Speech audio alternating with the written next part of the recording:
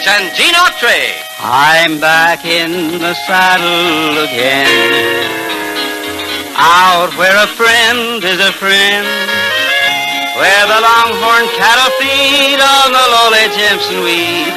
I'm back in the saddle again. That's right, folks. It's another visit with all the gang here at Melody Ranch. There's Pat Buttram, the Cass County Boys, the Gene Autry Blue Jeans, Carl Cotner's Melody Ranch Hardway 6 featuring Alvino Ray, and yours truly, Charlie Lyon. Right now, though, meet the boss man himself, America's favorite cowboy, Gene Autry. Deep within my heart lies a melody, a song of old Sam and Tone, where in dreams I live with a memory, beneath the stars all alone. It was there I found beside the Alamo enchantment strange as the blue up above, a moonlit path that only she would know still hears my broken song of love. Moon in all your splendor, know only my heart. Call back my rose, rose of San Antonio. Lips so sweet and tender, like petals falling apart. Speak once again of my love, my own. Broken song, empty words I know, still live in my heart all alone. For that moonlit path by the Alamo and rose, my rose of San Antonio.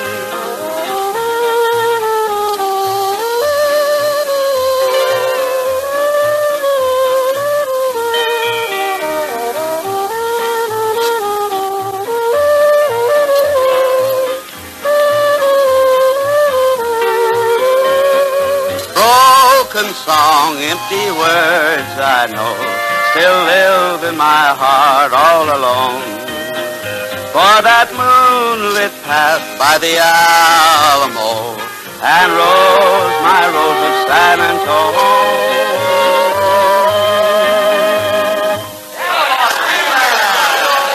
Well, howdy there, friends and neighbors, and come right on into Melody Ranch. Yes, sir, the whole gang's waiting to say hello. Friends and neighbors, here's a new tune that we hope you're going to like. It's called Gone Away Is All the Love That We Once Knew. Gone away are all the hours I spent with you.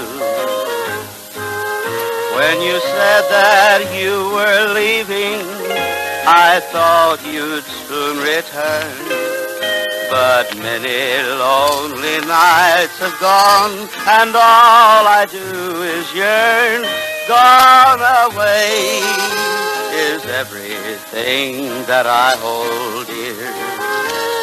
Gone away are moments when I held you near. I'm left here with an empty dream. There's nothing I can do. There'll be no more tomorrows. They've gone away with you. Gone away is everything that I hold dear. Gone away are moments when I held you near. I'm left here with that empty dream. There's nothing I can do. There'll be no more tomorrows. They're gone away with you. Well, thank you very much, friends. And now if you'll all step over to the bunkhouse with me, Pat Buttram's supposed to be doing some spring cleaning. Well, let's see how he's making out.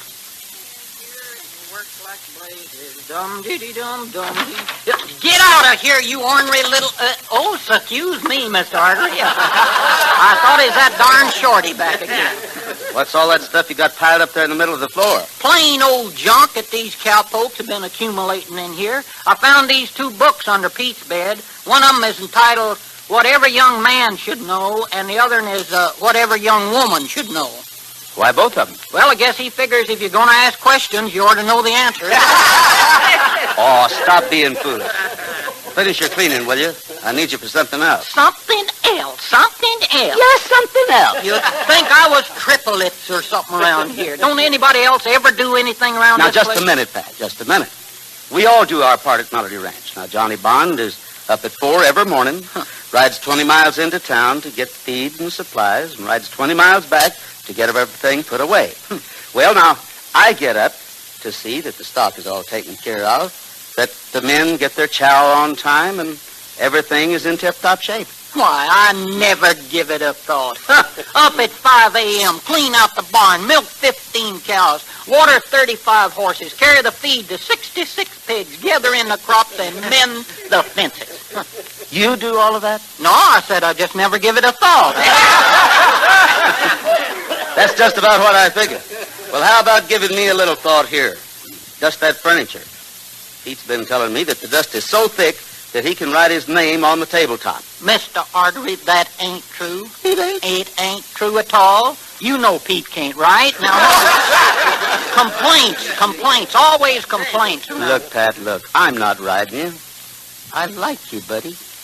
I think you're one of the most dependable men around here. No, I'm not. Yes, you are. No, I'm not. Yes, you are. No, I'm not. Anything I hate, it's a quitter. All right. Let's cut the chatter out and get to work. Sorry, Mr. Artery, I'm through for the day. I got to get dressed up. I got an appointment in Sagebrush to do some mother sitting tonight. Mother sitting? Yeah. What's that? Well, you know what babysitting is. Yeah? Same principle, more fun. So long, Mr. Artery. So long. Well, so long, Patrick. I don't know what we'd do without him around here, and I don't intend to find out. Now let's give a listen to an invitation from the Cass County Boys and the Blue Jeans. Y'all come, see us when you can. Y'all come, see us now and then. When you live in the country, everybody is your neighbor. On that one thing you can rely. They all come to see you, and before they leave you, they say, y'all come to see us by and by. Y'all come, to see us when you can. Y'all come, to see us now and then. Oh, the kinfolks are coming, they're coming by the dozen, eating everything from soup to hay. Hi, the rooster! And right after dinner, they ain't looking any thinner, and here's what you'll hear them say. Y'all come, chicken and dumplings. Y'all come, ain't that something? Y'all come to see us when you can. Y'all come, cider jug. Y'all come, cut a rug. Y'all come to see us now and then. Oh, thank you, Cass County Boys and gals.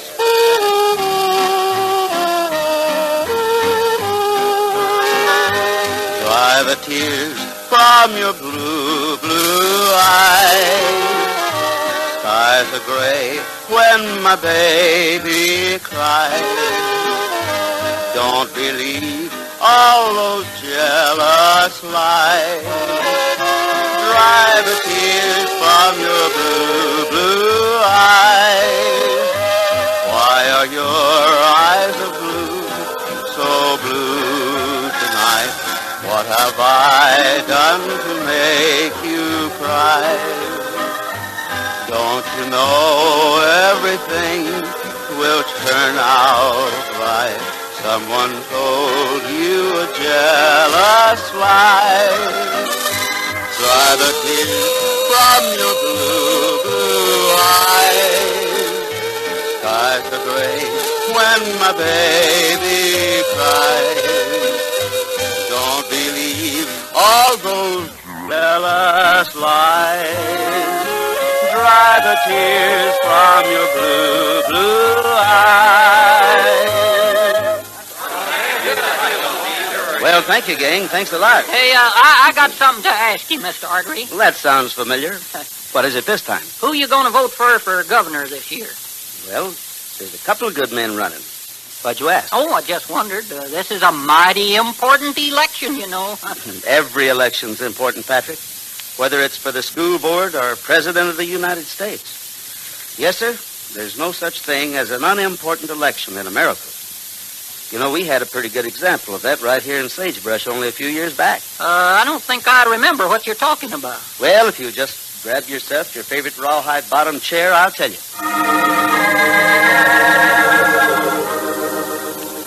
Just like this year, we had to elect somebody for all the local offices. But the activity of the sheriff's race seemed to outshine all the others. And the big question was, would Tom Dillon be reelected? Tom had been sheriff for more years than a lot of us could remember. And he was a little slow, maybe, and his methods were kind of old-fashioned. But nobody could say he wasn't honest. His opponent was a young fellow named Brad Miller. It wasn't until about a week before the election that I got a good chance to watch young Miller in action as a candidate. All the Melody Ranch gang went with me over to the picnic grounds, Crestline Reservoir, for an all-day speaking and dinner on the ground. It so happened that Brad Miller was the last speaker on the platform. And so you can see, friend, that I like old Tom Dillon, too. And he was a good sheriff. In his day, that is. But what this county needs right now is a system of up-to-date police methods. My friend, enough of this speech-making. Those of you who want a square dance, get yourselves a partner and fill up the platform. All right, boys, start the music.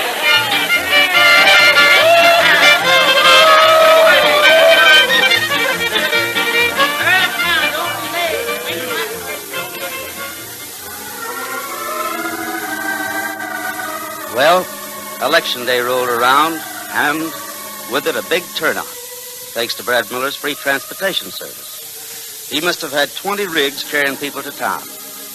The next morning after the election, our paper, the Sagebrush Sentinel, read, Miller elected county sheriff. Well, just as you might know, Tom Dillon had never had a bigger disappointment, and we didn't see much of him for a few weeks. Not until one night about 1 o'clock when somebody woke me up knocking at the front door.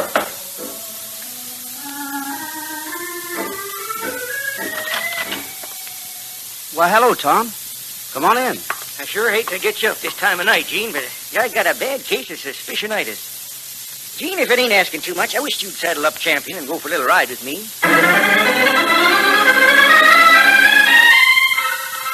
As soon as Tom Dillon and I got started, he began to tell me what was bothering him. After all those years in office, you get to know people pretty well. So, in the interest of all the people in the county, Tom decided he'd just try to help the new sheriff keep his promises. But he'd run across some things he didn't quite understand. Does sound a little odd, Tom. But what exactly do you think's wrong? Well, up ahead a little ways, I think maybe you'll see what I'm talking about. There. Yes, sir. There it is. Now, you see that big truck and trailer with the moonshine on it? I've run across it there a couple of times. Yeah, I see it. I wonder if he's in trouble. Well, there's one way to find out.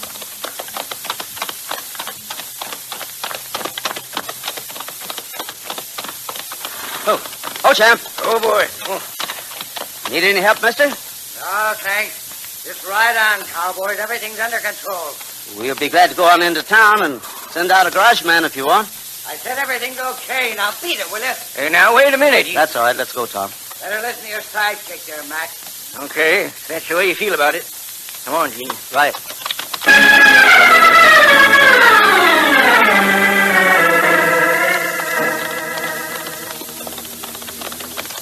Pull in behind that clump of trees as soon as we round this next bend, Tom.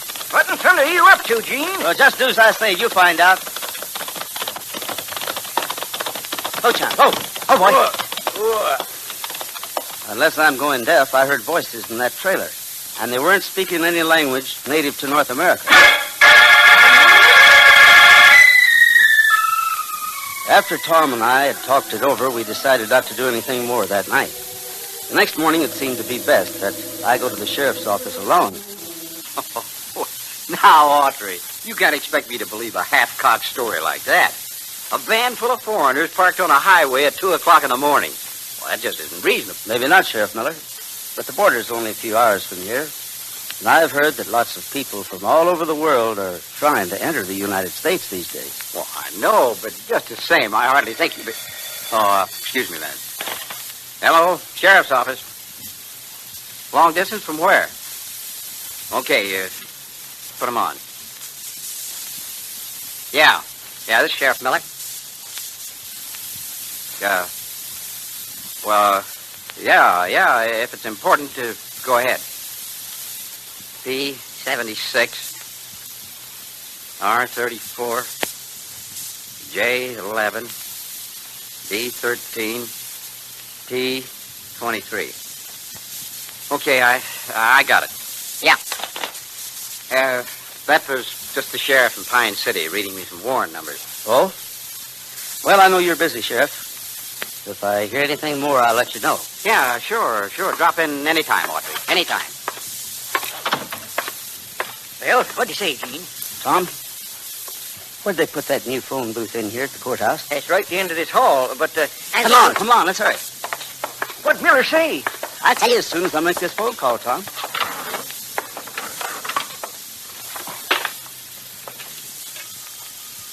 Hello, operator? Will you get me Sheriff Stone in Pine City? Right.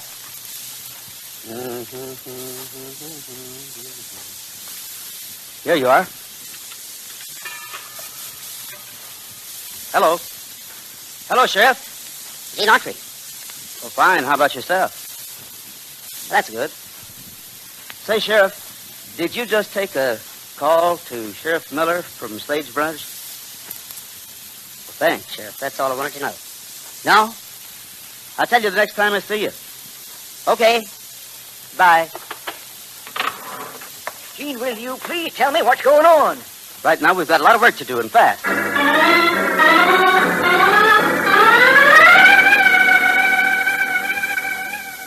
Okay, now let's see.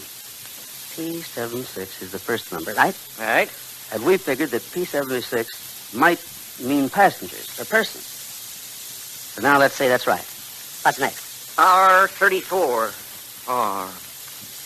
R. Rifles? Raid? Route? Race? Wait a minute, Tom.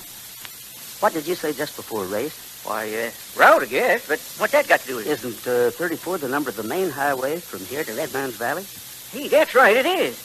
Then R has to mean Route 34. Well, it doesn't have to, but it could. Now, what's the next number you got there? J11. J. Could stand for junction. Junction 11. Well, yes. Route 34, Junction 11. Why, that's just beyond the Juan Sanchez ranch. Now, what else could a code tell a man? Well, now... The time, for one thing, wouldn't you say? Yes. Well, now, let's see here. The last letter's T. T23. Oh, Gene, there ain't no such time as 23. Now, wait a minute, Tom. Huh? The Air Force uses a 24-hour clock. That way, instead of starting all over again at 12 noon with the number 1, they don't have to say a.m. or p.m. So then 23 means 11 p.m. Well, is that what this means? Yeah. Then all we need is the date. What's the date today, Todd? It's the 13th. Hey, so is this number, D13. Well, what are we waiting for? It's 9 o'clock now. That means we've only got 2 hours. Right. Grab that 40-odd and let's go.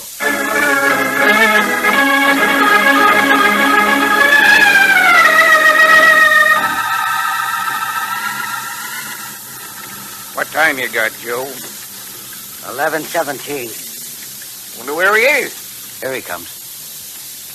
I'm sorry I'm late. I got held up in town. That's okay. Where we unload this bunch? In a barn about 3 miles up. Another truck will pick them up at 3 this morning and take them the rest of the way. Okay. You lead out. Oh, wait a minute. First, have you got the dough? I almost forgot. Sheriff. Nice haul this time, too. Not bad. Oh, yeah, you better lay low on this route for a while. A cowboy named Autry may be getting a little wise. Right. We don't want to take any chances. We'll make this the last trip for a week or 2. It'll be your last trip for longer than that, boy. Get it, boy! Don't draw, Miller. Nice shooting, Gene. Why, you small-town vigilantes can't do anything to me. If my memory serves me right, Miller, for smuggling aliens into this country, you could get put away for quite a few years. And all the proof we need's right there in that truck.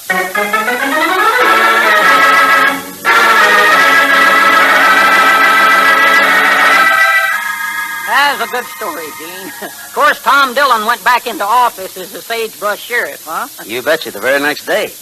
And he wasn't even late to work. Which goes to show you, like the motto on Tom's own desk, honesty is the best policy. My grandpa had a motto that he always used. He said, keep a boy a-washing a hog, and you keep him out of mischief. And besides, you get a mighty clean hog that way. Well, Porky, I think you'd better get out of here and curl your beard.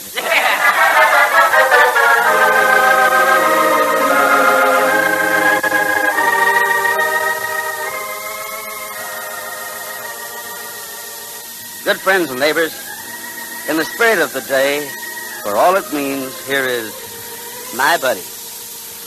Nights are long since you went away. I think about you all through the day, my buddy,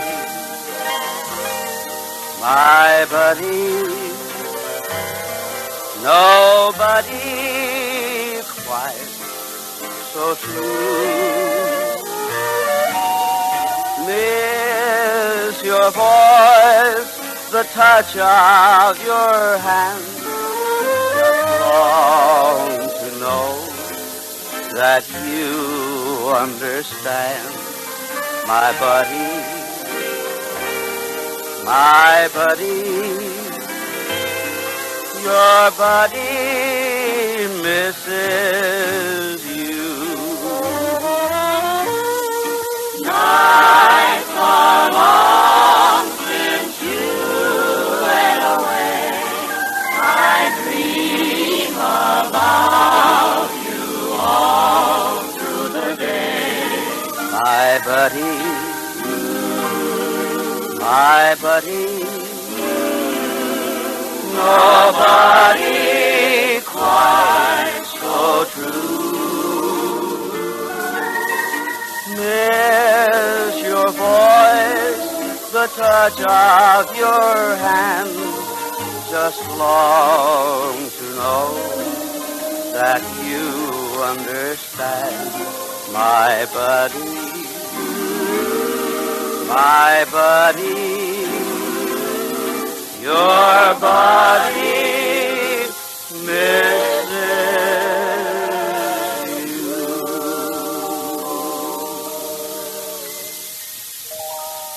If I'm not mistaken, the Cass County Boys and the Blue Jeans are just about to sing one of my very favorite spirituals. Kids? Way up yonder on the mountain top, way up in the middle of the air, my Lord spoke and the chariot stopped. Way in the middle of the air, Ezekiel saw the wheel turning way up in the middle of the air. Ezekiel saw the wheel way in the middle of the air.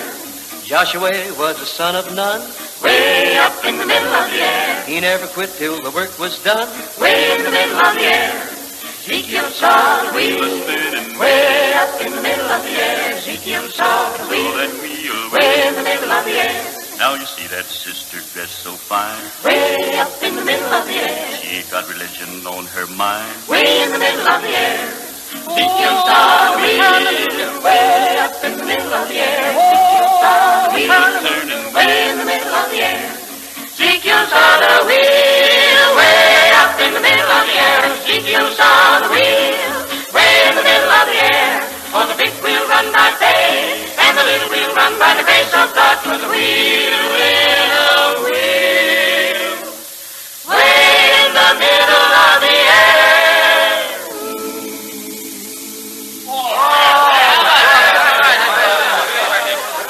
Kids, that was really great. We'd like to sing for you a song we feel deserves the honor and distinction of being called a cowboy classic. Such a song, at least in our opinion, is this lonely but beautiful cowboy lament. riding the range all day, holding the reins all day, riding until my bones are weary. Never a change all day. Cattle and plains all day. Neath the blistering sun, lots of work to be done while cattle graze. While cattle graze. When they're on the run and a stampede's begun, my saddle sways, rounding up strays. I'm riding the range all day. Dance acting strange all day. Guess that he knows my days are dreary, riding the range all day, riding my life away, riding,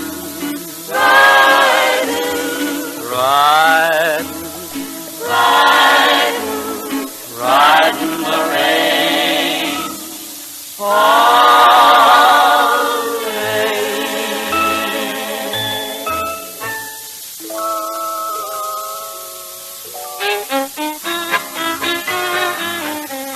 America's favorite cowboy, Gene Autry, will be back this way next week.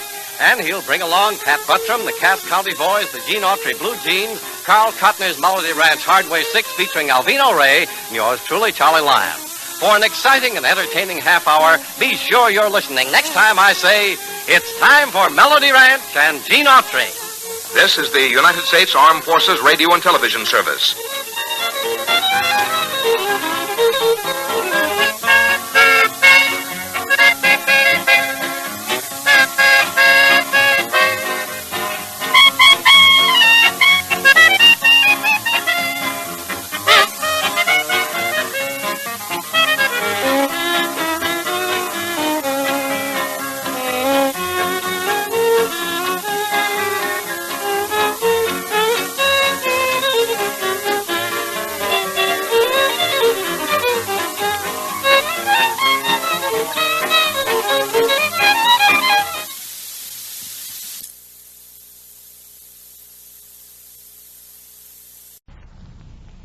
The Kraft Music Hall presenting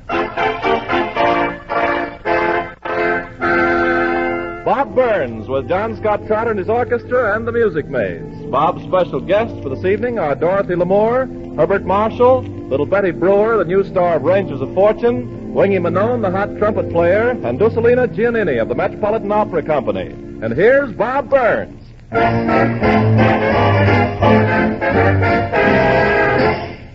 Well, that is real pretty, Johnny, but I know something prettier.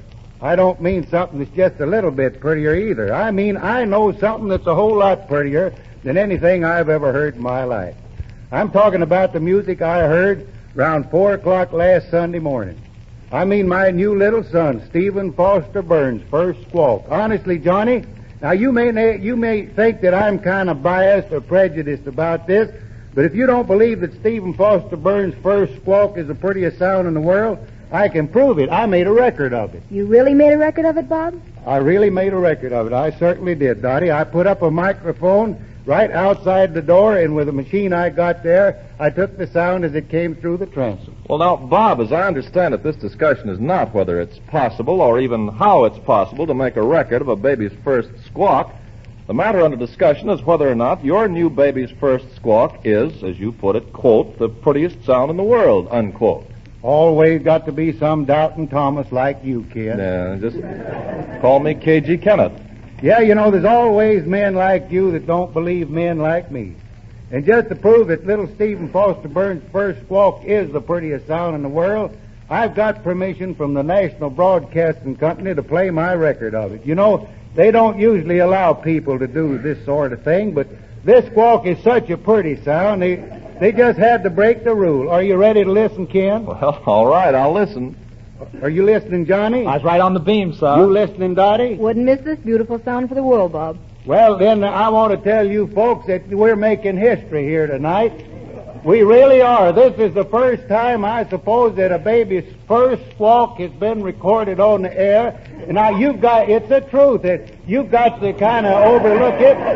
You know, imagine starting him out in life this way. He will be the youngest broadcaster that ever lived. Why, for a person to broadcast, you've at least got to give them a chance to catch their breath, and that's all I gave him. Of course, I've learned to talk on the intake too. But now then, if the man in there's ready, and I think he's ready to play. He keeps signaling me that he is. The next sound you're going to hear is the most beautiful sound I've ever heard in my life. A record of my new little son, Stephen Foster Burns' first squawk. Now listen.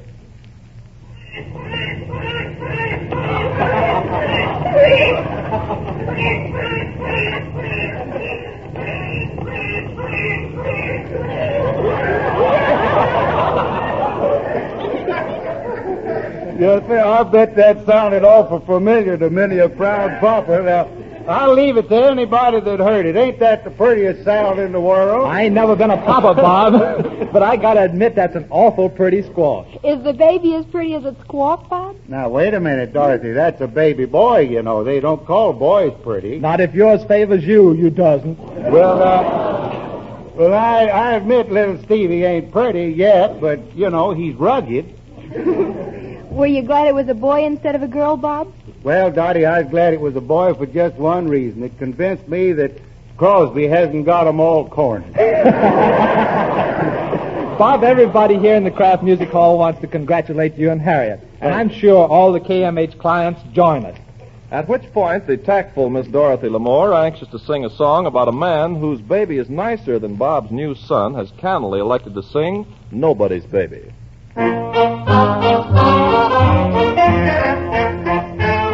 I'm nobody's baby.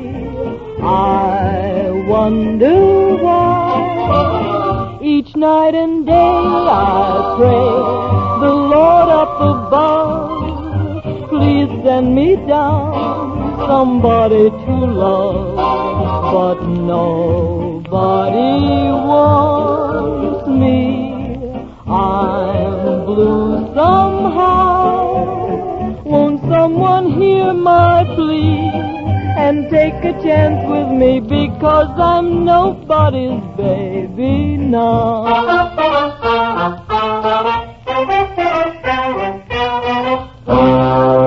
You see, she's nobody's baby.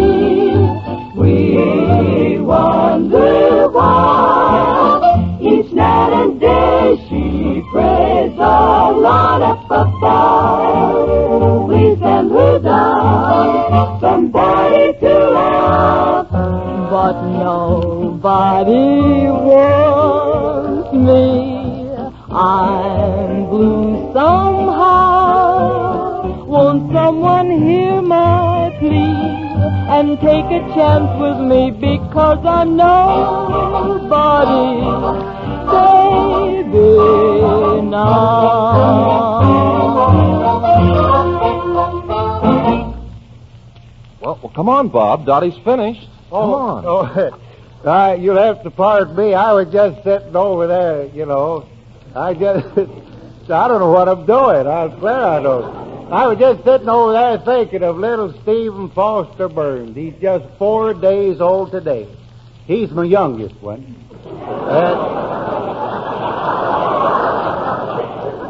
I declare I don't know when I've been so nervous, and I've been nervous around here for the past 3 or 4 months. In fact, I've been nervous ever since Winchell first told me about it.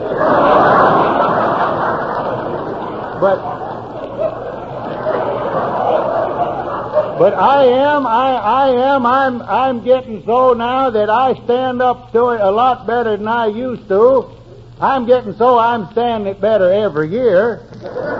Why, the thing that helped me out so much this year, there were so many things to get ready for the arrival of the little fella. I went out, I bought a new crib. My wife told me, she says, get an oak one this time. Get one that'll last. And I did, and then I took all the old nipples out and got them vulcanized.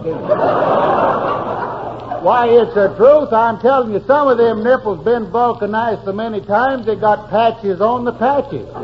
And, of course, I suppose all of you know that he was born out at the house, little Stephen Foster, he born out in the home. And so, of course, we just been living out there a short while, and I didn't want the stork to get lost. So I put a light in the room. I kept a light burning all night long so that he could not only find the house, but, I left the window open so he could swoop right in. I didn't make the mistake that Bing made with his last baby. That's little Lindsay. Bing hung a lantern on a post out in front of his house. And do you know that stork never did bring that baby in the house? Like everything else of Crosby's, little Lindsay was left at the post.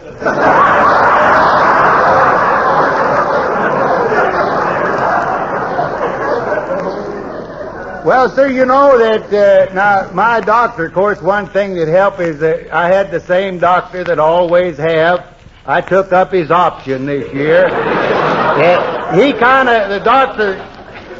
The doctor kind of surprised me this year. I says, well, Doc, how much do I owe you this time? He says, oh, that's all right, Bob. This one's on me. Of course, he didn't actually say that, but I happen to know that he's here in the hall tonight, and that's the idea for it, did he?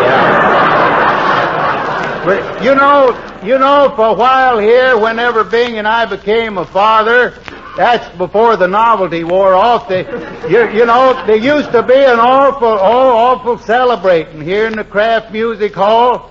I declare, for a while there, it looked like we was both just going stork mad.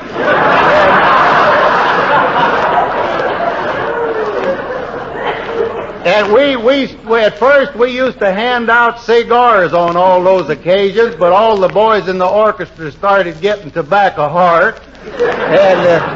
But my folks, my own kinfolks, they don't see any sense of me even mentioning things like this with the few that I got, because my folks, they really believe in having children. Now, and they've got a bunch of them. I'm telling you, I've got one uncle, that's my Uncle Fudd. He just loves children so much, and he's got so many of them, and now he would just dearly love to tell bedtime stories to his children at night, but he just can't do it. When he looks up and sees all them children in front of him, there's so many of them, he gets stage fright. Why, it's the truth. He's had so many of them that now every time he takes out his handkerchief, he just starts automatically folding it into a triangle. In fact, he still thinks that's what they mean by the eternal triangle. And I went down to see him not long ago, and he's still just as crazy about children as ever. And he lives way back in the mountains, and he never gets any news. So I started telling him about the World Series, who won the World Series, and all this, and the war. And he says, wait a minute, I don't care nothing about that. He says, there's only one thing I want to know about the outside world. He says, whatever happened to that feller that had all them 5 daughters at one time? I says, oh, you mean that Papa Dione? He says, yeah, that's him. I says, well, he's still living up in Canada. And Uncle Fudd says, did he ever have any more of them quintuplets? And I says, no. Uncle Fudd just shook his head kind of disgustedly. He says, I know that fella's just a flash in the pan.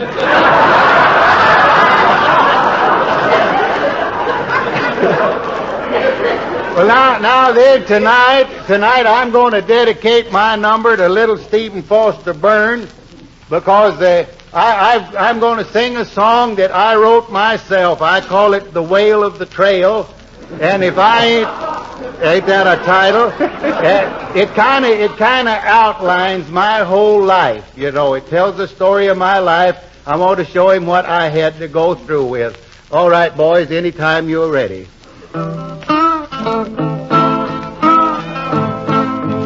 When I was a boy, I lived on a farm. I never done no good, and I never done no harm. I heard of the gold in Wyoming, and so I packed up my clothes and made ready to go. I crossed over hills or mountains or plains. I crossed a large river. I joined a large train. I left my country, my people, my home, out on the plains of Wyoming to roam. We put out our tents on the green grassy ground, while the mules and the horses was a-grazing all round. While taking refreshments, we heard a low wail. Was a band of Sioux Indians coming out on our trail. We sprung to our rifles with a flash in each eye. Boys shouted our leader, we'll fight till we die. We was a brave bunch of 24, while that of the Indians was 100 or more. They crept down upon us like snakes in the grass. They gave a wild yell and the arrows flew past. Our leader jumped up with an arrow through his head. He whispered, "Oh, mother," and fell over dead. Besides our brave leader, we lost 2 more men. But we kept on fighting with vigor and vim. We fit and we fit till the darkness come o'er, and all of the Indians lay dead on the floor. I stayed in the West and grew big and tall. I had no profession, I worked at 'em all. When I was a plumber, I made me a pipe. It's called a bazooka, but I ain't playing it tonight. No, I ain't gonna play the bazooka tonight. It might wake up Stevie, and that wouldn't be right. It also might cause an uncomfortable draft. So instead, I'll let Ken tell you all about Kraft.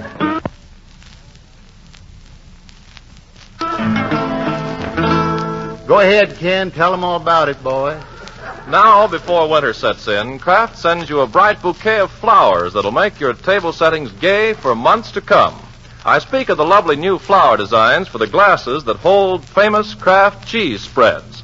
This year, Kraft gives you not just one beautiful new pattern, but 4. Yes, 4 different flower designs. A scarlet tulip, a graceful violet, a heaven blue cornflower, a jonquil, the color of spring sunshine.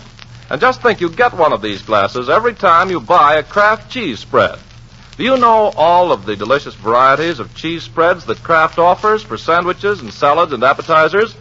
For instance, the teasingly delicious one that's pink and flavory with chopped pimentos, the one that puts the delectable tang of Roquefort cheese in a smooth, spreadable form, the Kraft spread that gives you the delicacy of fine cream cheese plus bits of Hawaiian pineapple, the spread that's racy with sweet pickle relish. Well, that's just a hint of the wonderful assortment that Kraft gives you. When you go to the food store to see the lovely new flower design glasses, study the labels, too, so that you'll know all of the tantalizing spreads that Kraft puts at your service. Take home several varieties.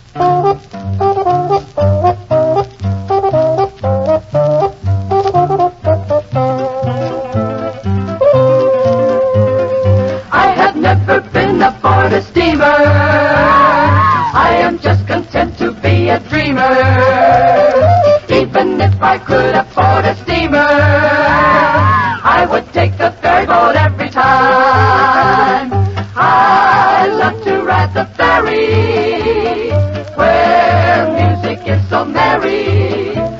the man who plays the concertina on the moonlit upper deck arena. While boys and girls are dancing, while sweethearts are romancing, life is like the Mardi Gras, funiculi, funicula. Happy as we drink together, happy as we sing together, happy with a ferry boat serenade.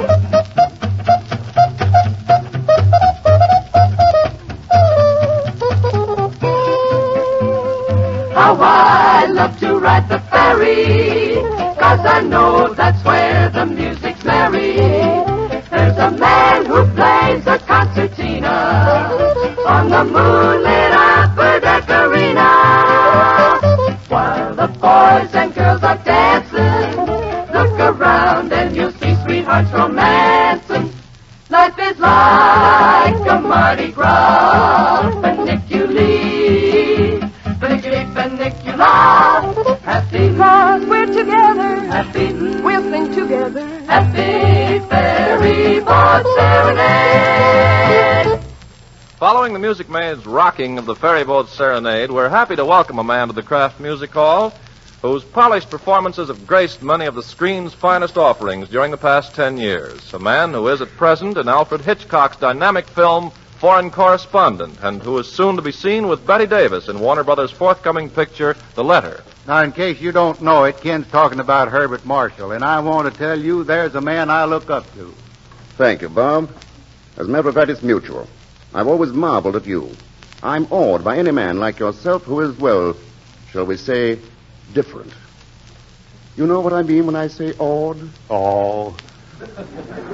That's exactly what I mean. Well, when I come to Hollywood, Bart, I made a resolution I was going to be different. I said to myself, Robin, no matter what happens, don't you become just another pretty face. Well, I have to hand it to you, Bob. You certainly stuck to your resolution. Well, I want to tell you it took a lot of grit. Yes, I can see it all over your face. Well, a little soap and water will fix that. I suppose you know, Bart, that when Bob came out here, the makeup men who were supposed to beautify him took a day off. That's where they made their mistake. Yeah, they should have taken the face off. Ken, a face like Bob's is the price one has to pay for individuality. Yeah, but I'm getting to think maybe I was overcharged. Uh-huh. Or maybe shortchanged. Well, anyhow, I want to tell you, Bart, you don't know how lucky you are. You're just naturally good looking. You're just awful pretty, Bart. You sure, I tell you, and you know how to dress. Oh, yes, I've known that for years. Been dressing myself ever since I was quite a small boy. Well, it just ain't dress I'm talking about, Bart. You've got something I wish I had. You've got charm. Bob, now, you have plenty of charm yourself. It's evident in all your pictures. What do you say, Ken? Don't you think Bob has charm? Don't ask me. I work here. If you could call what Ken does work. Now, if you want to get the real unbiased lowdown on charm, Bart, ask a child. And little Betty Brewer ought to be a good judge of charm after playing opposite Fred McMurray in Rangers of Fortune. Yeah, but now let me do the asking. Now then, Betty, you've seen Mr. Marshall in pictures, haven't you? Gosh, yes, we go to see all Mr. Marshall's pictures. Don't you think he has a lot of charm? I'll say. See? This is becoming embarrassing. Now, let me ask you a question, Betty. You've seen Mr. Burns in pictures, haven't you? Well, we'd like to, but we only got enough money to see the better pictures. Now, there is a young lady who handles a difficult situation with diplomacy and tact. If we're going to give away any bouquets for charm, Bob, it seems to me Betty deserves them. Well, if you'd read what the New York movie critics said about Betty's acting in Rangers of Fortune, Bart, you'd know she's had plenty of bouquets thrown at her. Did you read that stuff, too? I wish somebody'd write some of that stuff about me. Betty, it must have been quite a thrill going to New York for the opening of the picture. How did you like the big city? Well, gosh, it was awful exciting, but I don't think I'd like to live there. Did anybody ask you to? No. Well, then what are you worrying about? Oh, boy, I'm not taking any chances in case somebody suggests it. I like it here in Hollywood. Well, it's only natural you should be loyal to the city that gave you your start. Yeah, I know how she feels. I know because Van Buren not only gave me my start, but it encouraged me. It's the truth. They started me out of town and encouraged me to keep going. Well, Bob, the city sure didn't give us our start. We had to go out and find a start for ourselves. Where'd you look? Nightclub. I didn't think they'd allow a little girl of 13 to sing in nightclubs. Well, I didn't get to sing in them. I sang out in the front. My brother and sister and I thought we could make a little money singing on the sidewalk outside. That's the best part of a nightclub, the sidewalk outside. Well, did you make any money out on the sidewalk? Well, a little bit. Doggone it, why didn't I think of that? Don't worry, maybe it's not too late yet. Yes, indeed, a young lady who handles a difficult situation with diplomacy and tact. Yes. Please tell me more about your fascinating career, Betty. Well, we got flashed in the pen in a Gene Autry picture. You got what in the Gene Autry picture? Well, flashed, you know. We were on and off in a flash. It all sounds rather like a fairy tale to me. Yeah, I guess Betty's the first Cinderella we've ever had in the Kraft Music Hall. And the first Cinderella who ever brought her brother and sisters to the party. Well, the brother part is okay, Bart. That's Sonny over there. He's age 8. But there's only one sister. That's Eileen. That's the girl who looks like Betty. This other little girl's no relation. Her name is Colleen Collins. But, Mr. Marshall, you can call me Pootsy. Well, that's very nice of you, Colleen, but why should I call you Pootsy? Because that's my name. Well, that's a pretty good reason. Isn't it? I don't think we need carry the matter any further, but I would like to know, how did you happen to get mixed up in the Brewer family? Well, Pootsy lived across the street, and she liked to sing low harmony. Well, it ain't easy to sing low harmony all by yourself. Well, that's why we let her sing with us. She lived across the street a long time before we even talked to each other. And why didn't you talk to each other? We didn't have anything to talk about. Since when do girls have to have something to talk about in order to start talking? Well, now, Bart, if you just stop to give the matter a little thought, you'll soon see that it's a lot harder for little girls to get acquainted than it is little boys. Why's that, Bob? Well, little boys, all they got to do is walk up to each other and say, "My name's Burns. You want to make something of it?" Well, say, Bob, we didn't want to fight with Pootsy. We just wanted to sing with her. And that's why Pootsy joined the Brewers. And that's why she sings alto in our trio. And that's why our trio became a quartet. Now, wait a minute here. I don't want to butt in here, but you people are missing something here. You're missing the chance for a good joke. You're talking about these brewers and, she went over and sang with the brewers, and the brewers were the cause of her singing. There's a chance. Do you know that the brewers in this country have been the cause of more quartets than anybody in the world? All right, Bob. Well, Betty, with Pootsy as alto, you take the lead? No, Eileen takes the lead, and I take the top tenor. Pootsy takes the alto, and Sonny takes all the hot licks. Sonny seems rather quiet. He hasn't said a word so far. He's shy. I am not. The girls just don't let me, talk.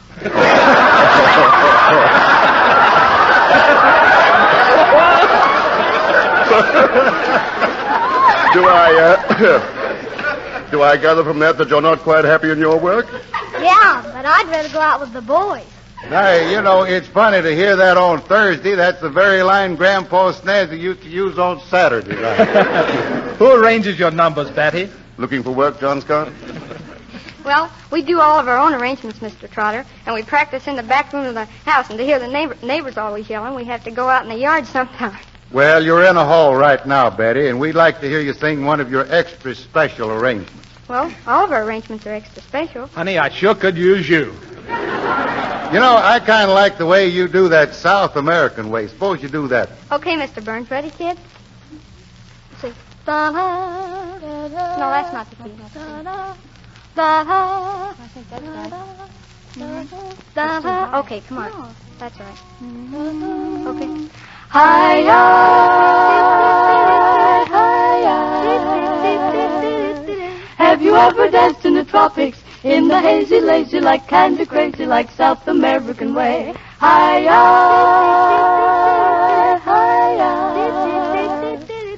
Have you ever kissed in the moonlight? In the grand and glorious, gay notorious South American way. The land scheme of love is like a dream of love. The land scheme of love is in a vein. Hi-ya, hi-ya. There is melody in their music. While they got you sing it, come on and swing it the South American way.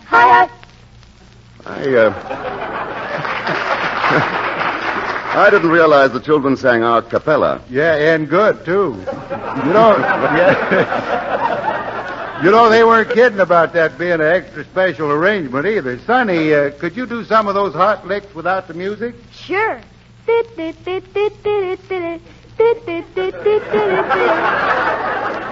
Well, he may not like his work, but he sure gives it all he's got. Betty, I think that really calls for an encore. Okay, pal. Let's go, kids. I found my thrill on Blueberry Hill, on Blueberry Hill. When I found you, my heart stood still on Blueberry Hill and lingered until my dreams came true.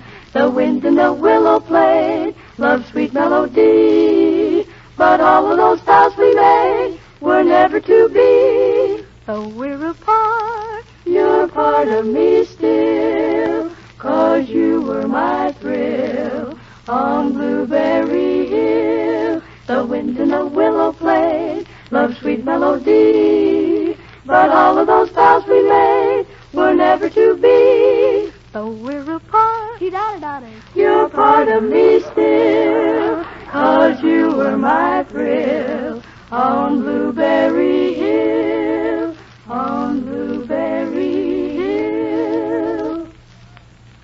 That course was for you, Mr. Marshall. Thank you, pal. I feel highly honored.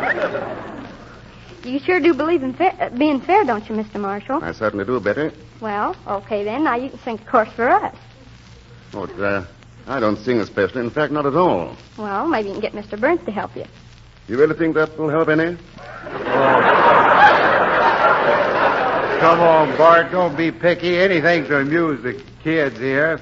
Right. We love to sing again and again, but we're not singing men, so we'll leave it to Ken. Thanks, pal. Have you heard the news about this season's glasses for Kraft cheese spreads? They're smarter than ever before, so lovely, in fact, that they'd cost you a pretty penny if you went to buy them in a shop. For now, Kraft gives you 4 different flower designs: a gay tulip, a blue cornflower, a spring-like jonquil, a graceful violet. We call them posy pattern glasses, and we know you'll say they're charming. Probably you'll want to collect 4 different matched sets of these lovely flower pattern glasses. Or if you like, you can collect one big assorted set. For the artists who created these different flower patterns designed them to go together. And while you're collecting your set of posy pattern glasses, the family will be enjoying all sorts of treats made with Kraft cheese spreads. For instance, Saturday night, if the crowd drops in, set out a tray full of Kraft spreads and crackers and let everybody make his own snack. Or for Sunday night supper, an assortment of Kraft cheese spread sandwiches.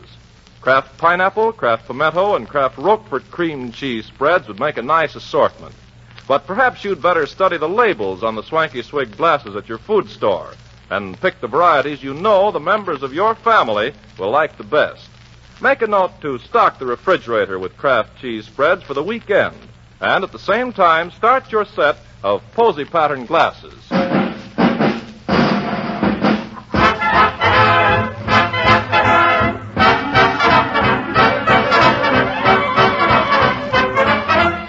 I sent for you, Carpenter, because I haven't seen you at any classes since last Friday. Well, of course not, Professor Burns. As soon as I heard your little son was born over the weekend, I immediately went hunting for rabbits. Hunting for rabbits? Why? To get a little rabbit skin to wrap your baby bunting in. Well, now. Good night. That's real thoughtful of you, Carpenter. Did you get any rabbit skin? Oh, yes, sir. I got 3 beautiful pelts. Well, where are they? Where are they? Well, I've got them right here. Now, just get a load of these 3 pelts. Here they are.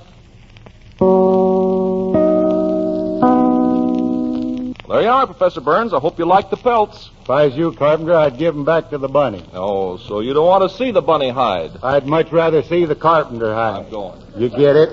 And you better start looking for a place right now, because I'm not in the mood for anything but Kraft Music Hall business. And that's mighty important business, too, with Herbert Marshall and Ducelina Giannini, the opera singer, and Wingy Minot, the hot trumpet player on hand. And right now, Dorothy Moore singing A Million Dreams Ago. You ready, Dorothy? Yes, Dada. Dada, what's that? That's what little girls call their fathers. Oh, I like sugar better. Sugar? What's that? That's what big girls call their daddies.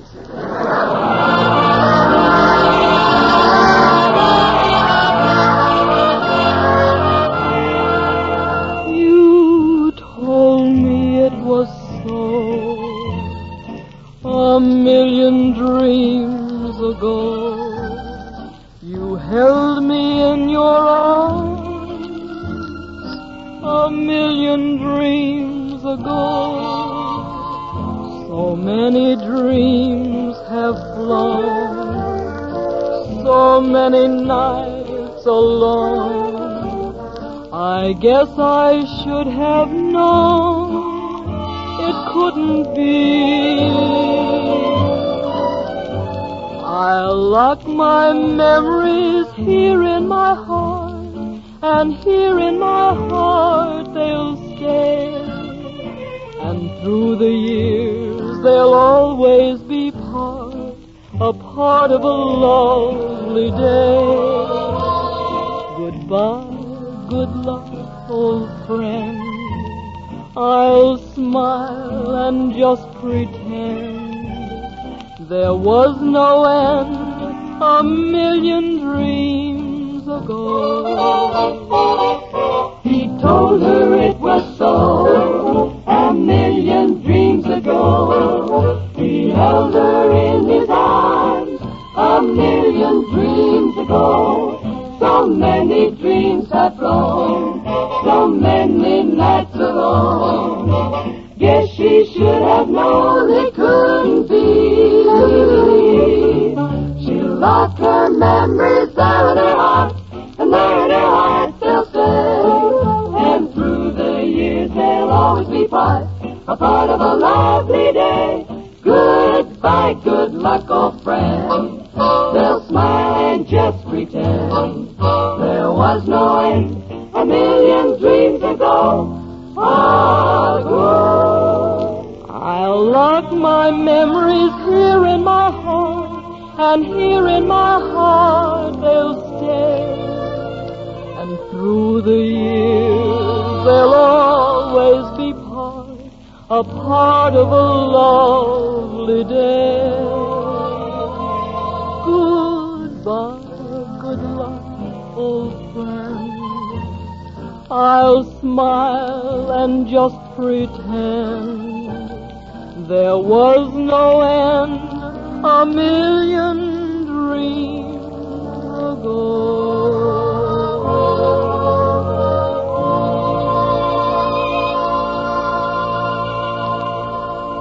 Dorothy, that was mighty pretty. Tell you the truth, I liked it so much I'd insist on you doing it all over again, but we ain't heard from Wingy Manone yet. Of course, I don't know whether that's good or bad. He may be one of the hottest trumpet players in the world, but the last time Wingy was here in the hall, that was just after he made the picture Rhythm on the River, he couldn't get a word of English. We couldn't get a word of English out of the man. Every time anybody asked him anything, all he'd say was, "Dug it." Ain't that right, Wingy? That's right, boy. That was the old Wingy. Wingy, you mean... Now, wait a minute. You mean to say no more dug it? Robin, my digging days are long gone. He's not kidding, Bob. Wingy's a changed man. I got me a new art form. You no longer specialize in the hot trumpet, Wingy? Well, I'll tell you, Mr. Marshall, things are different now. I used to say vase, now I say vase. I used to say ant, now I say aunt. I used to say tomato, now I say rhubarb. And why rhubarb? Because I don't like tomatoes. Maybe we better send for the old Wingy. It's too late, Bob. That barrel-house stuff on the 3-valve trumpet ain't my racket anymore. It ain't dignified. I'm in society now, giving dancing lessons. Oh, dancing lessons. The Nijinsky of New Orleans, huh? Just call me Texaco.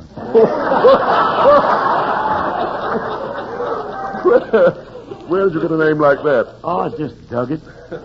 Well, Mr. Terpsichore, you teach things like the minuet and the old-fashioned waltz, I presume? Not me. I'm specializing. The rumba, I presume. No, I'm teaching the Shorty George, I presume. The Shorty George? What in the world is the Shorty George? Bob, I don't know what makes me think this, but I have a feeling we shouldn't have asked. Well, look, how does the Shorty George go, Wingy? Well, First, I point my toe like that. Got it? I got it. I look around and I'm mellow. Then I look to the right and I'm extra mellow. Then I look to the left and bend way over like I lost a nickel. I'm ready to take off on the Shorty George like this. He, looks as if he's going downstairs to fix the furnace. Yeah, he sure do. Hey, Wingy, when you come up out of that cellar, bring up a scuttle of egg cold. Wingy, where'd you get that Shorty George? From a couple of friends of mine from New Orleans. A pair of boys named Ernest Freelover and Charlie Icewater. But you gotta have a long coat for that proper Shorty Georgian. Yeah, that ain't no pea jacket you got on there. This is my guest shot coat. My draper made it special. Goes with my reading trumpet and my fake music. And I'm ready anytime you say so, Professor. Well, I'm saying so. And so the new Wingy, a more subdued Wingy, a much more classical Wingy, raises the trumpet to his lips and plays the dulcet tones of Rimsky Rachmaninoff's "Ja Poljushil Svobodyu," the second movement. Wingy, you're on. Okay. Rachmaninoff's "Ja Poljushil Svobodyu," second movement. And man, I'm solid moving.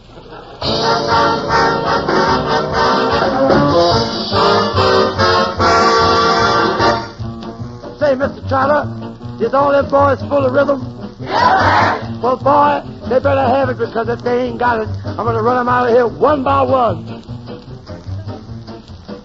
This week got rhythm. Yeah, man. This week got rhythm. Yeah, man. This week got rhythm. Yeah, man. That's all I want to know. If Herb Marshall got it? Yeah, man. Dorothy Lamar? Yeah, man. Bob Burns? Yeah, man. That's all I want to know.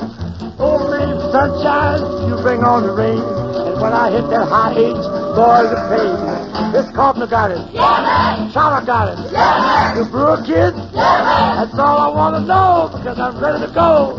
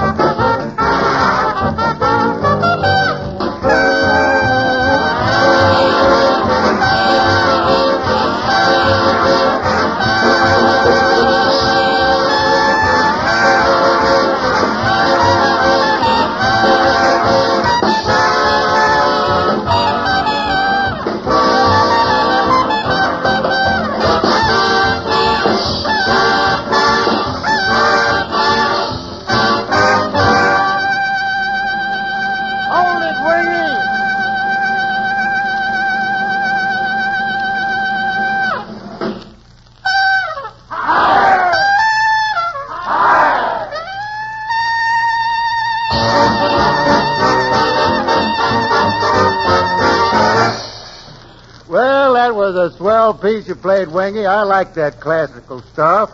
That's why we got Dusalina Giannini of the Metropolitan Opera Company here in the hall now, although I'm kind of surprised to see that you're still here, Dusalina. Why, Bob? Well, I thought maybe a hot trumpet solo like Wingy's might scare you away. Not me, Bob. I don't let a blast like that baffle me. Well, now, it'd baffle you if you cut loose with a blast like that while you're singing. Honestly, Dusalina, I think we'll all understand each other much better if you tell them what you're singing. Well, I'm going to sing the aria Voi lo sapete o mamma from Cavalleria Rusticana with Raymond McPeters at the piano.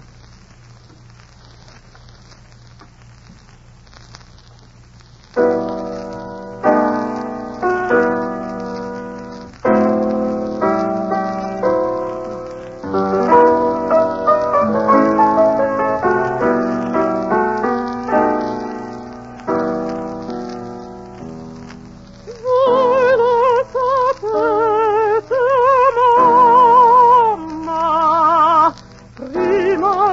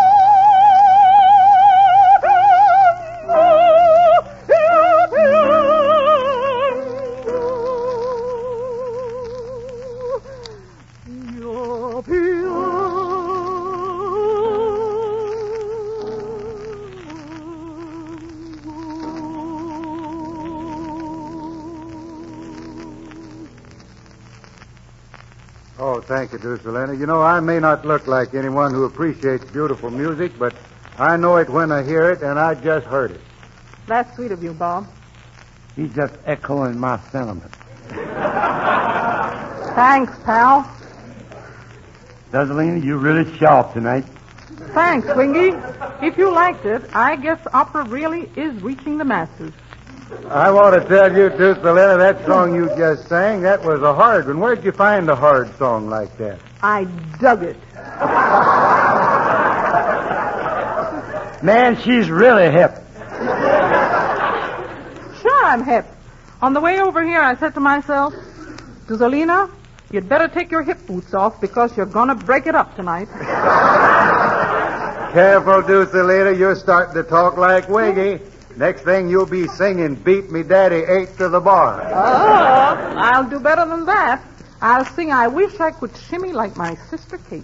Now, there you are. We go to a lot of trouble trying to make the Kraft Music Hall high class. We invite an important opera star like Ducelina Giannini, and look what happens. Nothing wrong in that, Bob. Perhaps Miss Giannini is an admirer of Wingy's work. That's right, Mr. Marshall. I am. I love to listen to Wingy on the jukeboxes. Don't tell me a member of the Metropolitan Opera Company like you likes to listen to jukeboxes. Well, why not? The trick nowadays is how to avoid listening to them. Well, I know how it is. We've even having trouble out at our house. The last time I put a quarter in the gas meter, it played 5 choruses of I'll Never Smile Again. We're having the same trouble with our icebox. Well, but that still don't account for Ducelina Giannini discussing music with Wingy Manone. Do you mean to imply that Wingy isn't qualified to discuss music? Discuss it? He can't even read it. Can't? Well, then how does he play it? Well, who says he does? Gentlemen, my theory is that the trouble with musicians nowadays is too much reading. And it ain't good in emergencies. What kind of emergency? Just say I got a job playing first trumpet with the New York Philharmonic Orchestra. That ain't an emergency. That's a calamity. Calamity? It's a catastrophe.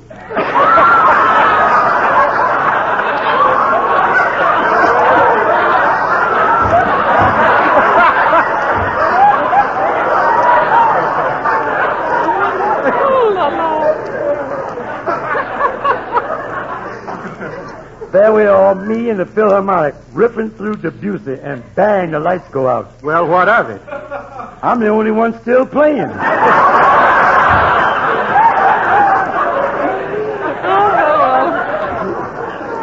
Well, I'm on your side now, Wingy. Anybody who can play the way you do, entirely by ear, may not be a great musician, but you sure have the makings. The makings? It sounds to me more like the leavings. That's a nice crack from a guy who plays the bazooka. I suppose there's no accounting for musical taste. Music is rather like that famous porridge. Some like it cold and some like it hot. I like mine mellow. Well, you come around to the Metropolitan Opera sometime, Wingy. We like ours mellow, too. We're even attempting more and more operas in English. Well, that's going to make it a lot easier for my folks to understand opera. Yes, now all they'll have to learn to understand is English.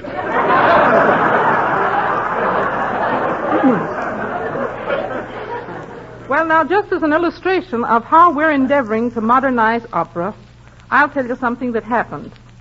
The Metropolitan people called in Robert Armbruster to modernize an opera score. And in one of his passages, the trombone players were instructed to put derbies on their trombones. That must have been something new for the boys at the Met. Well, it certainly confused them. When they reached the passage with the derbies, there was a note on the music calling for a hat. It said, un chapeau. They looked at it. One of them turned to the other and said, un chapeau? And the other shrugged and said, un chapeau.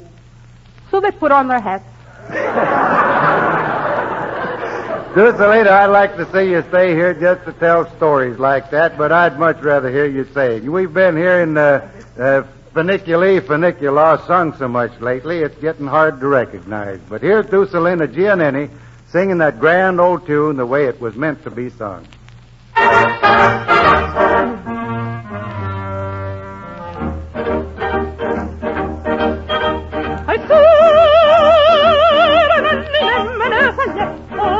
Society.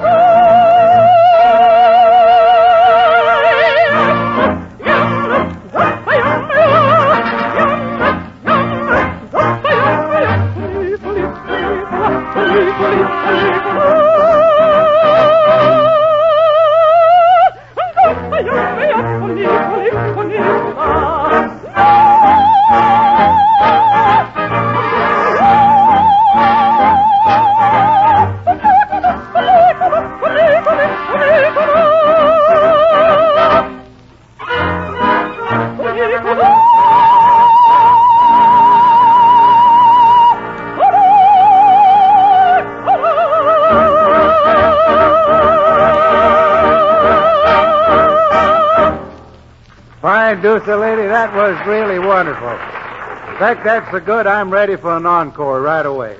Well, okay, Bob. I've got one right here. And it's for the sweetest boy in the world. You know, of course, who I mean. Well, of course you do, Deucelina, especially when you say the sweetest boy in the world. Who? Me. Well, you're close, but not close enough. It's for another Burns. Stephen Foster Burns, the new little baby. I'm going to sing this Brahms lullaby just for little Steve. Deucelina, that's awfully sweet of you. Lullaby and good night with roses bedight. Creep into thy bed, there pillow thy head. If God will, thou shalt wake when the morning doth break. If God will, thou shalt wake when the morning doth break. Deucelina, I sure want to thank you for that. You know, this is a remarkable age we're living in. Special lullabies over the air for newborn babies and a lot of good advice for everybody. Like this from Ken Carpenter, for instance. Go ahead, Ken. Start advising. What luck for all you ladies who love fine glassware. This season, Kraft cheese spreads come in the loveliest glasses ever. Not just one pattern, but 4 gay garden flower designs. The popular tulip, the graceful violet, an azure cornflower, a sunny jonquil. This season, you can collect 4 different matched sets of swanky swigs, or one gay bouquet set, including all 4 flowers that are so cleverly designed that they go together perfectly. We know that every hostess will love these smart glasses, and how the family and guests will enjoy the Kraft cheese spreads. Why, with an assortment of these spreads, you can whisk together a whole array of tempting appetizers in a jiffy. For the children's lunches, good wholesome sandwiches made with Kraft spreads are a boon to every hurried mother and a favorite with the youngsters. Just add a bit of Kraft pimento or Roquefort or olive cream spread to your vegetable salads and you have a new treat. A little Kraft pineapple cream cheese spread in the fruit salad is a bright idea, too. Why, you'll use these tantalizing spreads a dozen different ways. So stock up tomorrow morning when you go into the food store. Remember, it's Kraft cheese spreads that bring you the lovely glasses gay with flowers.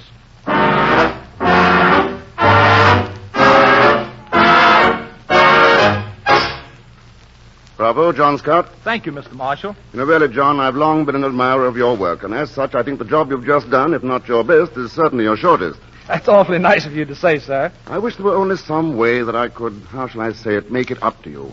Repay you for the pleasure your music has given me. I appreciate that, Bart. And if you mean what you say, you could do something for me because, well, like Bob says, you got style, you got polish, you got a way with women. Johnny, don't tell me you're having trouble with a woman. She's gone and left me, Dottie. And what do you think that I can do about it, John? She's a great admirer of yours, Bart. If you ask her to come back, she would. I wouldn't be so sure of that, John. What did she leave you for? A 2-week vacation. Then what's there to worry about? She's my cook, man. I'm miserable. There's only one person Johnny's really sentimental about, Bart, and that's his cook. Can I help it if I have a soft spot in my heart? A soft spot in my heart. I'm just choking up here, Bob. Yeah, Can I help it if I have a soft spot in my heart for good food? Are you sure that soft spot ain't in your head? No, I'm surprised at you, Bob. A remark like that is as cynical as a hot trumpet chorus in the middle of a sentimental love song. And just how cynical that can be is best explained right now as Dorothy Lamour sings I'm Getting Sentimental Over You, into which we interpolate a hot trumpet chorus by Wingy Manone. You ready, Dottie? Ready? You ready, Wingy? Yours to command, Geek. Go ahead, Johnny. This ought to be good.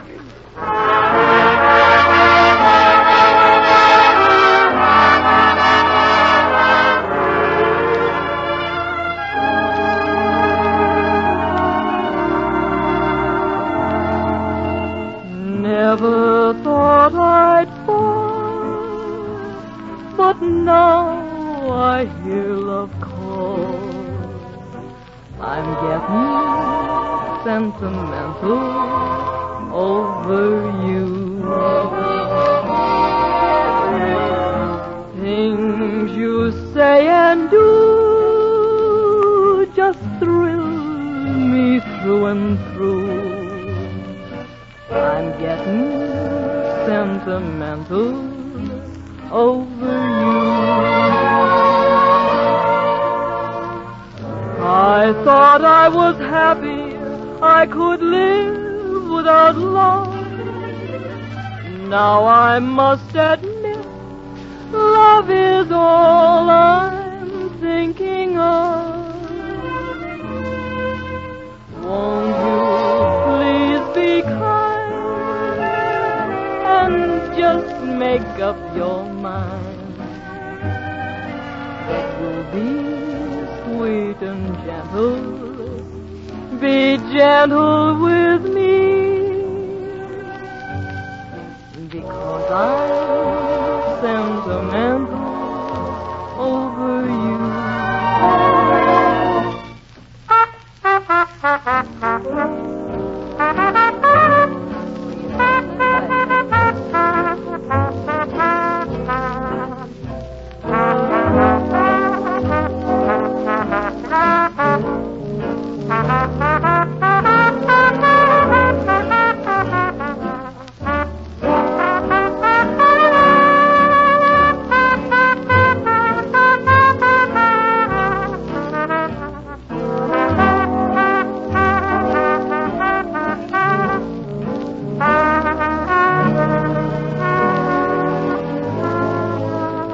I thought I was happy, I could live without love.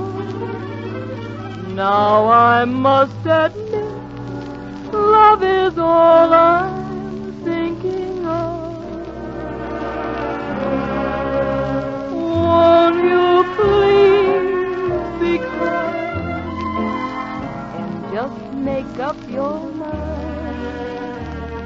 Because I'm sentimental over you.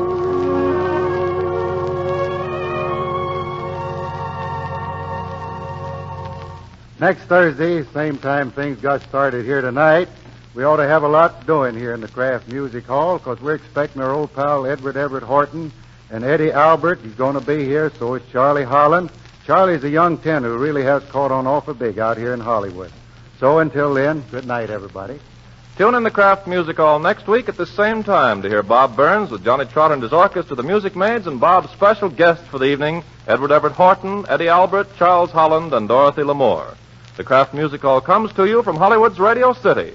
This is the National Broadcasting Company.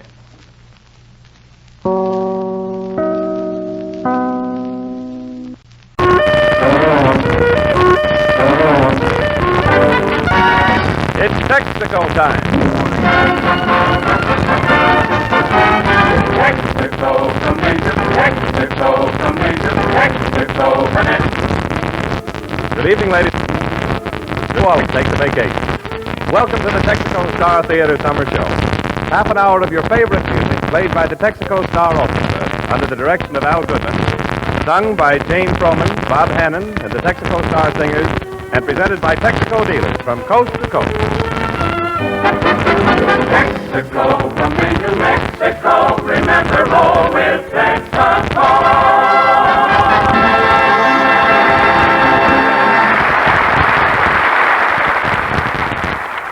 From Texaco, greetings and salutations to American fighting men from Alaska to Africa who hear this show by shortwave. And from Texaco songster Bob Hannon and Al Goodman's Texaco Star Orchestra, a catchy new tune currently heading toward the top of the popularity parade. I've Got a Gal in Kalamazoo.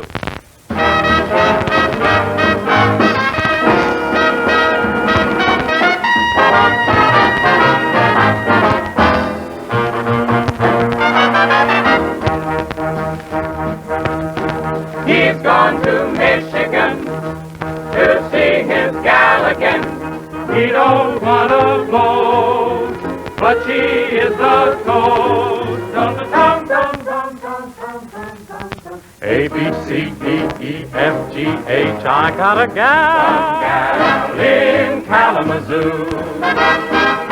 Don't want to boast, but I know she's a toast of Kalamazoo. Zoo, zoo, zoo, zoo, zoo. Years have gone by. My, how she grew. I liked her looks when I carried her books in Kalamazoo. I'm gonna send a wire, hopping on a flyer, leaving today. Am I dreaming? I can hear her screaming, hiya, Mr. Jackson, everything's okay. A-L-A-M-A-Z-O. Oh, what a gal, a real pipperoo. I'll make my bid for that freckle-faced kid I'm hurrying to. He's going to Michigan to see the sweetest gal in Kalamazoo. Zoo, zoo, zoo, zoo, zoo, zoo.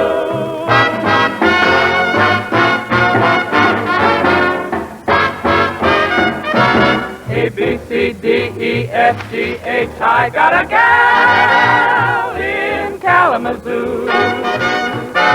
We don't want to boast, but we know she's the toast of Kalamazoo. Zoo, zoo, zoo, zoo, zoo. Years have gone by. My, how she grew.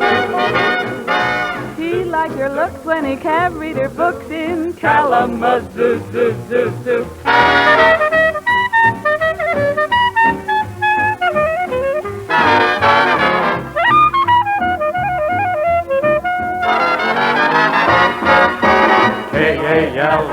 K-A-L-A-M-A-Z-O-O. What a gal, a real pipperoo. I'll make my bid for that freckle-faced kid I'm hurrying to. He's going to Michigan to see the sweetest gal in Kalamazoo. Zoo, zoo, zoo, zoo, zoo, zoo, zoo. Kalamazoo.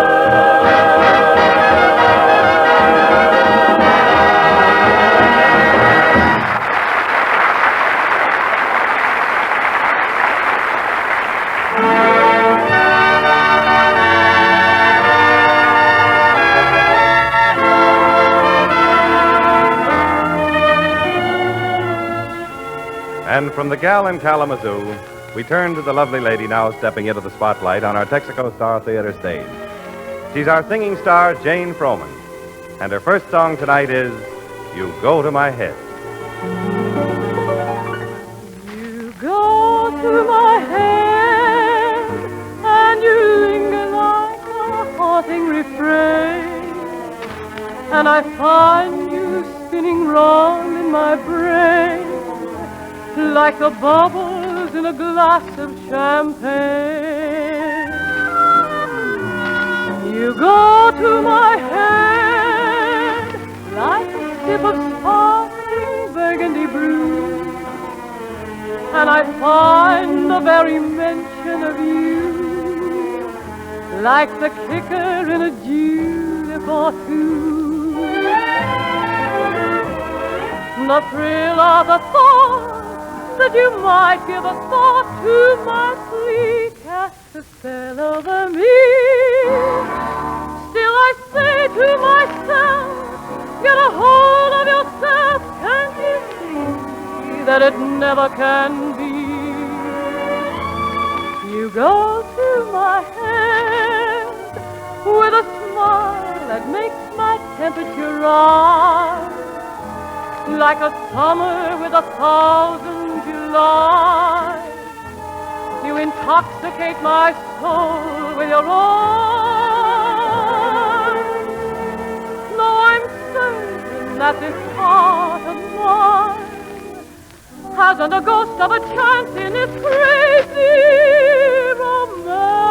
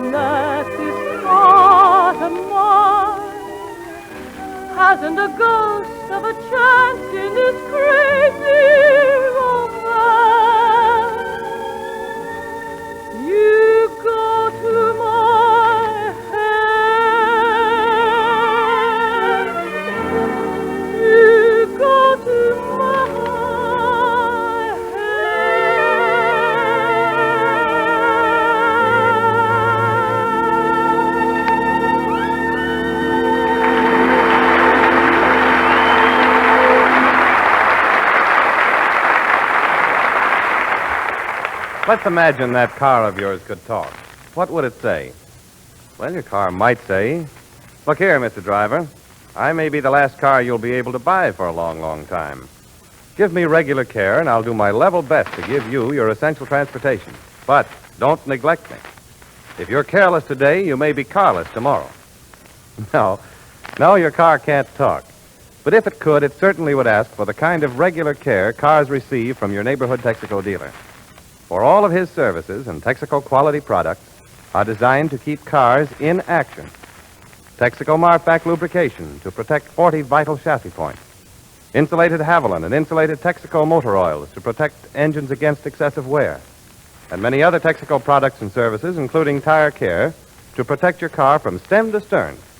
Remember, the best protection is regular protection. See your Texaco dealer regularly and let him help you care for your car, for your country.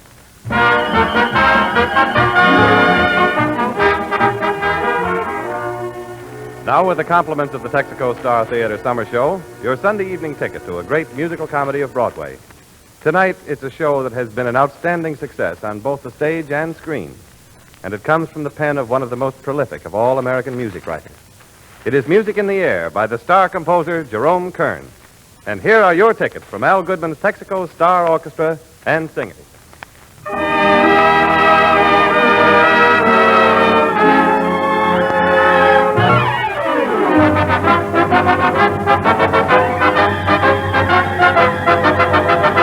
There's a hill beyond the hill, beyond the hill, beyond the hill. If your limbs are young and strong, follow along, follow along. There's a dream beyond the dream, beyond the dream, beyond the dream. If your heart is young and gay, follow along, darling.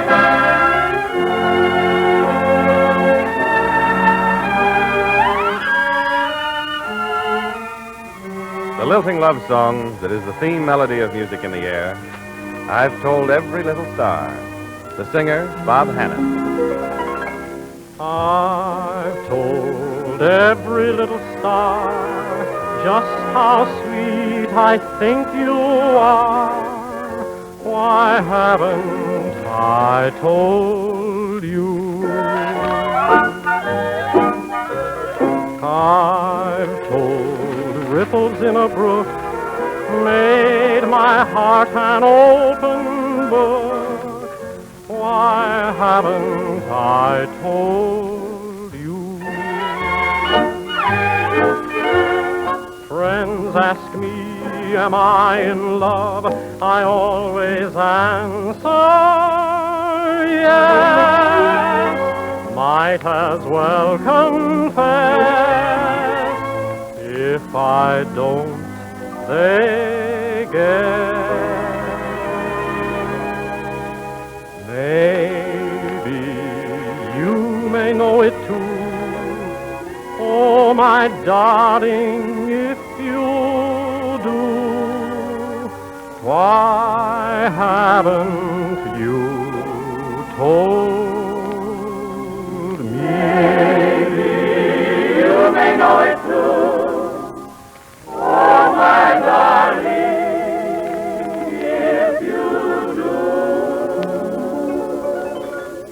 why haven't you told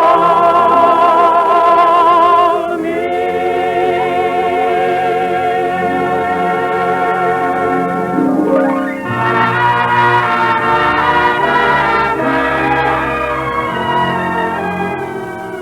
From Every Little Star, Jerome Kern's music takes us to our singing star, Jane Froman. Her choice is one of the greatest songs from Music in the Air. The song is You. I hear music when I look at you, a beautiful theme of every dream I ever knew.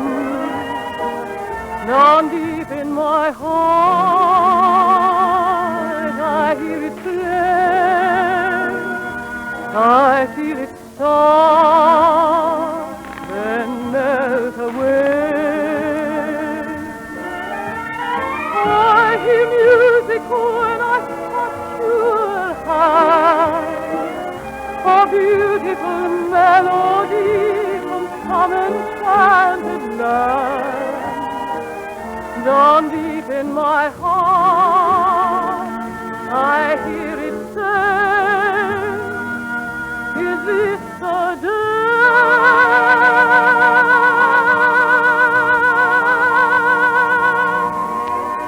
I alone have heard this lovely strain. I alone have heard this glad refrain. Must it be forever inside of me? Why can't I let it go? Why can't I let you know? Why can't I let you know the song my heart would sing, that beautiful rhapsody of love, of youth and spring. The music is sweet, the words are true, the song is you. The music is sweet, and the words are true, and the song is you.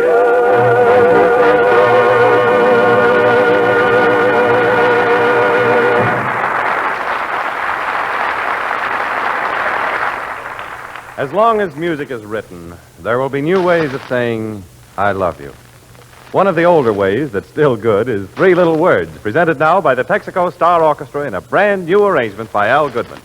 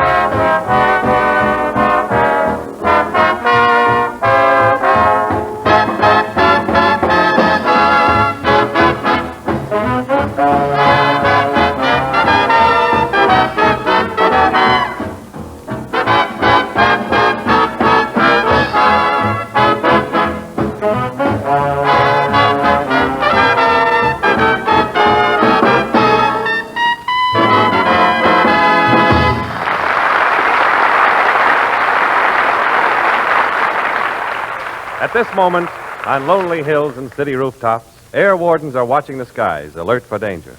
But every day, another corps of wardens keeps watch in a less dramatic but very important way. They are Texaco car wardens, Texaco dealers from coast to coast. They've taken on the additional patriotic duty of protecting cars, tires, and gasoline against waste. Make a Texaco dealer your car warden. He's a good man to know. His systematic lubrication and maintenance of your car can mean thousands of extra miles of service. His regular check on pressure and condition can add many miles of use to your tires. And for your gasoline, now when every mile counts, use his high-quality Texaco Fire Chief or premium Texaco Sky Chief. And let him give skilled care to spark plugs, cooling system, and other vital parts which frequently affect gasoline mileage. Starting tomorrow, get expert help in conserving your gasoline, car, and tires by making a Texaco dealer your car warden.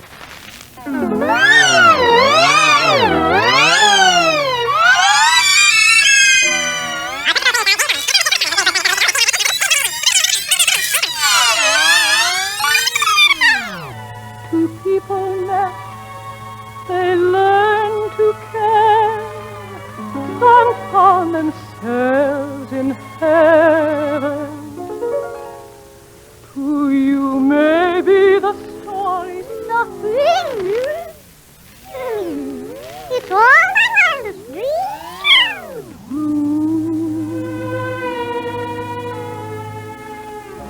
Although some people say he's just a crazy guy, to me he means a million other things.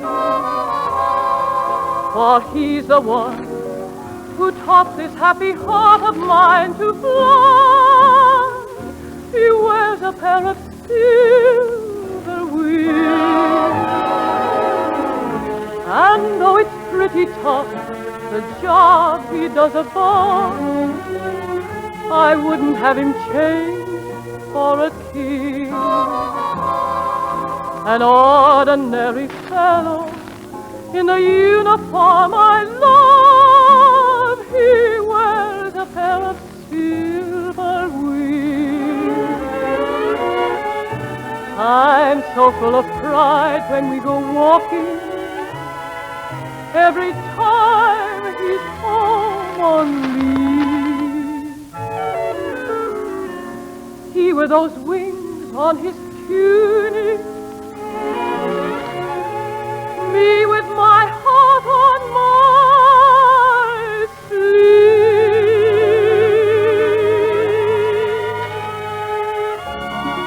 But when I'm left alone and we are far apart, I sometimes wonder what tomorrow brings.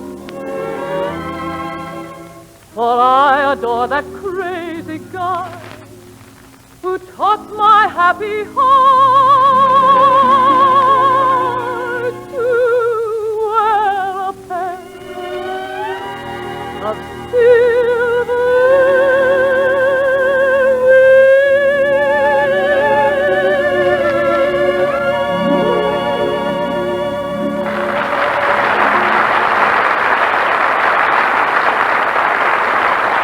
Thank you, Jane Froman.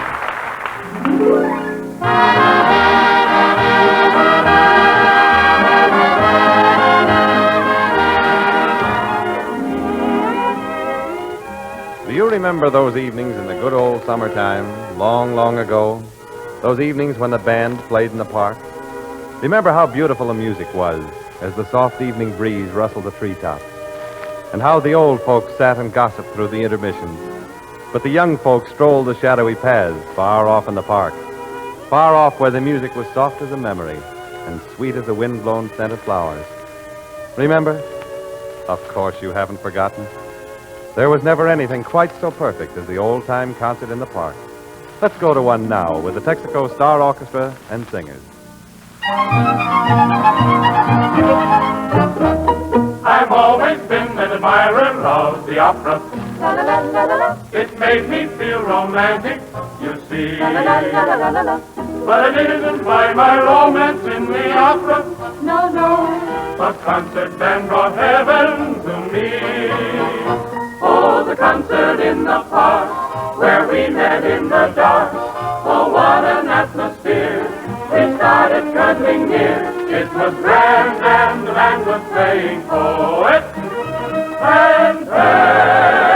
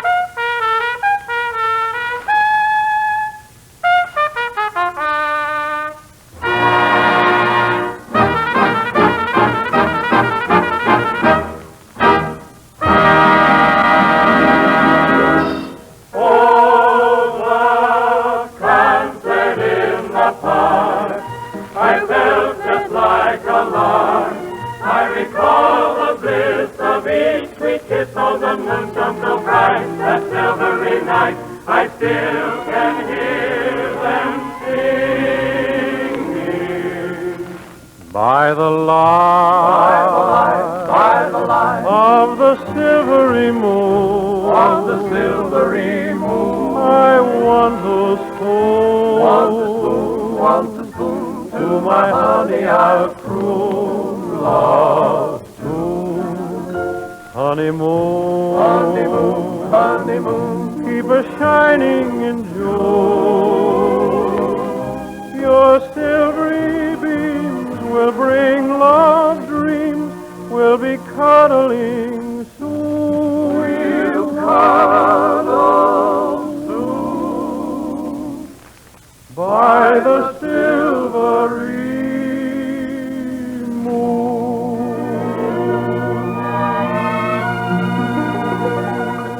And to finish our concert in the park with a stirring patriotic march, here's a tribute to the Army Air Corps.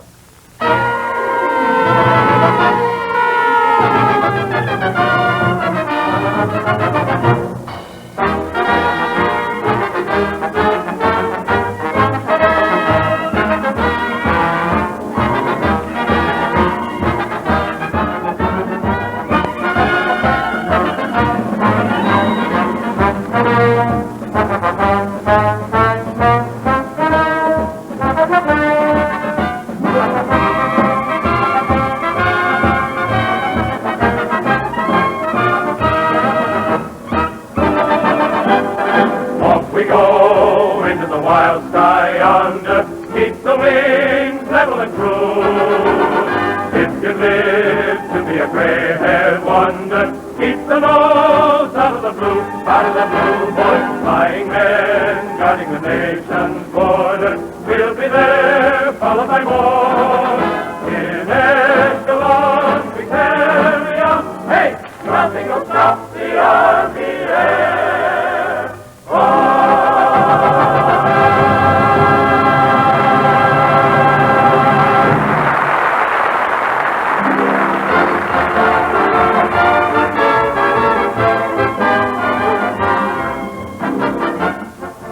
And that means it's time to close up shop until next Sunday. Your neighborhood Texaco dealer invites you to be with us again next Sunday evening, same hour, same station. Until then, this is Jimmy Wallington speaking for Texaco dealers from coast to coast and reminding you that if you drive too fast, your tires won't last. Drive under 40 to save rubber, and drive into your Texaco dealer regularly to have your tire pressure checked. Remember, you're welcome. This is the Columbia Broadcasting System.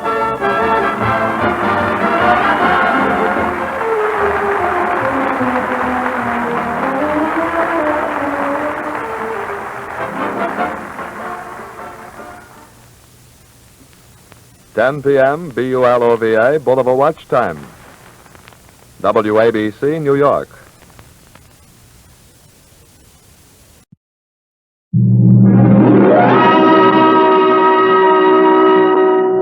The Giant in the Meadow, starring Ralph Bellamy on the Cavalcade of America, sponsored by the DuPont Company.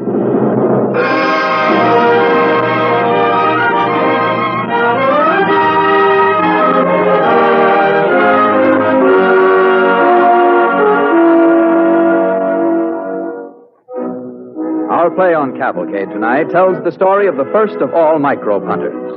Like many pioneers, Theobald Smith is not so well remembered as the later titans whose work he made possible. But men of science the world over do homage to his name. For he carried the rigid discipline of laboratory work out of doors and trapped his adversary in its breeding place, the fertile meadows of America, and there established a great new medical principle. A principle that was to make possible the eventual wiping out of yellow fever, malaria, and a score more of mankind's most ancient and mysterious enemies. DuPont, maker of better things for better living through chemistry, presents Ralph Bellamy as Theobald Smith, the Giant in the Meadow, on the Cavalcade of America.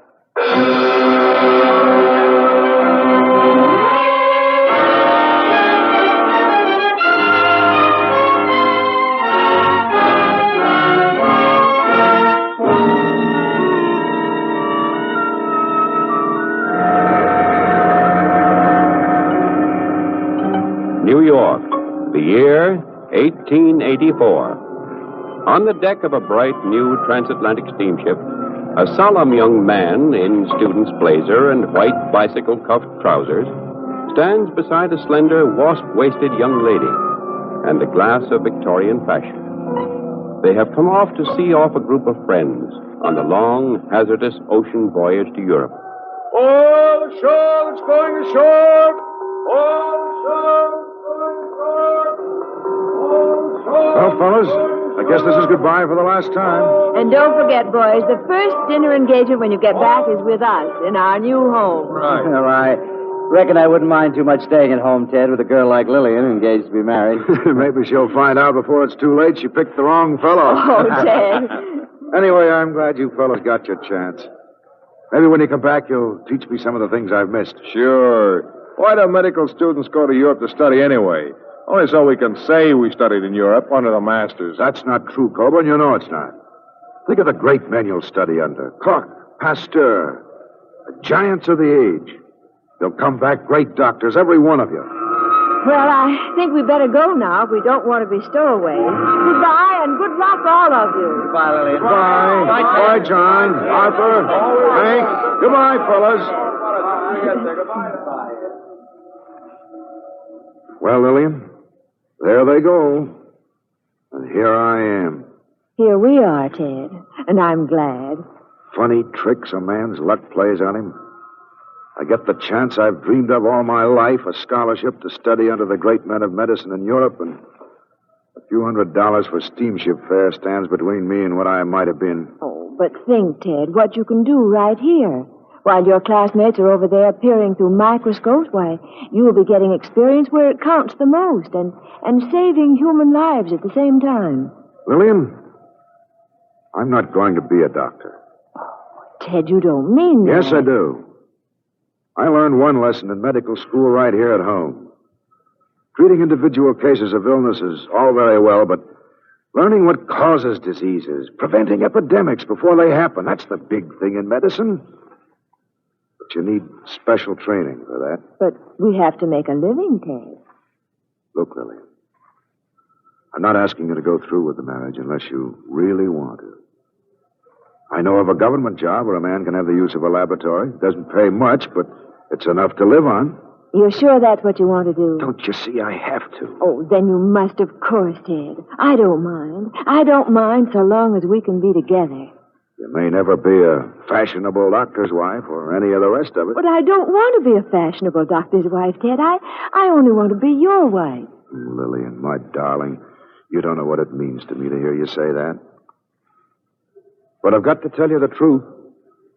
There's only one chance in a million I'll ever find what I'm looking for. You'll find it, Ted. I know you will. Anyway, I'll take that chance in a million with you.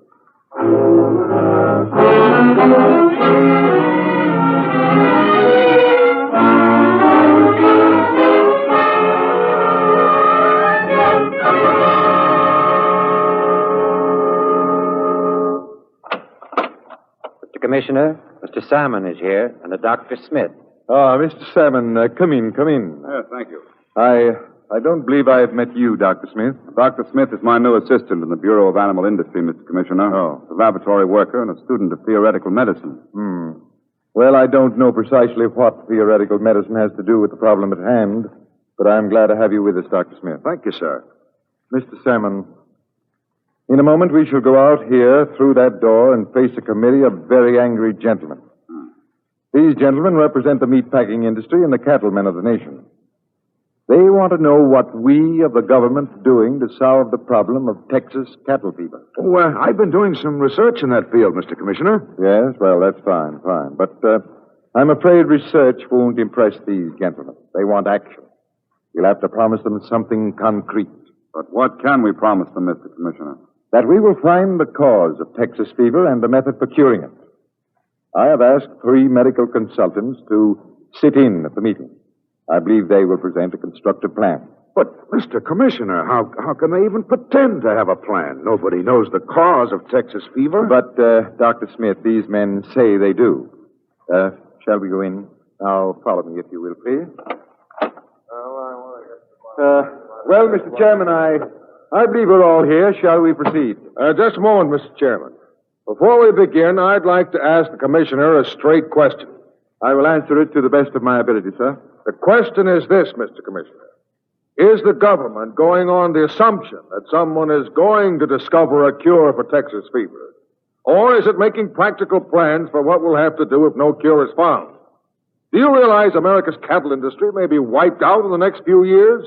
That we may have to import all our beef? But that is unthinkable, sir. Why, this is the greatest cattle country in the world. I assure you this crisis is temporary. Great strides have been made. Dr. Billings has conclusive evidence of the cause of Texas fever. Dr. Billings, will you give us a resume of your work? Yes, of course.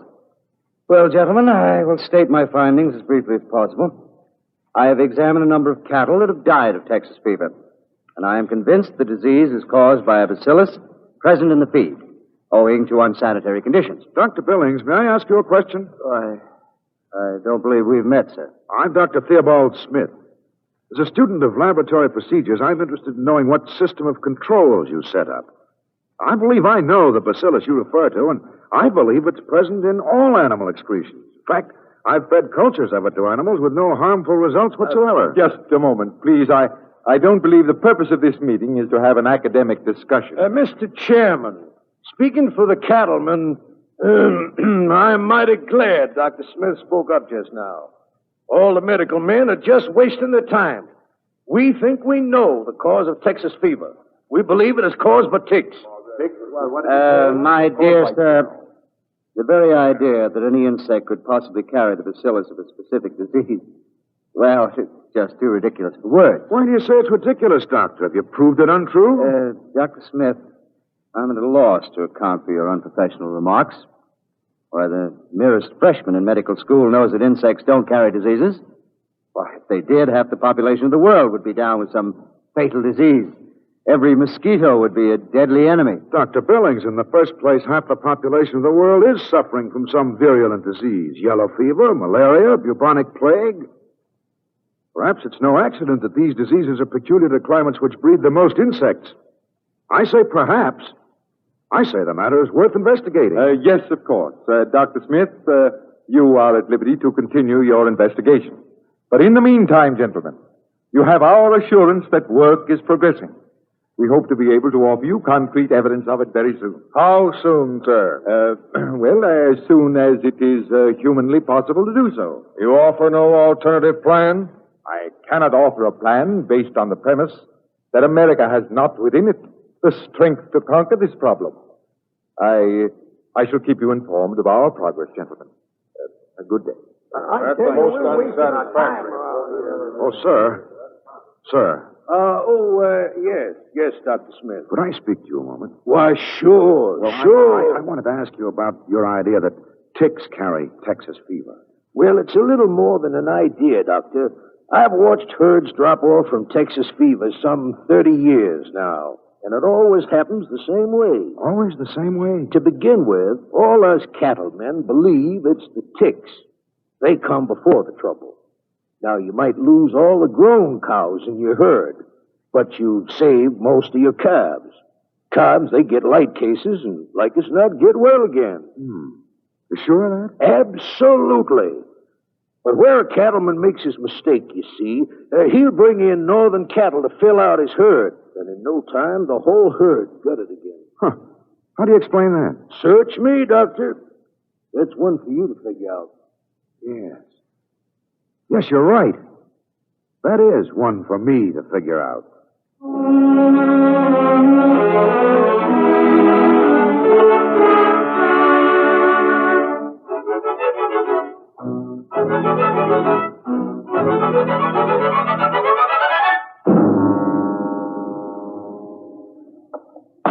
Oh, Ted, you're late. What kept you? Getting my reports in order. I'm resigning my job, Lillian. Well, what happened? Oh, those fools, those idiots. Oh, now, wait a minute. Well, I Oh, know. sit down in this chair and relax, Dr. Smith. Now, start at the beginning. Well, they're holding up our appropriations. The story got around that I was breeding ticks in the laboratory, and the halls of Congress are ringing with the shame of it. Oh, but that's the whole basis of your work. Certainly it is. And I'll breed some more. If I can prove that Texas fever is carried by an insect, it'll open up a whole new field of medical research. No scientist has ever even considered such a possibility. Yet, insects bite people and animals, come into direct contact with the bloodstream. They'd be ideal carriers for certain kinds of microbes. Can't you possibly prove your theory without more money? To my own satisfaction, possibly, but I must prove it a dozen times over under strict control. It costs money. And until it's proven that way, it won't be a scientific fact. Then go ahead and prove it to your own satisfaction. After all, you told me yourself even Pasteur never really proved his theory. But Pasteur's a genius. What exactly is your definition of genius, Dr. Smith? Well, it's intuition, prophecy, the ability to think in terms of the future. Well, my dear? I'm not much of a prophet, but I predict that before this evening is over, you'll talk me into going back to that miserable, poor excuse of a laboratory and tearing up my letter of resignation. And what else do you predict? The crystal is clouded. I see nothing beyond that but hard work.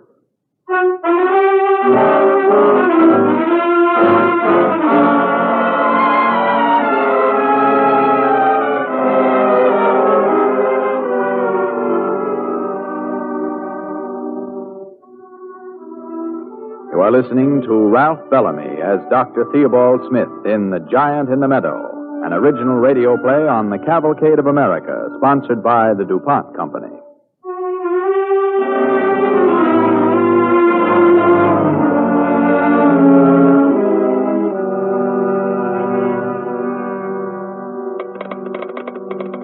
Commissioner of Agriculture, Washington, D.C. Situation in this county beyond belief. 5,000 head best prime stock cattle dead on range. 1,000 infected Texas fever in pens at shipping centers or after loading. Militia keeping order after rioting against buyers refusing apparently healthy stock in view of epidemic. Unless you take immediate steps to remedy the situation.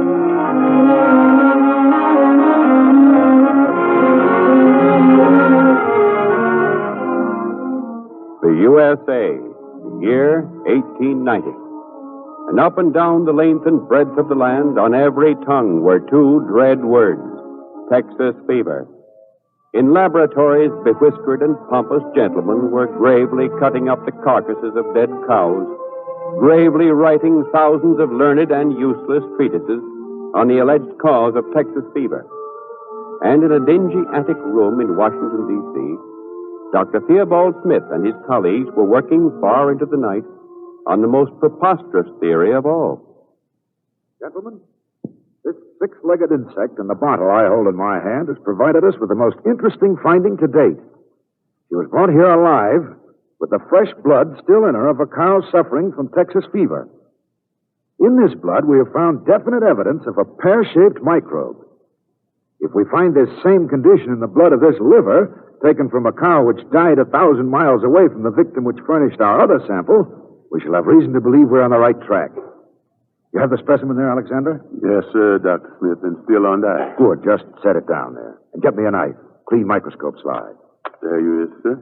Kilburn, I want you to watch me carefully. Now then, we shall see what we shall see. What is it, Doctor? I don't know. It's very strange. You'd better have a look, Kilburn. Huh? What? Why, it's swarming with... Looks like gangrene. Dr. Smith, excuse me, sir, but I meant to mention it to you. That liver didn't smell any too good when I opened the box.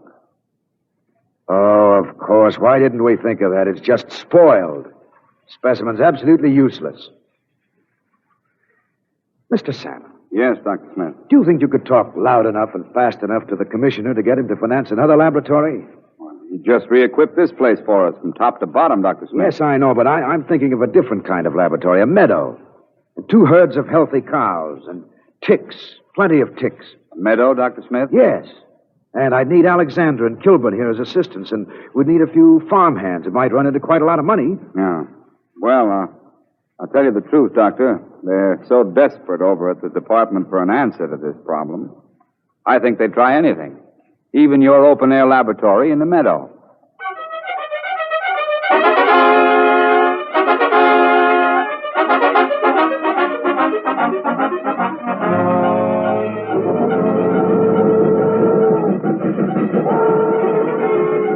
South and west out of Washington, a train moves at the leisurely pace of its century. Past the windows of its wooden coaches moves a landscape telling a vast and tragic narrative. Tall fields of timothy, unharvested. Stock barns standing empty in disrepair. And as the land flattens into prairie, the bleached bones of cattle dot the landscape. The warm lifeblood of rural America is ebbing away. Where once evening was a gentle lowing of cattle and sweet clover breath, now is a silence, and the lonely whistle of a freight rattling past empty stock pens with empty cars.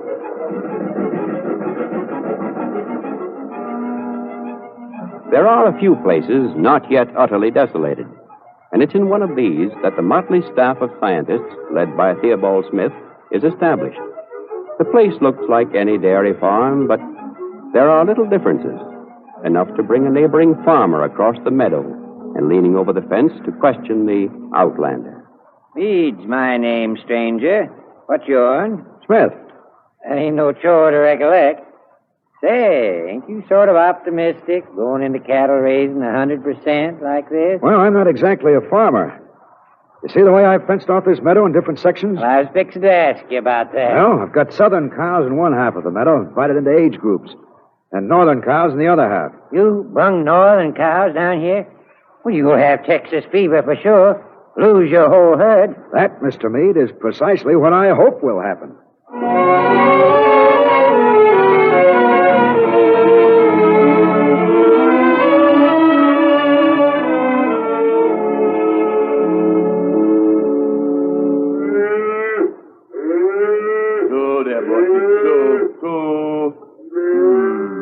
There's another one of them ticks on it, Dr. Smith. Good.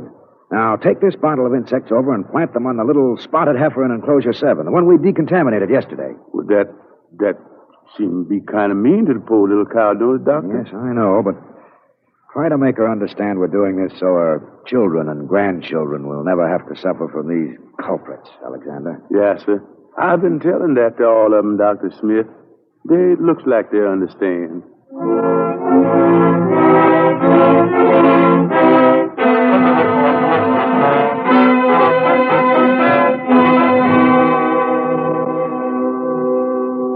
Well, darling, it looks as if this time we really have found the answer. Oh, I do hope so. It seems almost too good to be true. We found the same result under every control I could think of. A pear-shaped microbe in the blood of a deceased cow. Pear-shaped microbes in the tick after biting the cow. Pear-shaped microbes appear in the blood of a healthy cow after being bitten by an infected tick. And Texas fever follows. There's only one point in the whole picture that worries me a little, but it's unimportant, really. Mr. Smith, I brought over the records of those blood counts. Not necessary now, Kilburn. I think we've solved the problem. Well, I don't want to throw cold water on anything, but you'd better look at these. Those cows were all anemic, Doctor. Anemic? Kilburn, anemia. What we thought were microbes, there may be only signs of anemia. Oh, what fools we've been. Well, at least you thought of taking the blood counts. I thought of something else, too, but I put it out of my mind because it spoiled my pat little theory.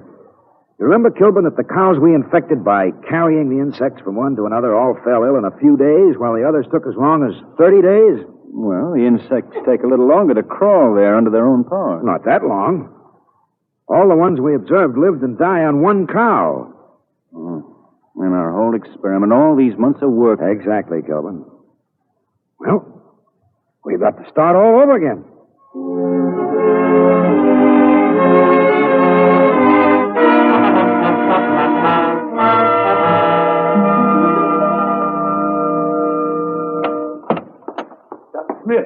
Dr. Smith. Yes, Alexander, what is it? That black heifer you had me put off by herself. She's tuck sick. Her back's all arched up and her eyes is drooling. Oh, it's a pity to see, Dr. Smith. But she couldn't have Texas fever. She couldn't have. Those ticks I put on her were absolutely clean, bred right here in the laboratory. I only put them on to study the anemia. It's that old Texas fever, Doctor, for sure. Wait. Kilburn. Yes, Dr. Smith? Kilburn, we've got it. We were right after all. The insects do carry Texas fever. But I thought we... Yes, we proved conclusively that the ticks don't travel from one animal to another. But they drop off the cow at the moment they die, and they leave their eggs in the grass. then the baby ticks inherit the microbe. Oh, that proves it. Exactly. Which accounts for the time lag. It takes 30 days for the ticks to hatch out and find their way to a healthy cow. It's fantastic, but it all fits. And now all we have to do is to make it fit again, and again, and again, until nobody can possibly question our findings.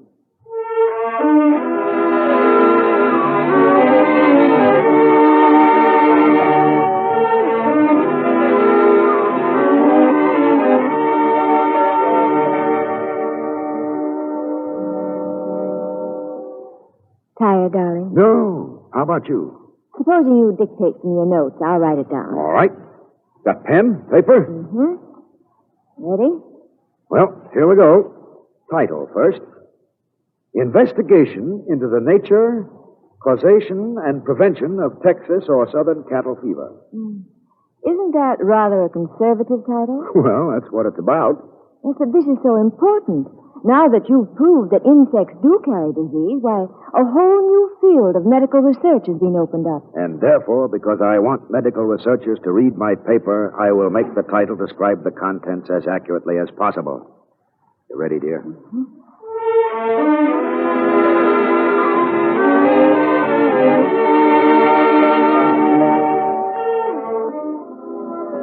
And so began Theobald Smith's treatise on the lowly cow. But the modest paper titled Investigation into the Nature, Causation, and Prevention of Texas or Southern Cattle Fever opened a broad highway of human knowledge. Down that road would walk an army of great scientists. Bruce, finding the deadly secret of sleeping sickness in the tsetse fly. Finley, pioneering research that spelled the doom of the malarial mosquito. Walter Reed, abolishing yellow fever forever from the Western Hemisphere. Gorgas, making possible the building of the Panama Canal. The giants of a great new scientific age would pay homage to the man who, on a day in 1893, sat down and modestly dictated to his wife. Investigation into the nature, causation, and prevention of Texas or Southern cattle fever.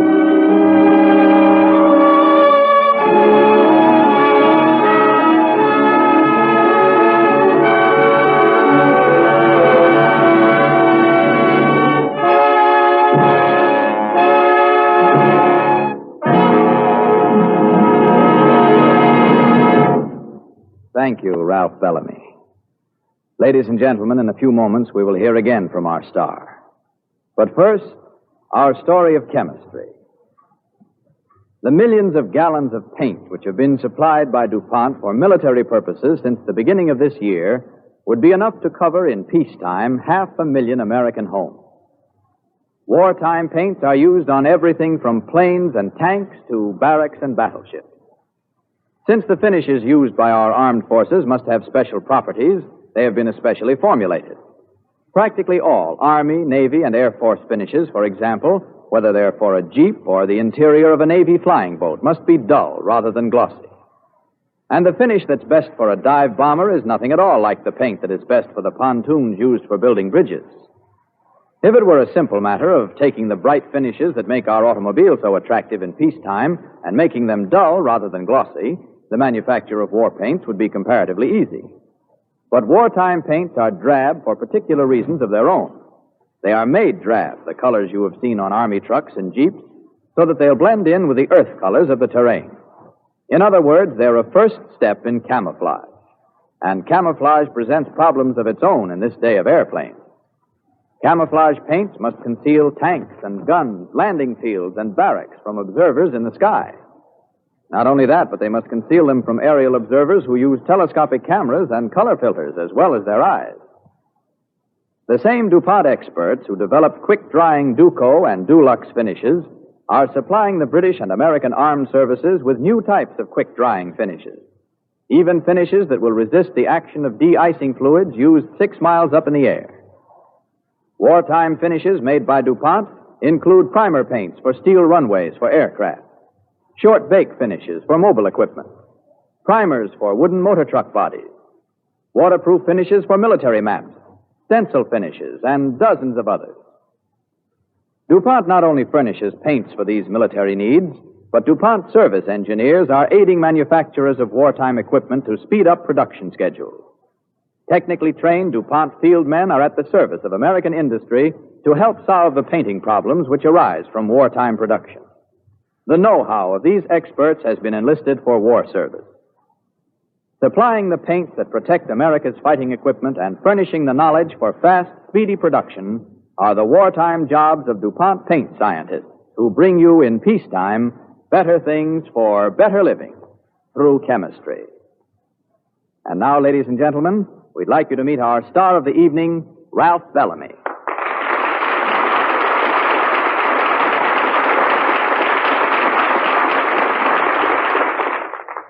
Theobald Smith saved America's food supply in time of great crisis. Today, we must feed our boys in the training camps, ship food abroad to our armed forces, and help our fighting allies. This time you, the American people, can do something about it. One thing you can do right now, today and every day, is to eat Victory foods. Victory foods are fresh fruits, vegetables, perishable foods which are overabundant and yet cannot be shipped out of the country to our allies. Our government wants us to tell you. Your grocer is now displaying these foods in baskets or counters marked with a V for Victory. Look for them. Remember, you're helping Victory when you buy Victory foods.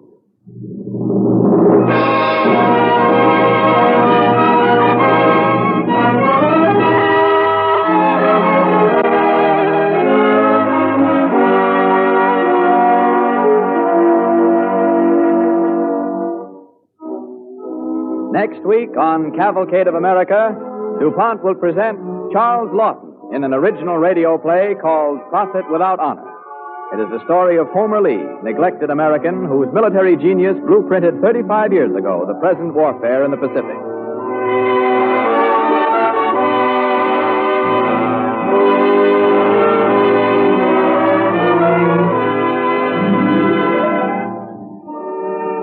Don't forget next week, Charles Lawton in Prophet Without Honor. The Cavalcade of America expresses its gratitude to Harcourt Brace and Company for permission to base this dramatization on material in their publication Microbe Hunters by Paul de Christ. The orchestra and musical score on this program were under the direction of Don Bury. This is Clayton Collier sending best wishes from DuPont.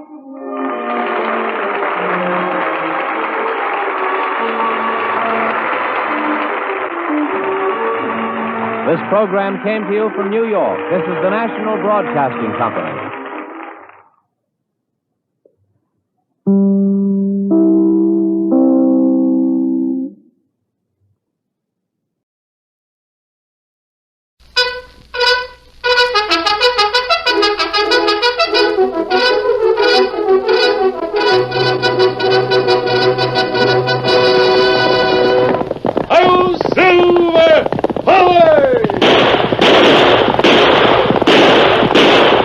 Fiery horse with the speed of light, a cloud of dust, and a hearty hi-yo, Silver, the Lone Ranger.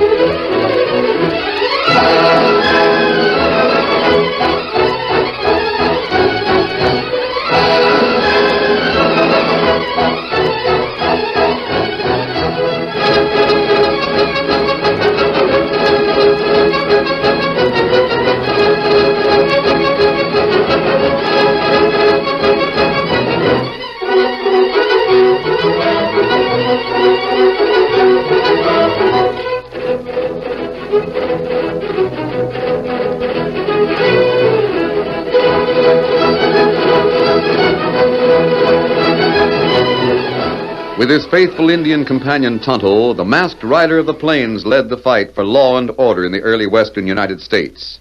The stories of his strength and courage, his daring and resourcefulness have come down to us through the generations. And nowhere in the pages of history can one find a greater champion of justice. Return with us now to those thrilling days of yesteryear. From out of the past come the thundering hoofbeats of the great horse Silver. The Lone Ranger rides again. Come on, Silver. There's danger on the trail ahead. Hi-yo, Silver! Forward!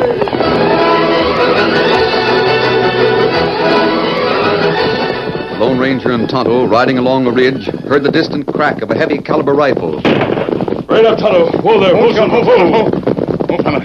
You hear it? Yes, a rifle and a heavy one. It was somewhere in the valley down there. Maybe near Edge River. Another. There's no hunting around here. A rifle means one of two things. Someone is signaling for help or someone is getting shot at. Wait. We watch valley. Third shot will mean they need help. We not hear third shot. Wouldn't be hard for a man to get lost in this country. Oh, this not far from town? I know, Tonto. There are a lot of newcomers in town. Population of Goose Creek has tripled in the last few weeks. Some of the Easterners are likely to get lost if they travel 10 miles out of town. You wait. What is it, Kemosabe? Me hear other sound. Sound of axe on wood. Yes, Tonto. Wait. Maybe we get location of sound. 2 rifle shots followed by an axe on wood. What would that mean? Me not know yet. Maybe we... What do you see, Tonto? We ride downhill, right to edge of water. See what there. Get 'em up, scout. Come on, Silver.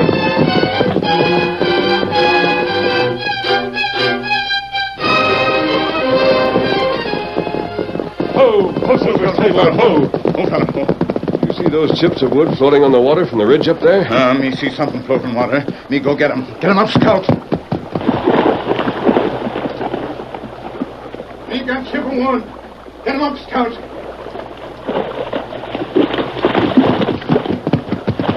We don't hear the axe now, Tonto. Not right. But you take a look. This chip come from plenty big tree. Heavy wood tree. Somewhere upstream. If we go that way, we find who chopped tree and find why rifle get fired. We're heading toward town anyway. We might as well investigate. We see chips of wood and stream after rifle shot. Tonto, the man who chopped this wood knew how to handle an axe. That's right. And his axe was mighty sharp. A dull axe won't take this much out of a hardwood tree. Let's get upstream. Come on, Silver. Come on, scout. While the Lone Ranger and Tonto rode upstream, heading toward Goose Creek, the sheriff sat in his office with a deputy and a woman from the east. I'll tell you, Mrs. Porter, if your husband had been in Goose Creek for anything like a year, I'd have known about it. So would Jim Tucker. Wouldn't you, Jim? Well, he sure would. Up to a few weeks ago, he knew every man, woman, child, and dog in the 40-mile radius. I came all the way from the east. I was sure I could find out something about him. Mr. Lambert thought so, too. Lambert? I reckon he must be a newcomer, too, huh? Yes, he came here a few days before I did. He thought he'd traced my husband to Goose Creek. Doggone it all, Mrs. Porter. I'm sure sorry you had this trip for nothing.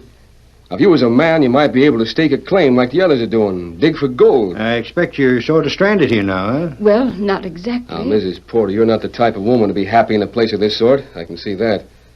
If you want to go back to the east, I can fix it with a stage company. We'll take up a collection for expense money. Thank you, Sheriff. You're very kind. We'll tend to it right away. Jim, you see... Well, Sheriff, I don't need money. We'll let the boys know... What's that? I don't need money. You don't? You mean you got enough money to get back? Oh, yes. That's different. Most folks come here flat broke. If they don't need cash, they stay in the east. Well, I didn't come here to strike it rich, you see. I came to find my husband. Sure. I can see it now. I'll fix up a reservation on the next stage, Mrs. Porter. Oh, no, please don't. You want to take care of it yourself, then? Well, I'm not sure that I'll return to the east. No? I think I'll stay here for a time in case there's some information about my husband.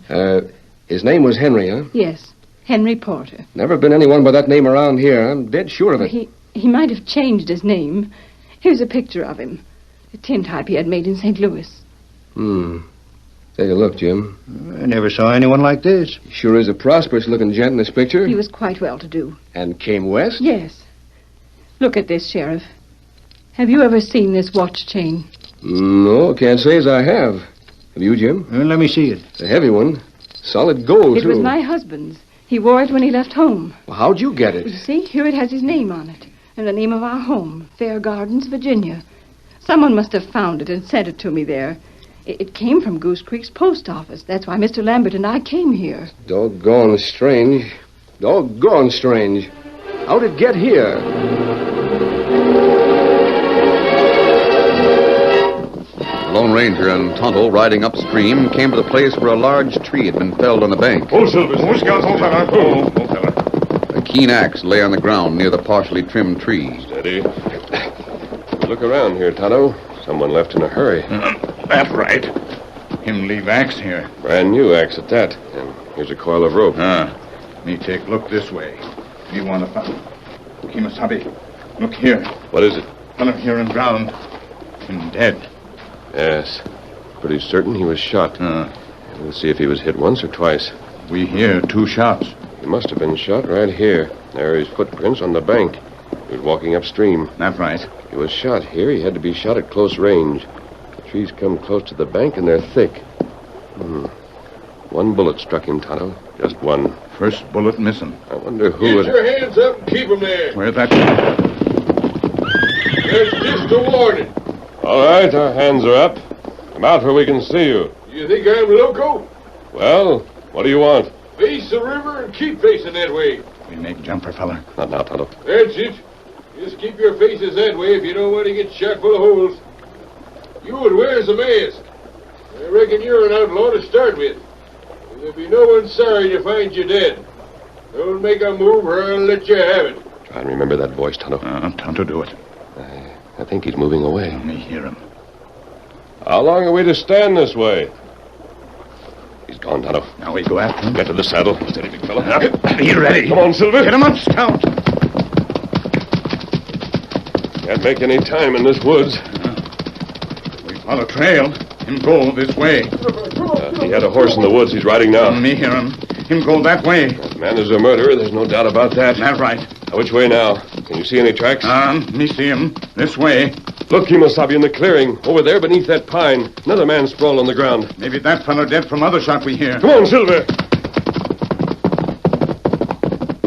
Hold there, This man's alive, Tonto.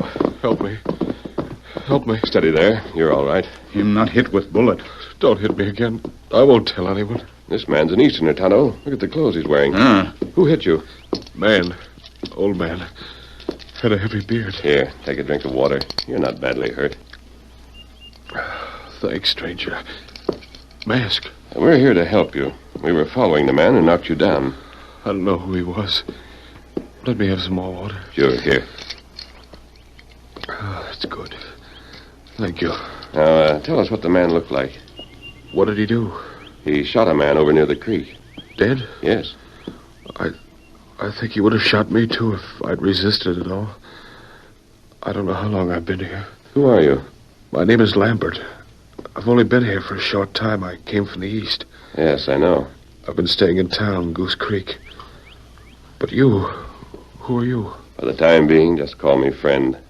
Now sit up, but don't try to stand for a little while. Oh, my head feels as if it would burst. Did the man hit you on the head? I guess so.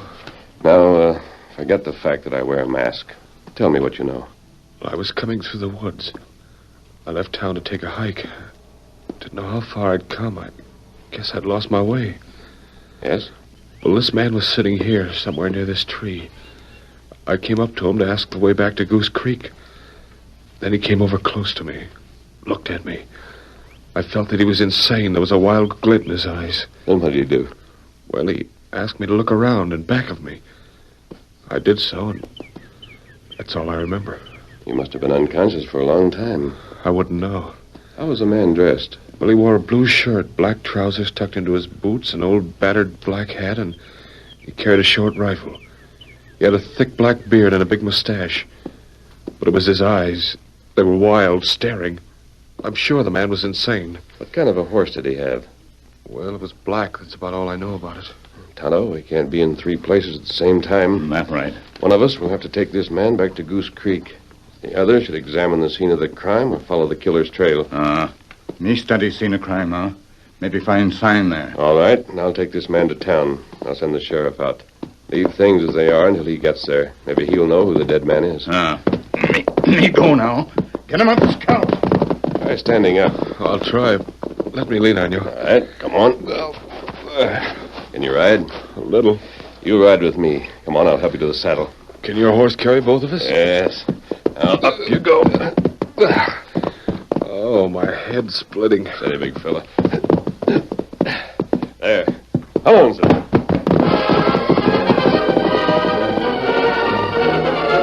In Goose Creek, the Lone Ranger helped Lambert from the saddle. Then, mounting again, he headed for the office of the sheriff. Whoa there, Silver. Whoa, steady. He's masked. Come on, Jim. The critter's wearing the mask. Come your 6-gun ready. Hold on, Sheriff. I'm here to take you to the scene of a murder. Who'd you kill? I've got you covered. Don't make a sudden move. This mask doesn't mean that I'm an outlaw, but you'll let a killer escape if you don't come with me. I'll show you where the body is. You'd better take this shooting iron serious, stranger. You won't shoot, Deputy. Come on, Silver. Hang it all, Sheriff. Saddle up, Jim. We've got to go after that hombre and find out what he's talking about.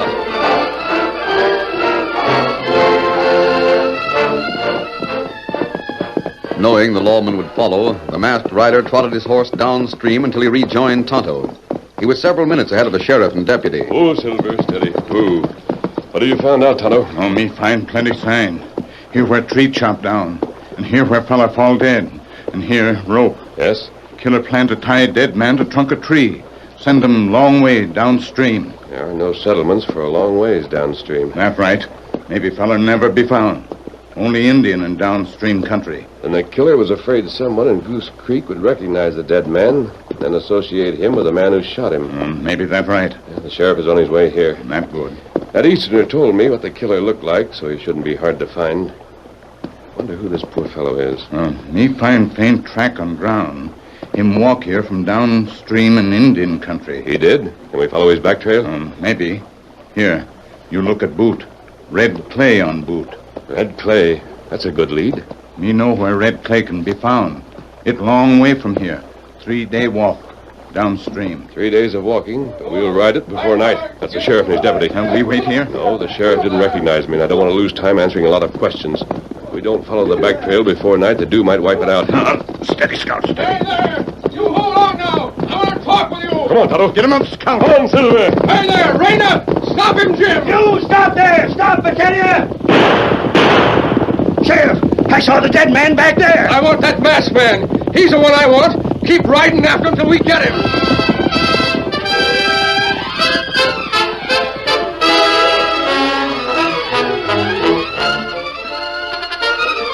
The curtain falls on the first act of our Lone Ranger story. Before the next exciting scenes, please permit us to pause for just a few moments.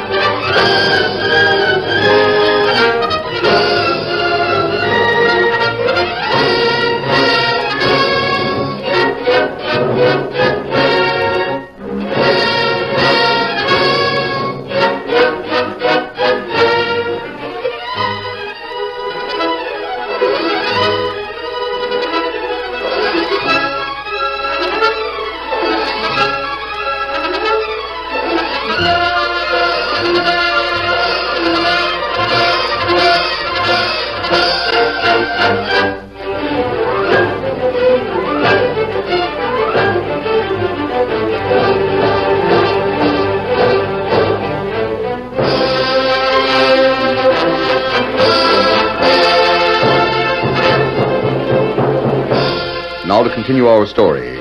Riding downstream, the Lone Ranger and Tonto raced ahead of the sheriff and his deputy. Come on, Silver. The great horse Silver had to be held back so Scout could stay alongside. But even so, the lawmen were soon outdistanced. Easy, boy. Easy, Silver. Tonto, I think the trail of that man can be found again when we get to the red clay banks.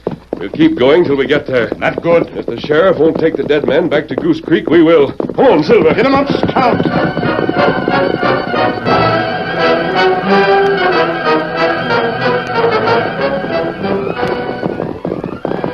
Oh, Silver. Whoa, Scout. Scout. Oh. Injun Tom live on red clay bank. Their shack yonder. Maybe he'll know something about the dead man, Tonto. We'll go and ask him. Him live like hermit plenty long time. Yes, I've heard about him. Come on. At least there's someone in the shack. There's a fire in the fireplace. That's right. Steady, big fella. There's Indian Tom sitting in the doorway. Look. Him smoke pipe. Not an Indian pipe either. Welcome, strangers, to the home of the hermit. Tonto, the way he's talking. How, Tom? Make yourselves at home. There's food, water, and rest. Tom, we want to have a talk with you.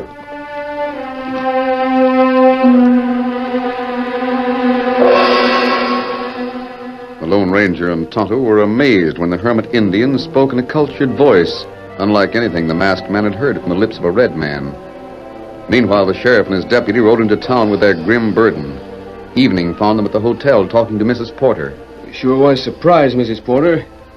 When we got to the scene of the crime after chasing that masked man, we found out that he wasn't a crook at all. The masked man wasn't? Not by a jugful. There was a silver bullet beside the body of the poor critter we picked up. A silver bullet. That means it was the Lone Ranger that was there. Yeah, we should have known who he was when we saw that white horse and heard it called Silver. We should have, but I never thought the Lone Ranger'd come to a place like this. Anyhow, Mrs. Porter, the sheriff and I thought it was a good idea to bring the fellow here for a decent burial and to see if anyone knowed him. He didn't look anything like the picture you showed us, Mrs. Porter. Oh, I'm sure it couldn't have been my husband. But Mr. Lambert will find out. Yeah, he should be getting back by this time. It ain't but a hop, skip, and jump to the coroner's office. It was fine of Mr. Lambert to offer to go when he'd been through such a harrowing experience today. Mm-hmm. His head was aching frightfully. He must have suffered a terrible blow. Sheriff, come with me, hurry. Oh, what's the matter? Mrs. Porter, you've got to get away from Goose Creek. This place isn't fit for you, the things that happen here. Mr. Lambert, what has happened? What's the matter with you, Lambert? The man I went to see to try to identify, to make sure he was not Mr. Porter. He's gone. Gone? Gone where? I don't know. He sure couldn't have walked away. The rear of the coroner's place had been broken into. The body was missing. No signs of anyone around there. Oh, Juniper. Jim, I sure wish that Lone Ranger was here now. This thing is getting beyond me. Who did you say? The Lone Ranger. I reckon you never heard of him, Mr. Lambert. Oh, wait. I'll go with you. Mrs. Porter, I'll rejoin you soon. Yes, Mr. Lambert. Who is the Lone Ranger? Well, he's the one that brought you into town, Lambert, on that white horse of his. Oh. The coroner's place is right down here, a couple of doors. Are you sure you got to the right place, Lambert? Of course I did. Maybe the Lone Ranger will be coming back. If he does, I'll bet you he'll get to the truth of things. If the stories I've heard him are right. Oh, there's the coroner's. The front door is still unlocked, Sheriff. I didn't lock it because I knew we'd be coming right back. Here's the key you loaned me. Thanks. Did you leave the lamp going? Yes. Is everything just as you left it here? Yes, it seems to be. Not much we can do tonight. We'll hunt for tracks around the rear of the place when morning comes. You think this Lone Ranger will be here? Maybe he's in town right now. Sometimes he wears a disguise, so they say. You can bet your neck he'll be here if there's unfinished business, won't he, Sheriff? Yeah, I reckon he will be. If he's not here now, he'll be heading this way.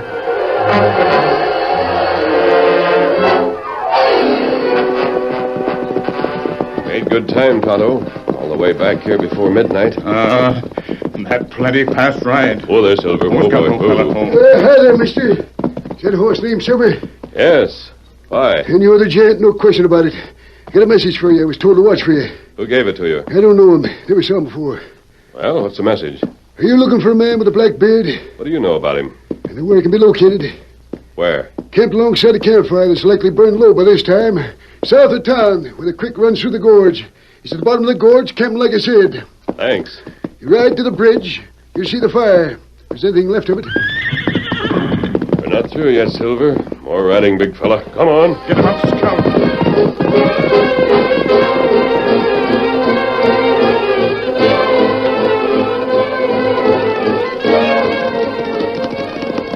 Here's the bridge, Tonto. Oh, Silver, steady, pull. Oh, Scout, oh, fella, oh. They'll light a small fire. There's a camp of some sort down there, Kimosabe. Me not see, fella. Maybe him sleep in blanket. Steady, big fella. We'll go down into the gorge. We leave Silver and Scout here. Yes, Tonto. Plenty dark here. Yes. Stay there, Silver. I'll go ahead, Tonto. You bring up the rear. You watch step. Side of gorge, plenty rocky. It's a wonder we haven't wakened the killer. Man below is still asleep.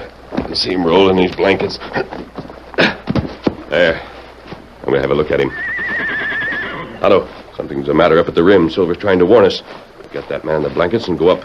You're covered, mister. Don't make a move. Me get him. Here, fella with whiskers. Tonto, wait. Him dead. Yes, Up there. There, fella. Firing on us. Can't shoot at him. He's right in front of Silver. Here, back of this rock. Ain't no chance of getting away. He knows we can't fire on him, Tonto. We'd hit Silver. That's right. Come out with your hands higher or I'll drill you. Don't answer. No. Keep back of the rock, Tonto. I'm going to take another look at the dead man. Me take a look. You stay here. No, keep watching the man above. He's firing as fast as he can load. That bullet hit rock. I'll creep over just a few yards. Fire a shot over the head of the horses to keep his attention. Tonto, do it. Tonto, just as I thought. What that? That man on the rim is the one who held a gun on us before. Him got same voice. And he's a poor shot. I'm going up there to get him. No, me go. I examine the dead man. I know the answer now. Stay here and keep that fella busy. I'll go after him. I'll get you now. I see you climbing up here.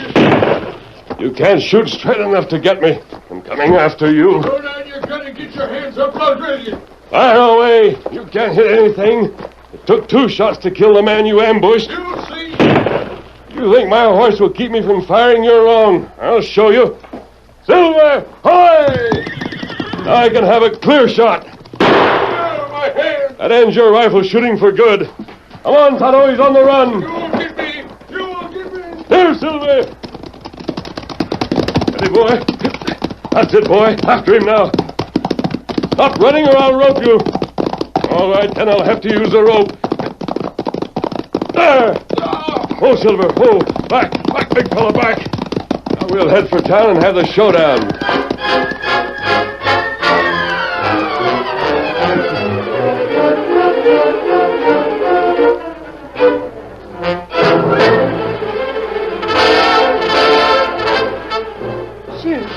I can't imagine what the masked man had to tell, but your deputy said it would be a great surprise to me. Yeah, Mrs. Porter, I sure reckon it will be. Where's the Lone Ranger now? He's out back of the office with Jim. That's my deputy, you know. Oh, yes. He'll be right in. I think this is the gent now. I'll be through in a few minutes, Tonto. Have the horses ready. I'm ready now. Mrs. Porter, I think we know the story now. You came here because you received a watch chain that belonged to your husband. That's right. We never saw her husband around here. He lived near here, though. He lived with Indian Tom. The Indian hermit? Yes. You see, he found peace and happiness in that life. He taught Indian Tom English and grammar, Latin and mathematics, a lot of other things. In appearance, he changed a lot. Yes. In the meantime, he knew he had left you with plenty of money, which was being watched for you by Mr. Lambert. Isn't that the case? Yes, Mr. Lambert had charge of my money. The years went on, and your husband wanted to see you again. He sent a letter in the watch chain, but you never saw the letter. No, I saw no letter. It was mailed with the watch chain. Oh. When he didn't hear from you, he thought you didn't want to see him again. Then he heard that you'd come here, and he sent you a note. Indian Tom brought the note to your lawyer, Mr. Lambert. I didn't see that note. No, because Lambert didn't show it to you. Lambert disguised himself and went out to meet and kill your husband. No. He was a splendid hand with an axe, but a poor shot with a rifle. To conceal the death, he was going to send your husband's body downstream on a log.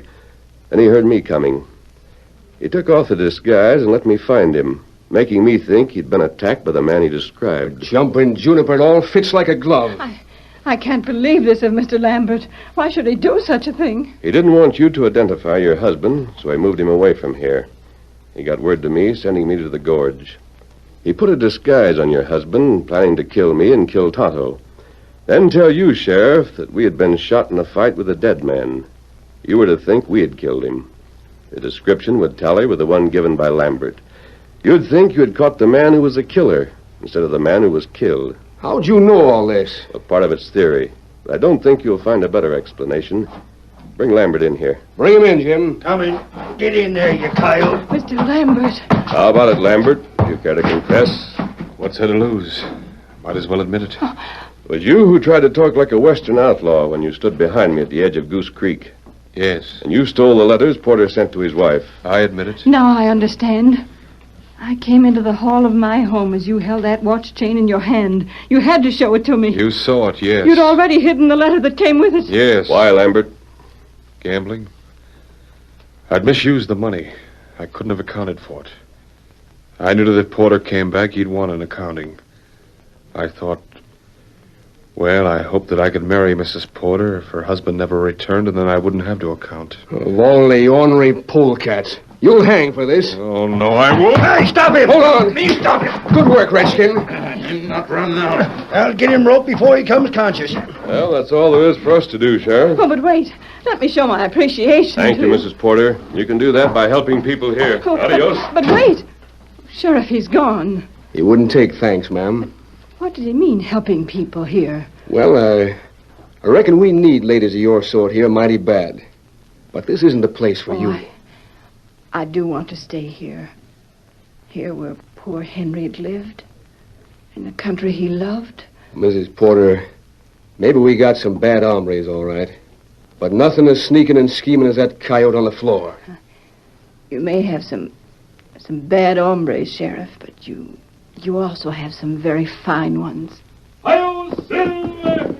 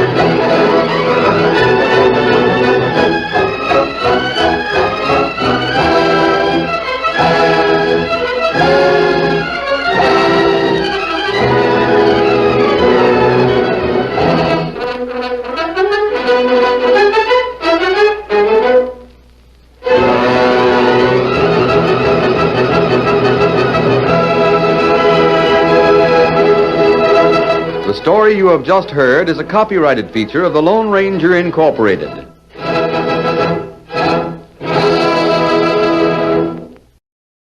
National Broadcasting Company presents Eyes Aloft.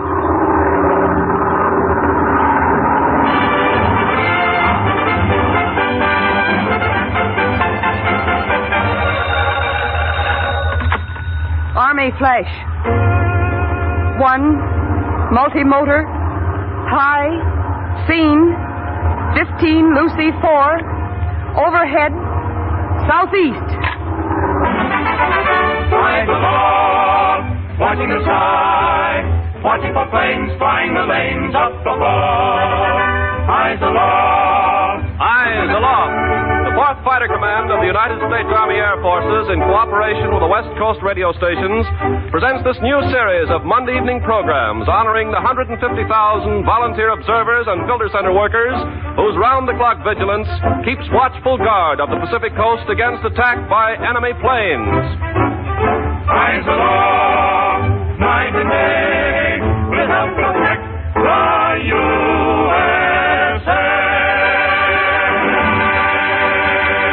Ken Carpenter speaking. Tonight we bring you a gala second edition of Eyes Aloft. You'll hear the weekly presentation of the handsome Eyes Aloft Gold Trophy Award. Dramatized true stories about observation posts and filter centers. The orchestra and sportsman quartet will do a full arrangement of the lilting new Eyes Aloft theme song, which was written by Gordon Jenkins. And you'll hear from one of the 4th Fighter Command's most famous observers, motion picture star Henry Fonda. Here now, your Eyes Aloft narrator, the well-known radio, motion picture, and newsreel commentator, Jane Whitman.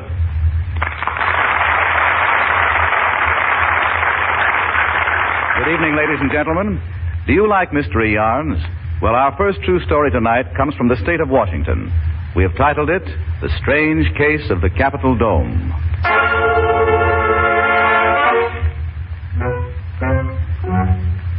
The gray granite dome of the Capitol building in Olympia, Washington, rises 280 feet above the grounds below.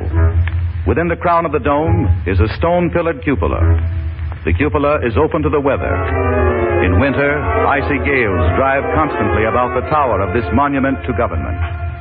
Inside of the dark dome and leading up to the cupola is a winding spiral staircase of steel. On last January 13th, a man and a woman, bundled in heavy clothing, laboriously climbed the spiral steps. 176. 177. Mildred, you're catching cold. Go on, Phil. Go on. We're nearly at the top. 178. 179. 180. Phil, you sneezed. No, I didn't. Something just tickled my nose. Of all the places to have a lookout post. Well, go on. I gotta rest a second. Now, the country is one thing and the army is another.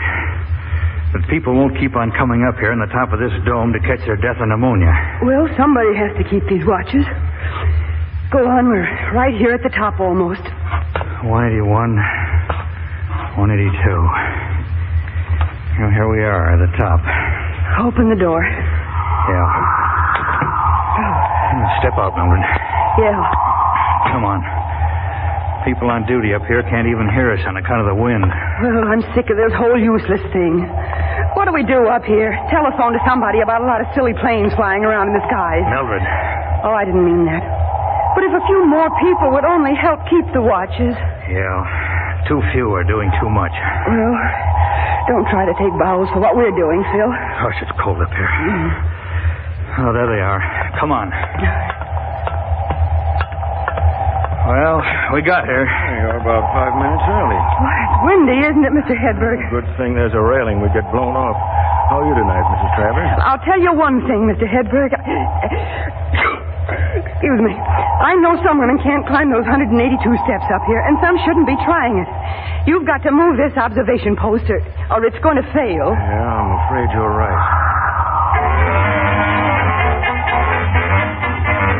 Carl Hedberg, service manager for Talcott Brothers, oldest jewelry store in the state of Washington, is the chief observer in Olympia. He knew after 60 days that the post was failing, would fail completely if it weren't moved from the Capitol dome. On the 1st of February, Carl Hedberg started promoting. He went to Thad Pierce, manager of one of Olympia's leading hotels.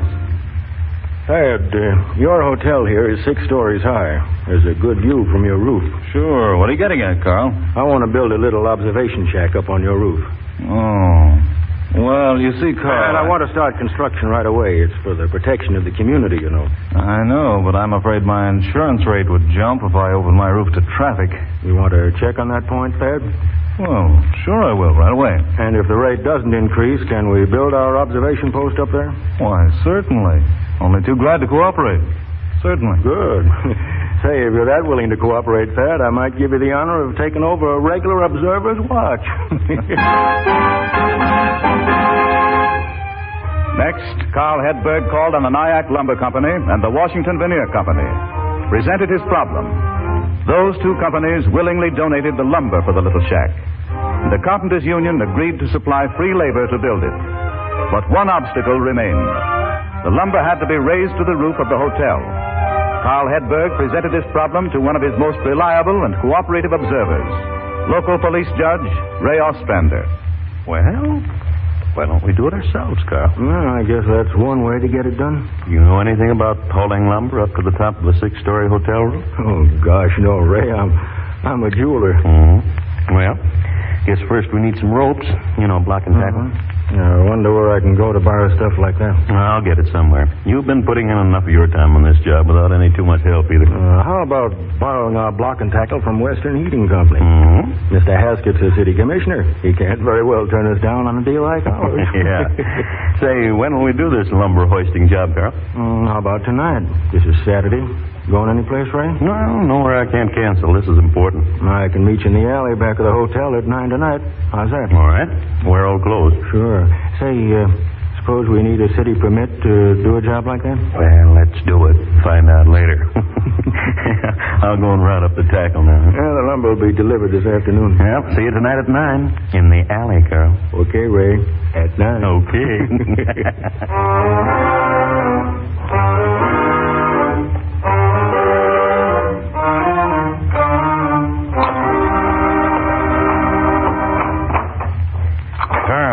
bad we don't have a light to see what we're doing, huh? Yeah, maybe it's a good thing. There'll be a lot of people come to ask questions. Say, I feel like a second story man. You look like one. There. I think that load's tied together tight now. Well, I hope so. I'll go on back up to the roof now, Ray. Say, this is kind of fun, isn't it, Ray? Well, I've spent less entertaining Saturday nights. Go on, get up on the roof. We'll haul our first load up. Okay. Give me 5 minutes. Righto.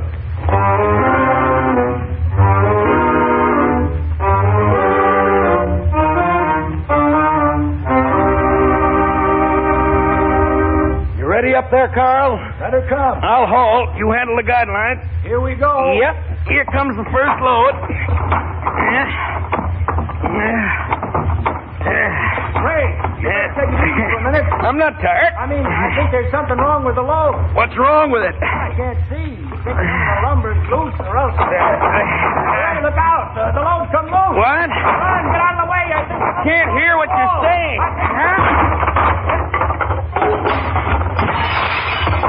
Ray, are you all right down there? Yeah, I'm all right. You didn't get hit? No. Don't look now, but we just broke the back window to Kepner's Floral Company. Hey, somebody's coming. Hey, what's going on down this alley? What's it to you? Oh, Robert, breaking windows, huh? Oh, what's going on down there, Ray? We've been apprehended. Shall I stay here and let the police take me, or shall I run and hide? Here they come. All right, buddy, we got you. Okay, you got me. What are you going to do with me? Breaking out alley store windows, are you? Looks like it. What's going on down there? Are those police? They aren't senators, Ray. Sergeant, he's got an accomplice up on the roof of the hotel. Hey, what kind of a job are you guys trying to pull? And quit laughing. I can't. I'm too embarrassed. I feel like a schoolboy caught in the jam. Come on. Let's get over to the station. You can tell the judge all about it. You mind if I call to Jimmy Valentine up there on the roof? Well, hurry it up. Hey, Carl. Yeah? Drop over to the police station later and see how you like me behind bars. Now, you boys wait for me. I'll be right down. Hey, wait a minute. Have you got a flashlight, Sergeant? I just went out and got it out of the car. Give it here a minute. Yeah, sure. Here. Turn this thing on and see what this man looks like. There. Hey. Hello, officer. Judge Ostrander. Nice night for a murder, eh, boys? Well, but what are you doing back here in this dark alley? What's all this pile of lumber and junk? Well, boys, Carl Hedberg and I are just trying to do a little something for the community, and so far we've kind of messed it up. Oh, we'll pay for the broken window. Look, officers, I think I can explain everything. Let's just keep this one off the record, shall we? Yeah. All right.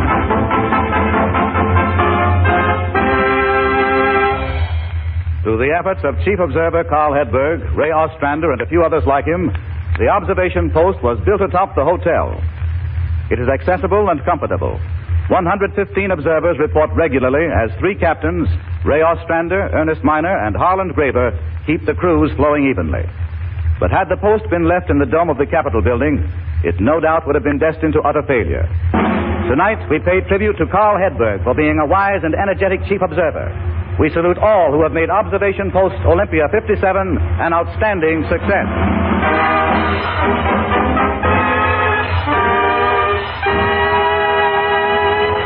Although Eyes Aloft made its initial appearance on the air lanes last Monday night, already we've had a great many inquiries about our theme song. It's a stirring song written especially for the 4th Fighter Command's Aircraft Warning Service by one of America's most successful writers of hits, Gordon Jenkins, who is also our orchestra conductor. Now, because so many have asked to hear it in its entirety, Gordon Jenkins and the Sportsmen present a special arrangement of Eyes Aloft.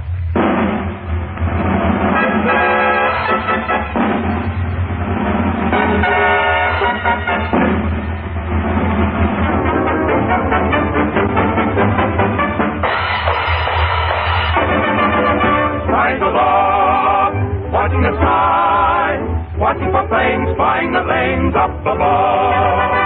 Eyes aloft, always on guard, lending a hand, protecting the land we love. One if by land and two if by sea was once a sentinel's cry, but a modern 20th century Paul Revere must watch the sky. Eyes aloft, night and day, we'll help protect the USA.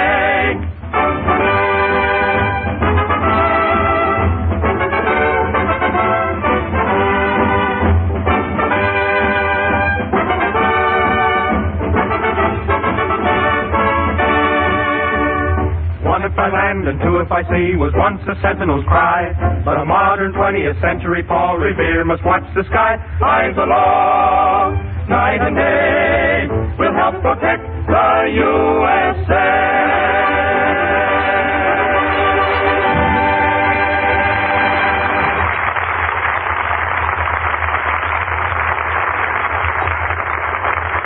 Situated in the geographical center of the Pacific Coast area in Coos County, Oregon, is the tiny little town of McKinley.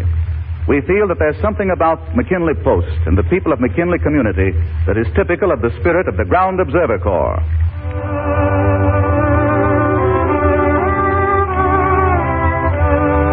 A gravel road winds through a beautiful and tight little mountain valley. In a forest-clad hollow, little more than half a mile wide, is McKinley. The post is a little frame building standing beneath a large old cherry tree. John O'Sullivan is chief observer. There in the heart of the little community today stands a typical observation post, carrying on 24 hours a day, though very few planes are ever reported. On April 30th, someone brought a notebook and left it at the post. The book became the Diary of the Watchers. The things that are written in it are beautiful, sincere, inspiring, truly patriotic.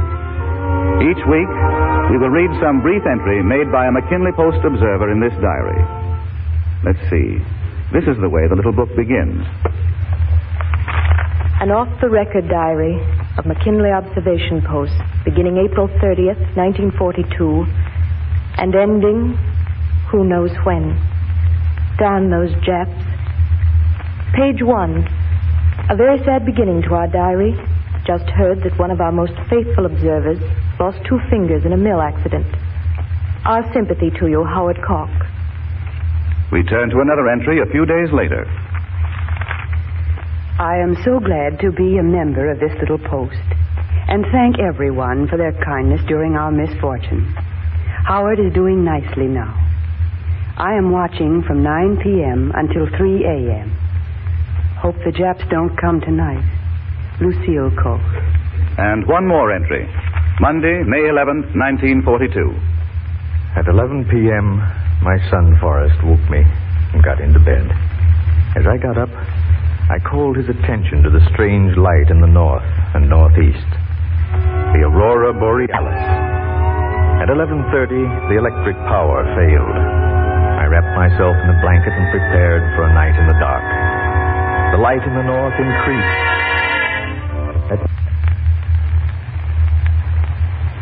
At midnight, I easily could see the clock hands when I turned the face of the clock toward the east window. A cold electric heater reflected a spot of light. The star Vega in Lyra seemed to twinkle faster than I ever noticed before. At 12:26, the electric light came on, and the heater soon warmed my feet. I returned to reading the adventures of the Albee family in Yukon, as described in the May National Geographic magazine. At 1 a.m., the sky became cloudy, stars being obscured. Now, 4 a.m., a gentle rain on the roof. Here is a little poem I've written while sitting here tonight. When once more the dove of peace shall quiet the thundering guns of death, and we hear the songs of gladness pouring out in every breath, he will gain much satisfaction from belonging to the hosts of courageous men and women at our observation posts. Signed, T.S. Easton.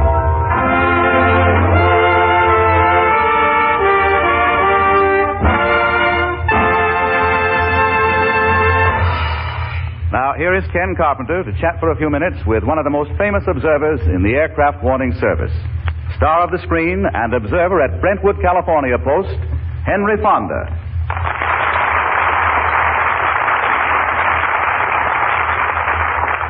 Well, Hank, how do you find time to make all the pictures you do and still serve as an observer?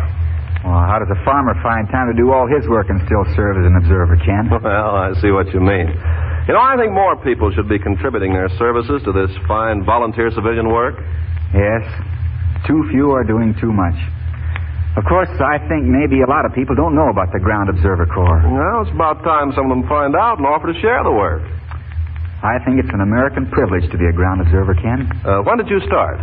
Oh, sometime in the latter part of last December. You've been at it almost from the beginning, then. I remember I started on Christmas Eve. Oh, and I suppose you missed having a Christmas tree with your family. No, this year we postponed our tree till Christmas morning so I could handle my watch. You know, Ken, they nailed me to handle a New Year's Eve shift, too. They really give you the big holidays, don't they? That's okay with me. I'm not a nightclub boy. The farmers always watch the old year out right in their own home. Only this year you were at the OP. Say, about how many planes a month does your Brentwood Post report? Well, I don't know how many a month, but during the day when the women are on watch, they report as many as 100 an hour. 100 an hour? Man, they must keep those lines to the filter center hot.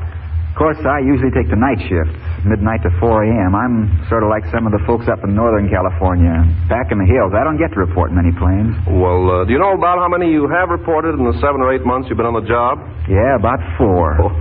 But an Army officer once told me it's just as important to the system to turn in no reports as to turn in any. How do you mean? Well, I mean what counts is having somebody there on duty to make a report if a plane is sighted.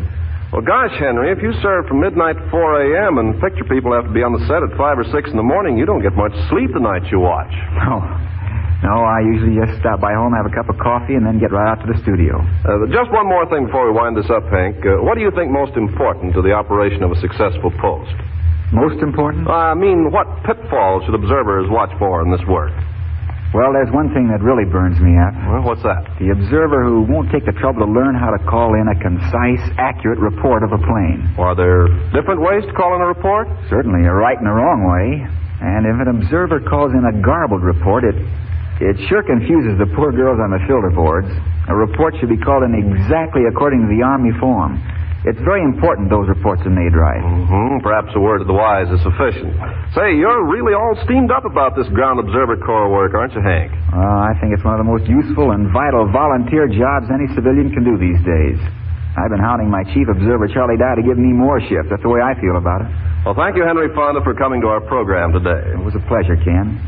And remember, folks, eyes aloft.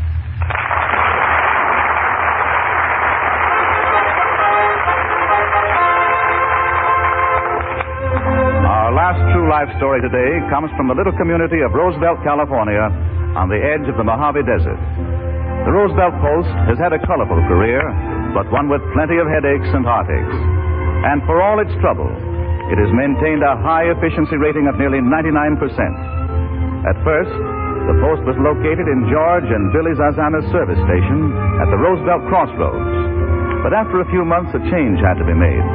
The Zazanas talked it over with Chief Observer John Holdren and Ralph Austin and Alvis Williams one evening. We can't go on leaving our little service station open night and day, John. Well, I don't blame you, George. You see, our place is getting to be a 24-hour-a-day hangout. Transients coming through at night see the only light in town, and they hang around here. Well, I think we ought to build a little shack right across the street, on the corner. You know, good idea come to me this afternoon. What's that, Ralph? Well, I knew we was going to have to move the post out of your service station here. So I got me the idea that maybe we could get an old sedan auto body and make it into a post. Hey, that's not a bad idea, Ralph. You mean just take the wheels off and set her up on blocks over there on the corner? This auto body I got in mine don't have any wheels on it. Well, whose car is it? Well, I went into Lancaster and I did a little chiseling this afternoon. Yeah, what kind of chiseling? I went to Clark's junkyard and I told him what we needed and what it was for. Clark said if we'd come and get it, we could have an old Model A Ford sedan body he's got laying there. Say, well, good for you, Ralph. Of course, it's a rusty old job. Well, I got a spray gun. I'll get some paint and we'll paint it up pretty. Billy, what's your favorite color? Well, you know me, Elvis. I like green. Okay, we'll paint it green. You know, I figure we can rip out the front seat and build a shelf for the phone. You know, people can sit comfortable in the back seat just like they was going somewhere. You know, George, I think we should have them hook the post telephone right in our line here at the service station. You mean when it rings in the post, it'll ring here, too? Sure. And if for some reason somebody can't show up for a shift, I can take the call here. Help out all we can to keep this thing running smooth for the Army. Yeah, that's right. Good idea. The donated sedan body was mounted on a foundation there at the corner of the Roosevelt Crossroads. The body was painted a bright green. Telephone, lights, heater, magazines were installed. It was perhaps one of the most novel posts on the Pacific coast.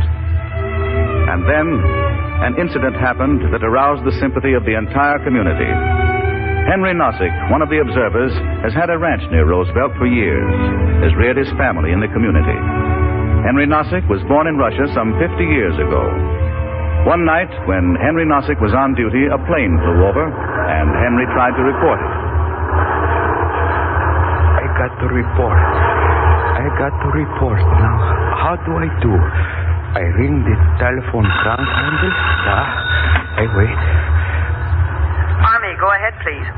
Yeah, now I say, Army, flash, one aeroplane. You'll have to speak more plainly, please. I say, one aeroplane overhead, flying. I'm sorry, sir. I can't understand you. Oh, I am Russian. I talk the best I can. I try again. You listen good. One single motor, low, shin. What? Shin. I see it. It is so low. Is there anyone else there who can place the report? I go across street, get girl over there, call goodbye. I am sorry. Do I talk so bad people can't understand me? I go over, see Billy cross the street.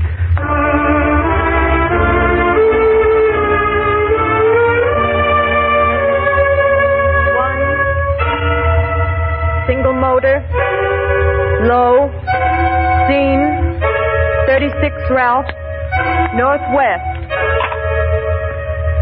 Oh, there you are, Mr. Nozick. They don't understand me on the phone. What will I do, Billy? Well, when you call, talk slowly, Mr. Nozick. Speak as clearly as you can. I do all that. That girl at that filter center, maybe she don't hear so good. Now, Mr. Nozick, we have no idea how busy they are. Well, they're taking hundreds of calls an hour. They're on the edge. They have so much responsibility. They have a nerve-wracking job to do. Some people don't have patience with foreigners. You aren't a foreigner, Mr. Nozick. You're an American. Sure. I am American. I have my citizenship papers long time, but I can't help. I speak with a Russian accent. That I can't help, even if I try so hard. Now, you mustn't worry. You go on back to your post and watch for planes. Next time you call in a report, speak just as distinctly as you can. All right. I try again, Billy. This job I want to do for my country so much. I want to help like other people in town here.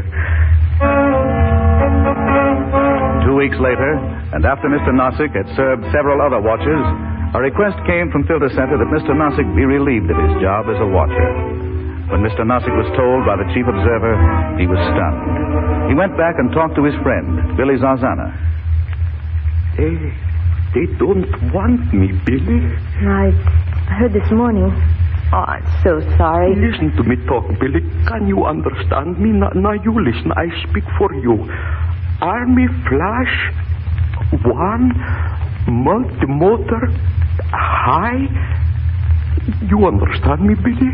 Yes, Mr. Nozick, but maybe over our poor telephone, it isn't easy for some people to hear real well. I want to be observer, Billy. Oh, I know, Mr. Nozick. My wife, she go out and work in hayfield like man the days. I come to be observer. You know my boy Alex, isn't he in American Army for 2 years? Yes, Mr. Nozick. Now, don't get upset, please. My younger boy, Stanley, he says he's going to enlist soon now. He's 21. Everybody do something to help, but they won't let me. Wait, Mr. Nozick. I think maybe you can help. I can? How, Billy? Tell me how.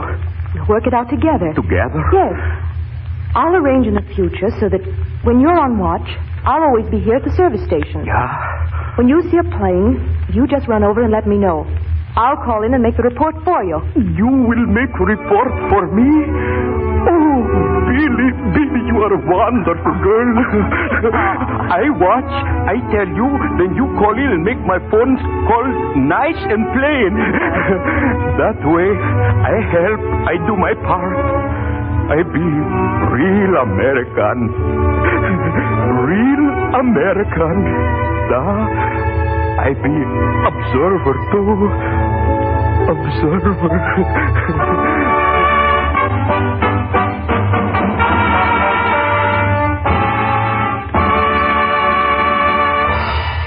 Obstacles such as these, and more than we can tell you about, have constantly befallen Roosevelt Post. Still, the diligent little community has met and conquered each barrier. It is doing its noble part to help warn the nation of the possible approach of the enemy by air. Each week, in cooperation with the Army Air Corps 4th Fighter Command, we present the beautiful Eyes Aloft Gold Trophy Award to some observation post or filter center for outstanding service performed.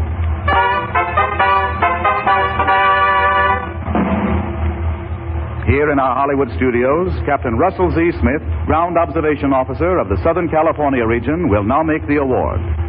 Captain Smith.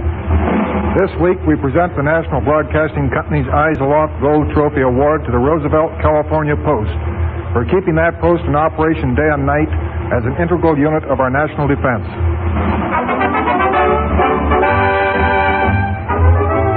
At the conclusion of this broadcast, the Eyes Aloft Gold Trophy Award will be rushed from this studio by Army messenger to the community of Roosevelt, California. The handsome award will stand in the little green sedan post at the crossroads to remind all who have served that America will win. Gain Whitman bidding the 150,000 aircraft warning service workers good night.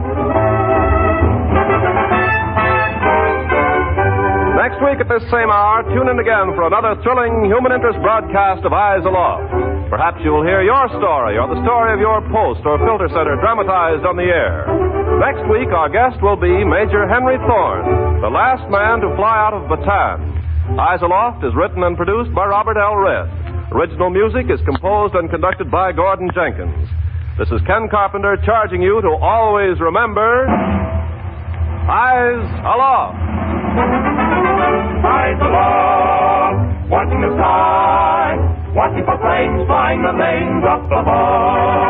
Eyes aloft, always on guard, lending a hand, protecting the land we love. This program came to you from Hollywood. This is the National Broadcasting Company.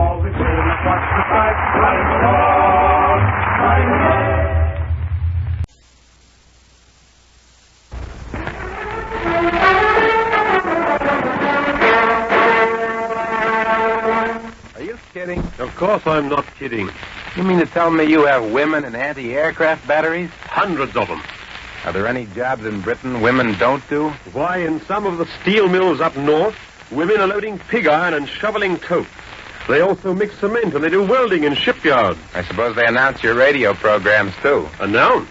They not only announce, they engineer programs here. Is that okay, engineer? Okay, good test. We're getting the feedback okay. Quality merit 3+. Go ahead.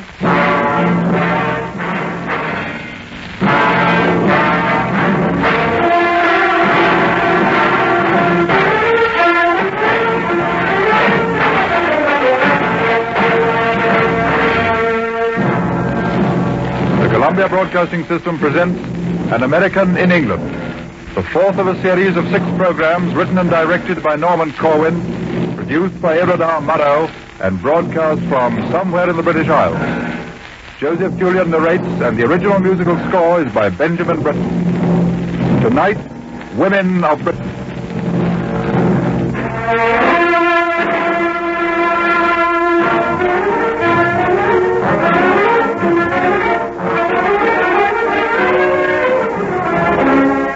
You stand in the lobby of a West End hotel and look down toward the crowded ballroom. It's very lively. Dancing is on full tilt.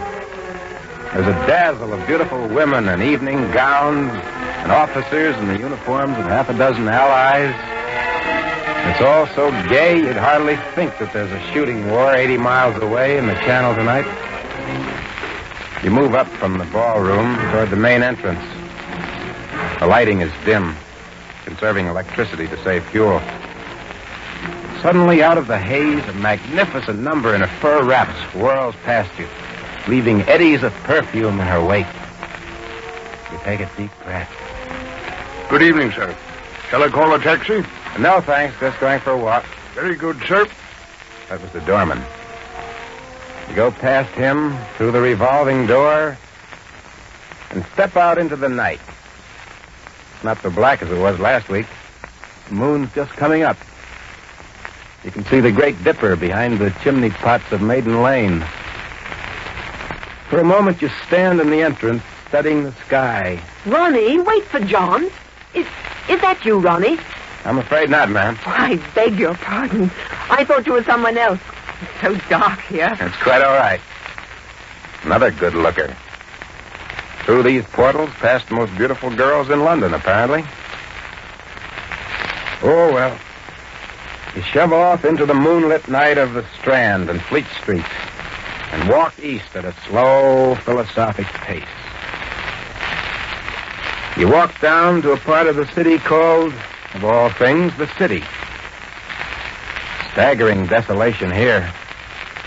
Acre after acre of bomb ruins, like the pictures of frontline towns in the last war. In the hush of the blackout, and amid the moonlit ruins, you find yourself thinking about those glittering and exotic women you just saw in the fancy hotel.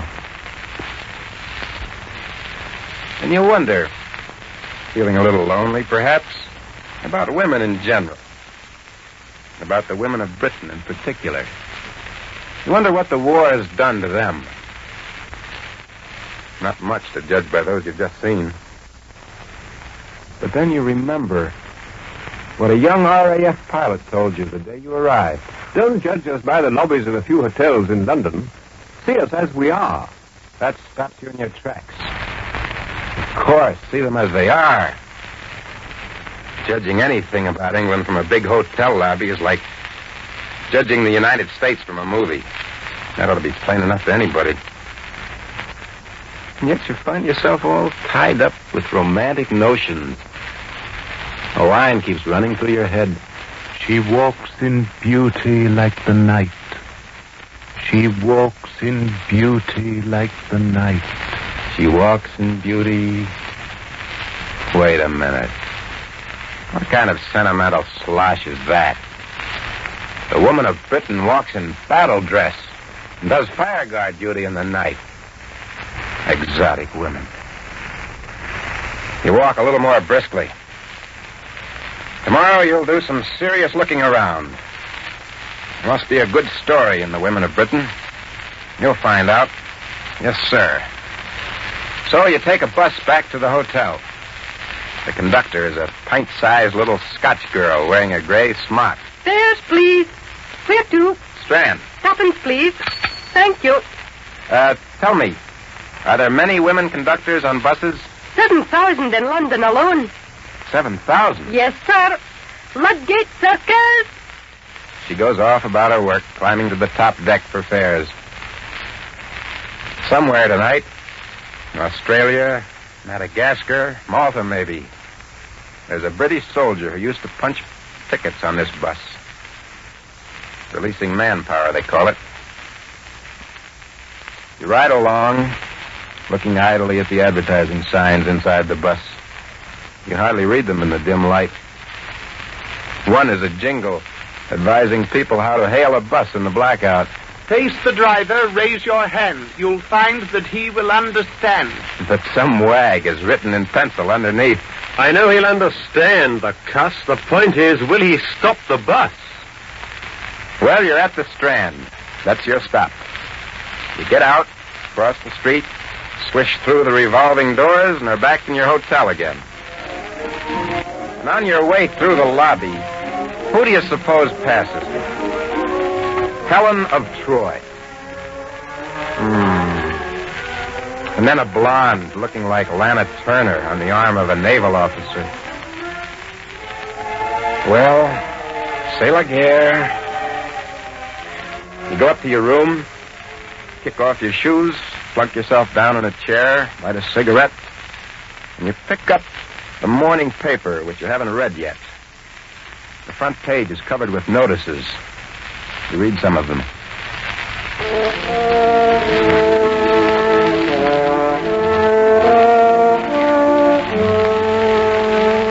Warren, to my dearly beloved boy, Donald H. Warren, fighter pilot RAF, on this, your 21st birthday.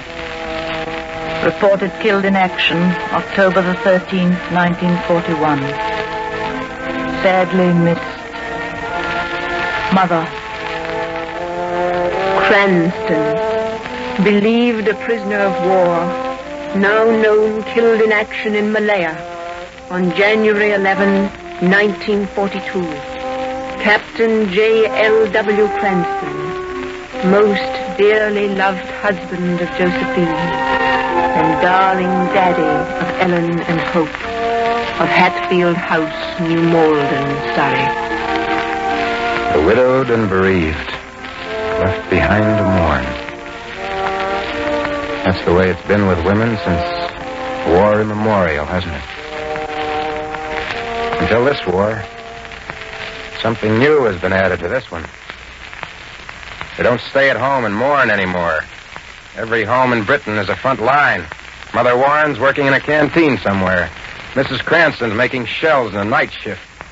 It's different this time. 7,000 bus conductors, women loading pig iron and steel mills, mixed ack-ack batteries. Yes, sir, it's different this time. Well, tomorrow you'll do some serious looking around. There must be a good story in the women of Britain. You go to bed.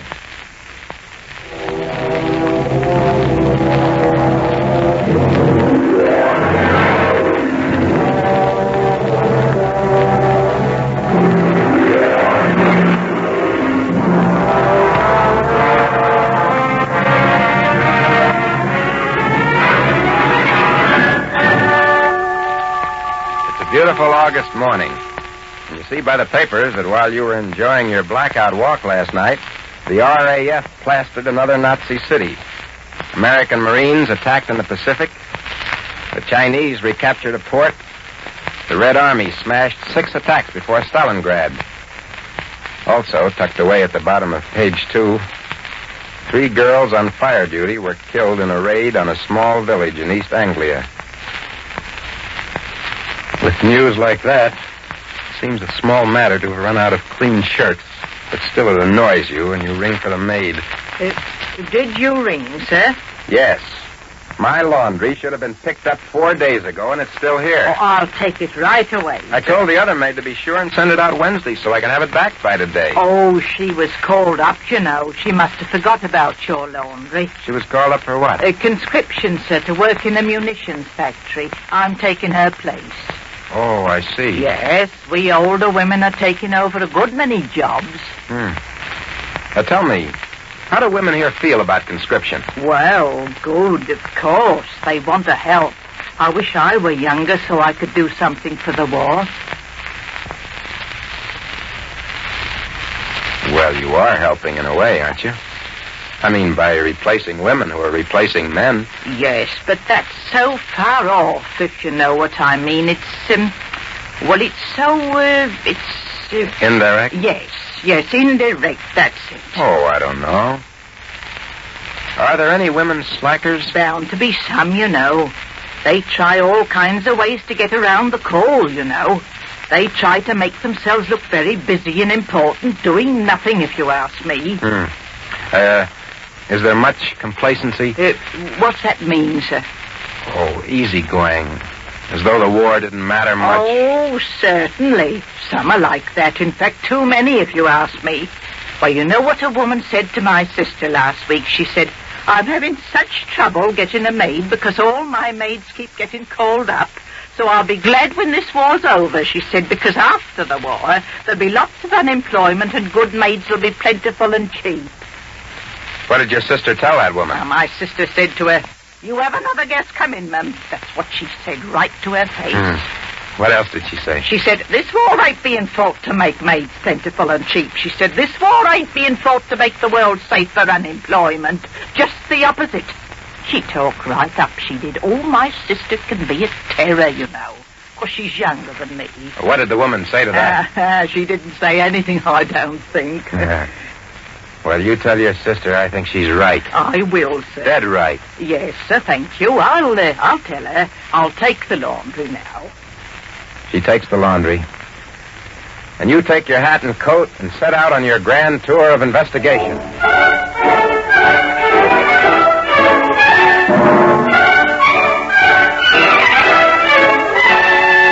Within 50 yards, you note a half a dozen items having to do with the case. Every fifth woman on the street is in uniform.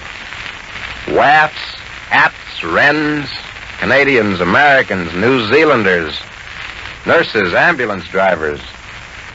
You turn into Charing Cross Road and see two women in dirty slacks cleaning traffic standards. And further down, a girl lifting a crate off the back of a wagon. You have an impulse to run over and give her a hand. But you'd probably be insulted. You'd only make yourself ridiculous. You go into the underground, subway to you, and descend a long flight of stairs. And then you go down a very long and very steep escalator.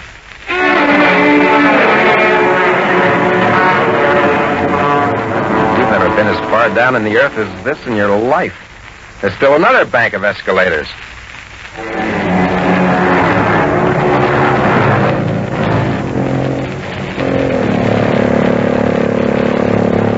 Halfway to hell now. The station guard in gray slacks and a peaked cap announces the next train. Watford train, Baker Street, Paddington, Watford train. The train rolls in. It seems massive after the subway trains of Boston, New York, and Philadelphia. Very handsomely upholstered and comfortable. And it goes like a bat out of a tube station.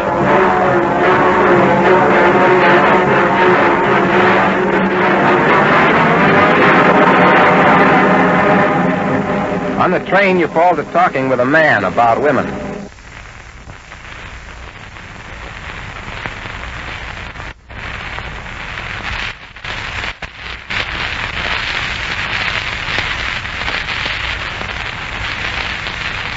He says they're all over the place. Oh, yes, they're all over the place. You ought to go to a farm and see what the Land Army's doing. What's the Land Army? Volunteer farm workers. Women taking the place of men in the fields. What do they do? Oh, they do everything. Plow, plant, gather harvest. They live on the farms. Well, is this Land Army an organized affair, or is it just... Oh, absolutely. Nothing random about it. It's important work and tough work. Some of the Land Army girls have been awarded decorations by the government. For big crops? No, for carrying on their work under bombings. Women are no small factor in this season's bumper crop, you know. Biggest crop in the history of the country this summer. You leave your friend and come up into the bright day. Around the corner, a group of girls are drilling, right in the middle of a London street. Arms swinging, heads up, deadly serious. Not a giggle in the gaggle. You walk down the street and head for Paddington Station, where you'll take the train that will take you to the bus that will take you to your first factory.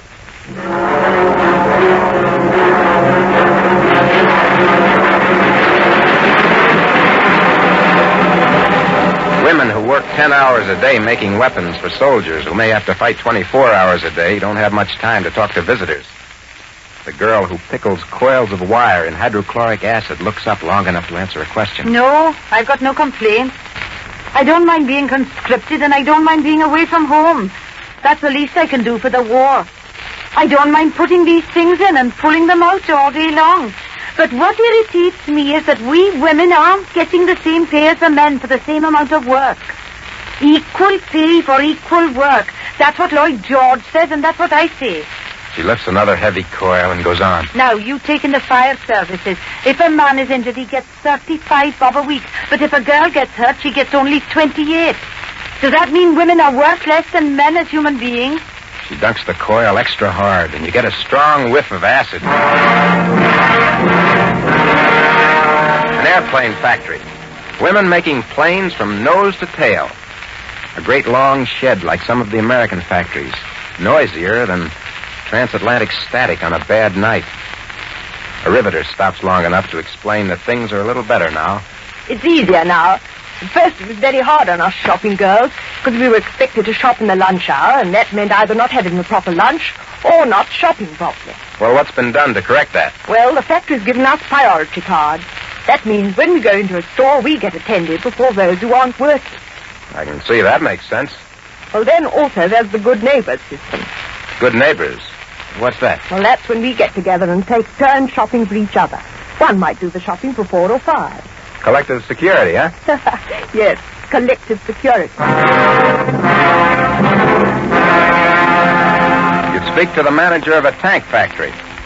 They employ women crane operators, cable assemblers, welders, millers, and even have them run the big hydraulic presses.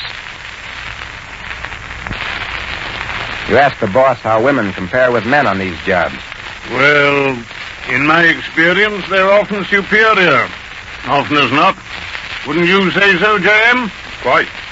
I think also that married women seem especially eager to do the job and to keep at it. It's almost as though they were carrying their household pride into the factory. In a factory that makes insulated cables, you talk with a woman who handled hot copper ingots weighing 70 pounds off a conveyor. She's glad to be contributing to the war effort, but she has some criticism of methods of conscription. In my opinion, there's not enough careful grading and selection in the conscription of women. They're treated too much like automatons, and too often they're not given the jobs they're best able to do. There should be better testing and grading of conscripts so that the right woman is in the right job.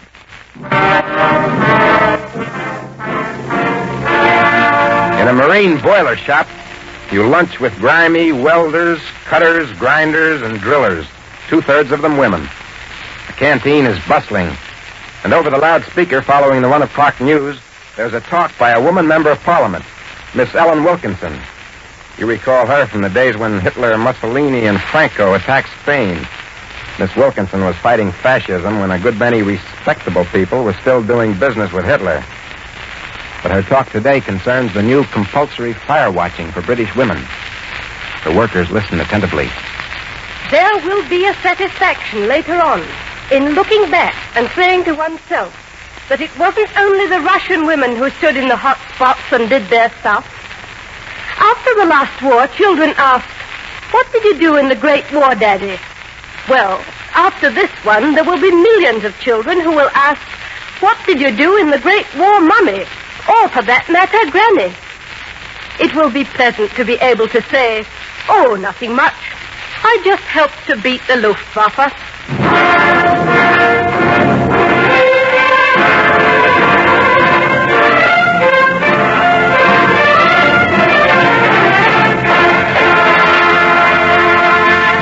You take your ministry pass in hand and set out for a training camp of the ATS, Auxiliary Territorial Service.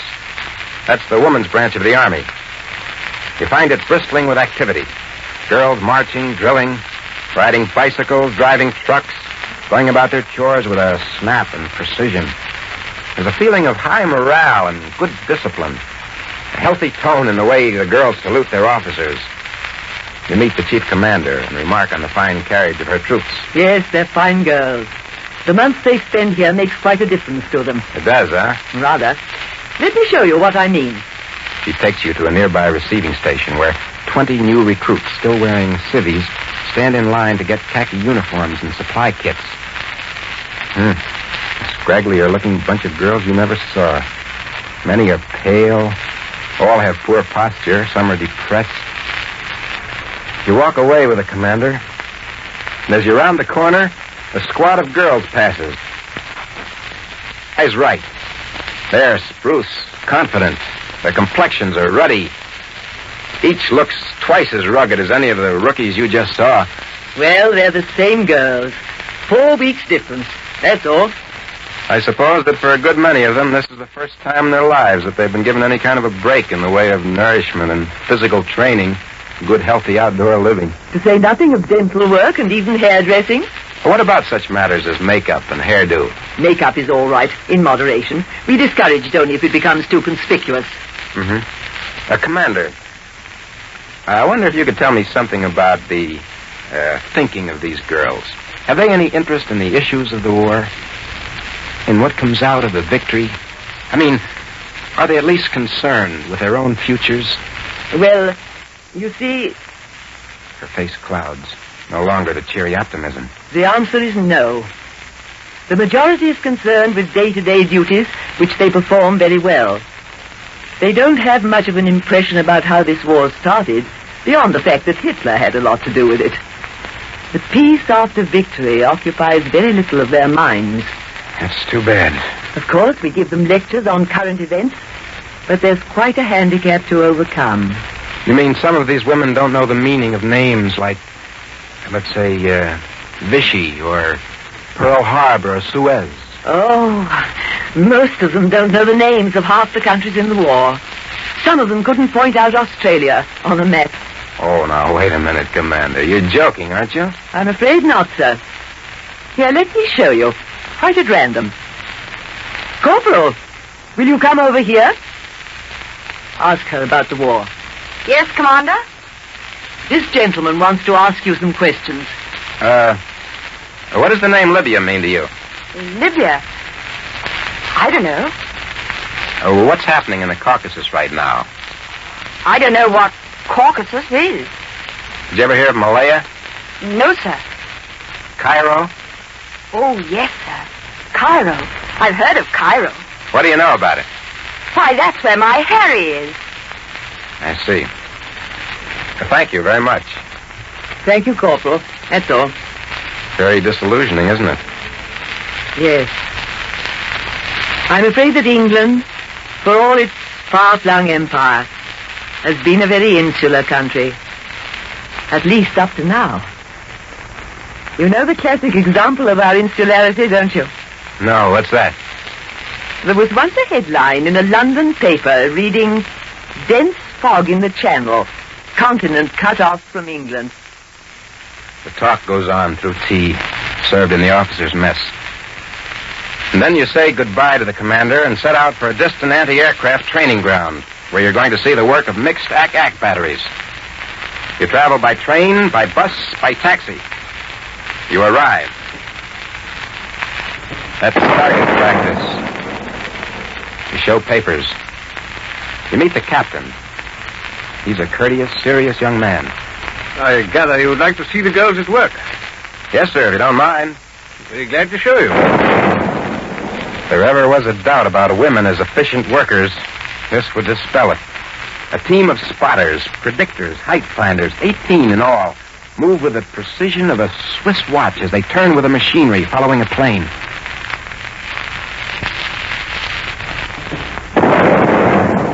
They look like a keen lot, Captain. They are. They're very good. What were these girls before the war? Oh, one was a theater usher. Another was a stenographer. They all volunteered for the job, huh? Oh, yes. All work for the women in connection with the operation of lethal weapons must be volunteered for. Mm-hmm. Do they like... Hey, that shot hit the cable, towing the target, didn't it? Yes, that was a good shot. They do that every once in a while. We'll have to send up another target now. During the lull in the firing, you talk about your experiences with the corporal of the ATS and repeat what her commander said about the girls. The captain knocks the ashes out of his pipe, then gazes off toward the horizon. Yes, I know. Not many of these girls understand or care, especially about the terms of the Atlantic Charter, if that's what you mean. It's not their fault, and it's not any lack of intelligence either. They've just never been told. They've lived in a pretty narrow world, you know. Lived in a world whose chief interests were getting boyfriends, getting married, and having babies. They were never taught the connection between bombs on Barcelona and bombs on Coventry. They haven't been encouraged to understand that a dead Chinese soldier is a dead Tommy under another name. Nobody has bothered to explain to them that the continent isn't cut off from England, as your story goes, by a fog in the Channel. And they're only beginning to learn for themselves that no land is cut off from any other land anywhere. That freedom is absolutely indivisible. Well, aren't you really saying that it's a matter of education? That the solution is... It's a deep, far-reaching thing, having to do with education and experience and a kind of slow revolution in the thinking of women. A sort of emancipation, if you will. I believe it's happening. Women are coming into their own. They're sharing this scrap as they've never shared anything before. The women of Britain are not enduring war, they're fighting it, as you can see for yourself. And I dare say they're learning. You really think they are? Oh, certainly. Before this war's over, they'll know we're more than Cairo is. And they'll know that what goes on in Australia and China and all those other places has everything to do with their boyfriends and their husbands and their babies. Sure, they're learning. Learning first what they're capable of doing and how to do it. Learning that they're not just homemakers, but makers of the destinies of nations. That would be nice to believe. 3 years ago, British girls were shocked at the idea of Russian girls becoming sea captains and flying officers. Today, these girls are shocked no longer.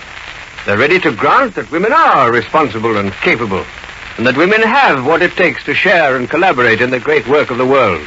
That's a goal for a girl, don't you think? Yes, I should think so. I say, will you excuse me, sir? The gun position officer is signaling. Certainly. He strides over to the guns. You stand alone, watching the girls do their stuff. And it strikes you that these girls, these women of Britain, so keen, so concentrated on their work, have got their eyes fixed on more than one target. Perhaps they're training their guns on an objective greater than they know.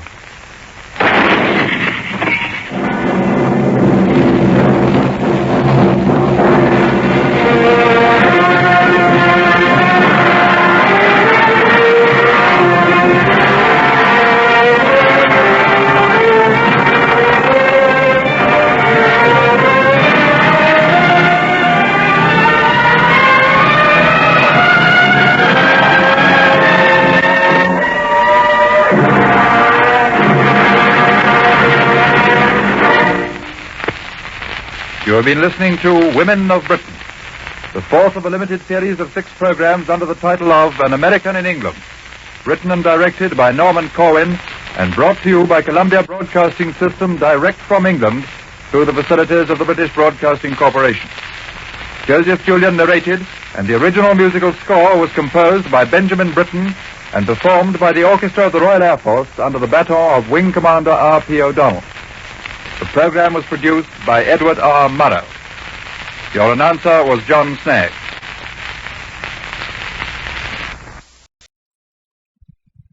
Meine deutsche Volksgenossen und Frauen, in dieser Schicksalsstunde sind wir von uns vollkommen sicher gefühlt. You can't do business with Hitler.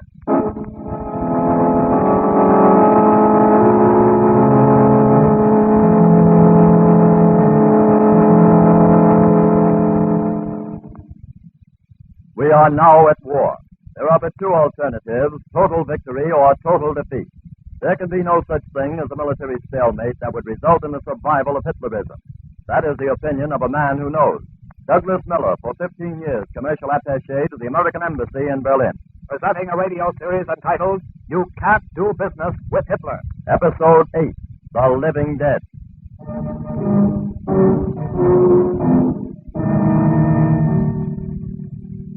Douglas Miller speaking. Many Americans today are deluding themselves with the idea that we won't have to make any great effort to defeat Hitler, since the people in the occupied countries like Greece and Norway will revolt and thus destroy the Nazi regime. Holding on to this kind of a myth is the kind of thing that loses wars. In fact, I feel that this particular myth is deliberately inspired by Nazi propaganda. Let's face facts. Unless we and our allies defeat Hitler's armies, the occupied countries will be under Nazi domination for the next 1,000 years.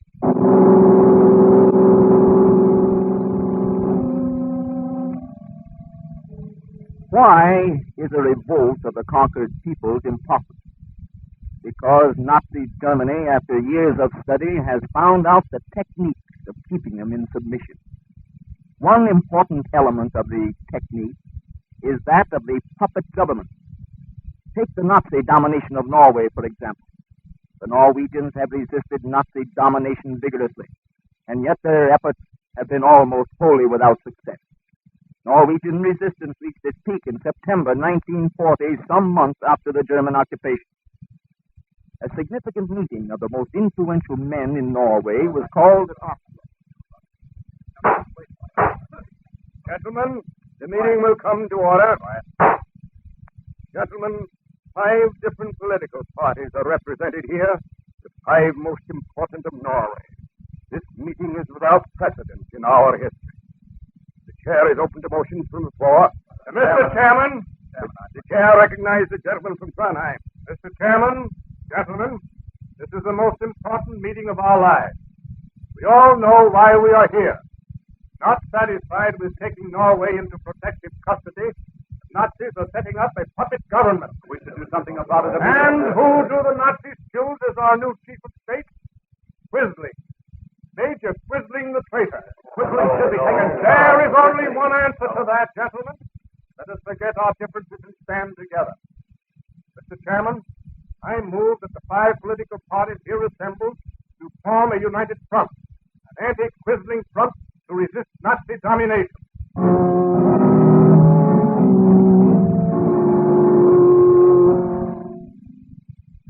Here was a determined attempt to fight back. But what happened? Joseph Terboven, the Nazi military commissioner, moved immediately against the United Front, and in a few days... Herr Terboven, Captain Gunther reporting. Here are your orders, Captain. All Norwegian political parties, with the exception of one, are to be dissolved. Destroy headquarters of such parties. Confiscate their records. Arrest all who resist. Very good, sir. This applies to all parties but one? Jawohl. And that one is? The Quisling party, of course.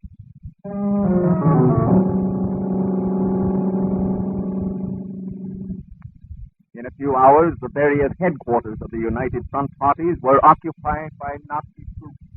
I believe the records are locked in this desk, Captain Gunther. And don't be so careful. Smash it open. Jawohl, Captain. Oh.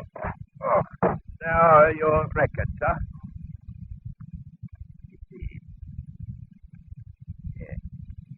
All the important members of the party are listed here. Right? Jawohl. Take this to the chief of police. He will find it very useful.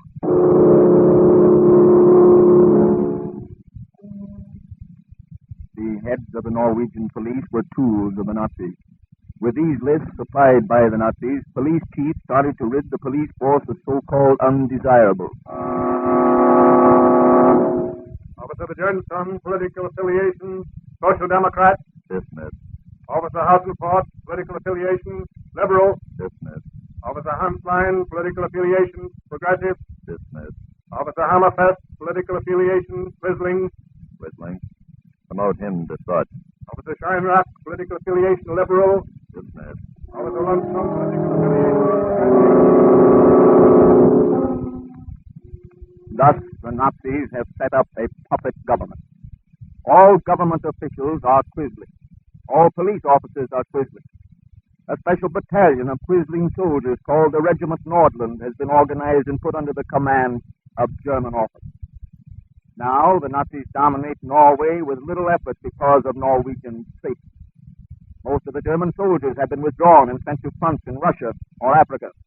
Proof? Here it is. If you want to see these facts in cold print, read Thomas Reveley's book, The Spoils of Europe. Turn to page 73. But Norway is not the only place where the Nazis have created puppet governments. There are traitors at the head of all subjugated countries. In Czechoslovakia, the National Union Party will cooperate fully with the Nazis. In Belgium, the Rexist Party believes in collaboration with a greater right. In Holland, Nationalsozialistische Bewegung shall help Holland take its place in the new order. Heil Hitler. In occupied France, Germany recognizes the Rassemblement National Populaire as the only party. In unoccupied France, the Vichy regime recognizes the existence of the new order. In Romania, Iron Guard is ready to stand by the greater right.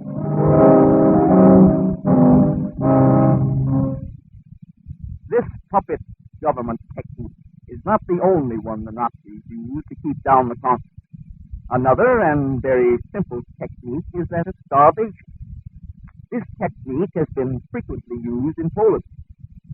In the fall of 1941, at the Warsaw headquarters of Hans Frank, Nazi governor of Poland, an emergency call came through. Headquarters. Ja, Colonel Millenberg. Ja, Colonel. One moment, please, Colonel. Governor, what is it? Colonel Millenberg, they're calling from Military Zone 7. He says the building of the new road has been delayed because of a strike of Polish laborers. A strike? Incredible. No resistance, sir. They merely refuse to work. Give me the post. Colonel, Governor 5. What? 9. Of course you can't put them all in prison. That is a military road, and it must be completed. Nearly cut off their food supply. Succeed. Certainly it will succeed. It always does. I'll hit them.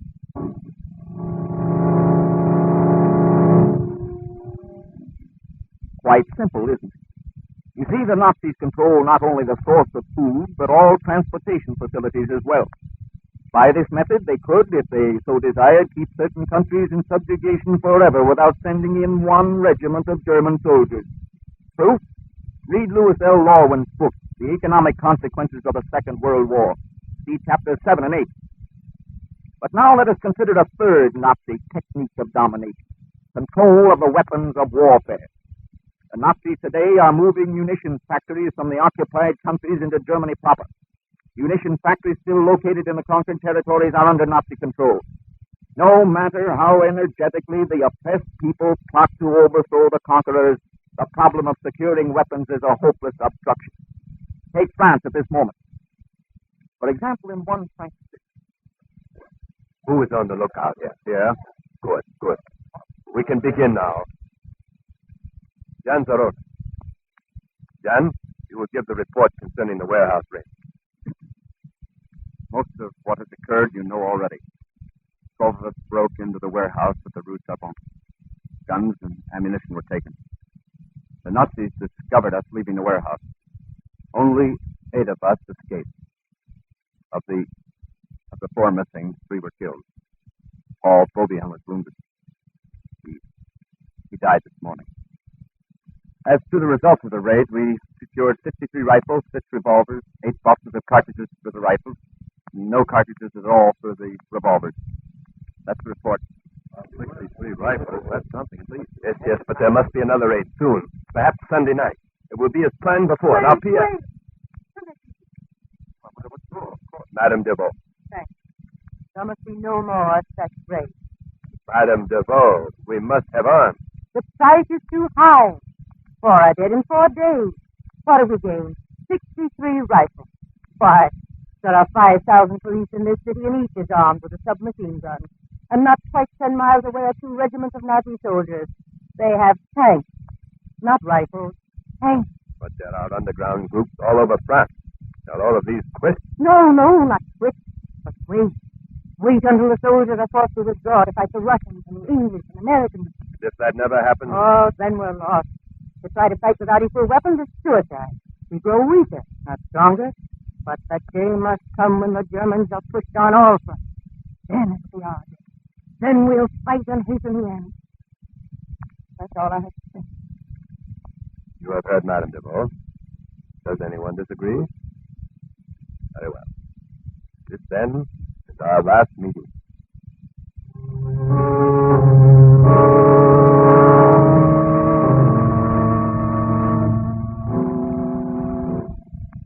If you want to fully understand how completely the Nazis have disarmed the conquered countries, read Thomas Turnan's France on Berlin Times.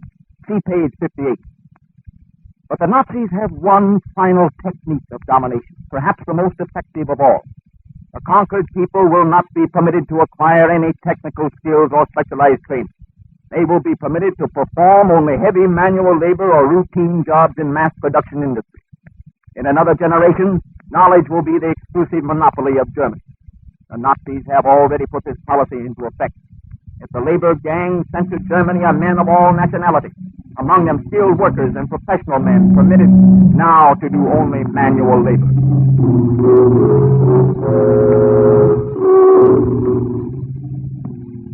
6 years studying medicine at the University of Paris.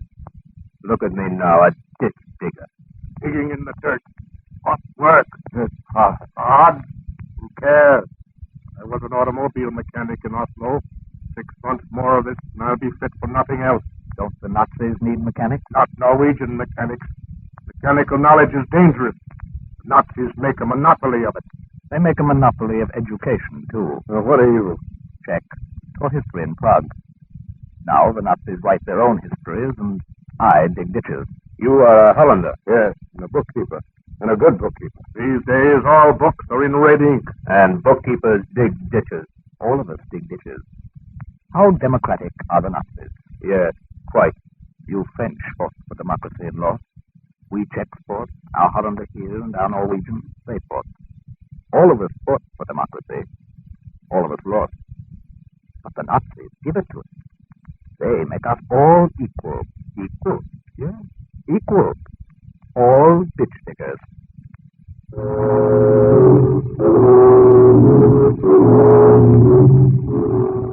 In another generation, all knowledge will die out among the conquered peoples, and then, unfortunately, they will be perfectly suited to play the role the Nazis have selected for them, that of slaves. How can slaves revolt? What chance have the occupied countries against their puppet government? What chance without arms? What chance when their food supply may be cut off any time the Nazis will it? Don't illude yourself. No one else is going to win this war for you. You must win it yourself.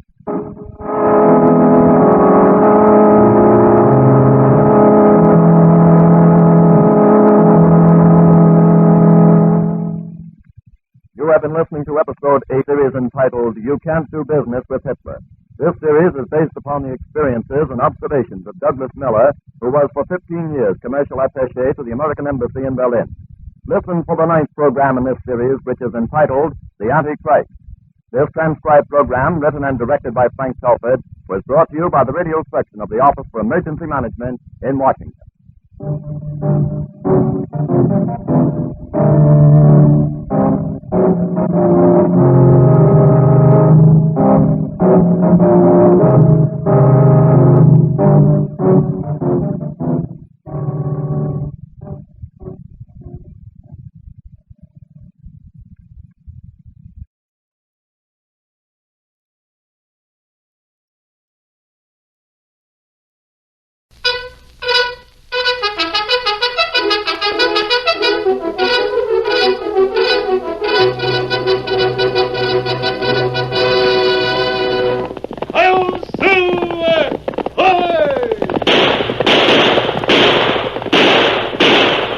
Fiery horse with the speed of light, a cloud of dust, and a hearty hi-yo Silver, the Lone Ranger.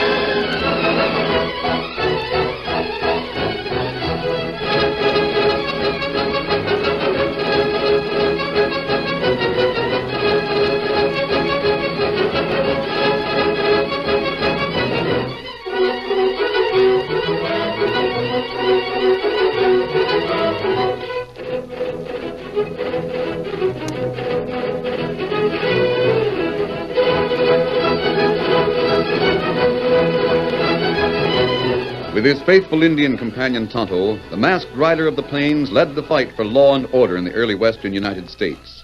The stories of his strength and courage, his daring and resourcefulness have come down to us through the generations, and nowhere in the pages of history can one find a greater champion of justice. Return with us now to those thrilling days of yesteryear. From out of the past come the thundering hoofbeats of the great horse Silver. The Lone Ranger rides again. Come on, Silver! There's trouble at Sioux City! Hello, Silver!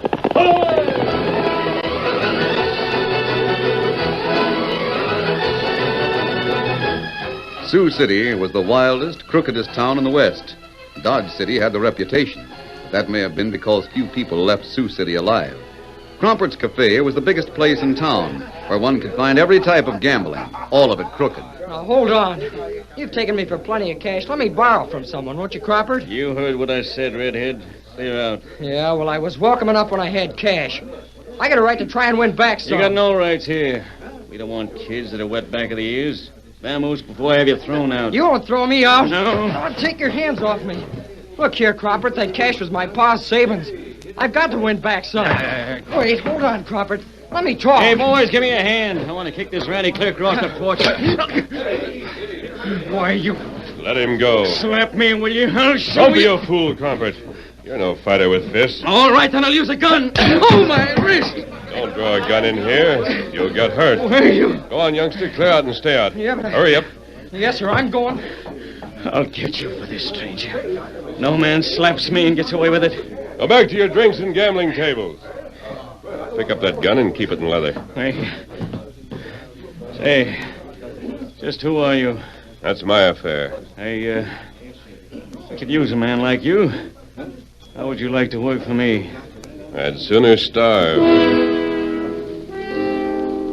Never saw the like of it. Faced Crompert right down. Hey, did you see the way he slapped his gun hand? And then he let him pick up the gun. Never saw anything like it. Crompert even offered him a job. I wonder who the stranger is. Never seen him around here. He ain't Sioux City type. Look at him, sitting in the corner. He's sitting with a redskin. Yes, sir, he's sitting with a redskin.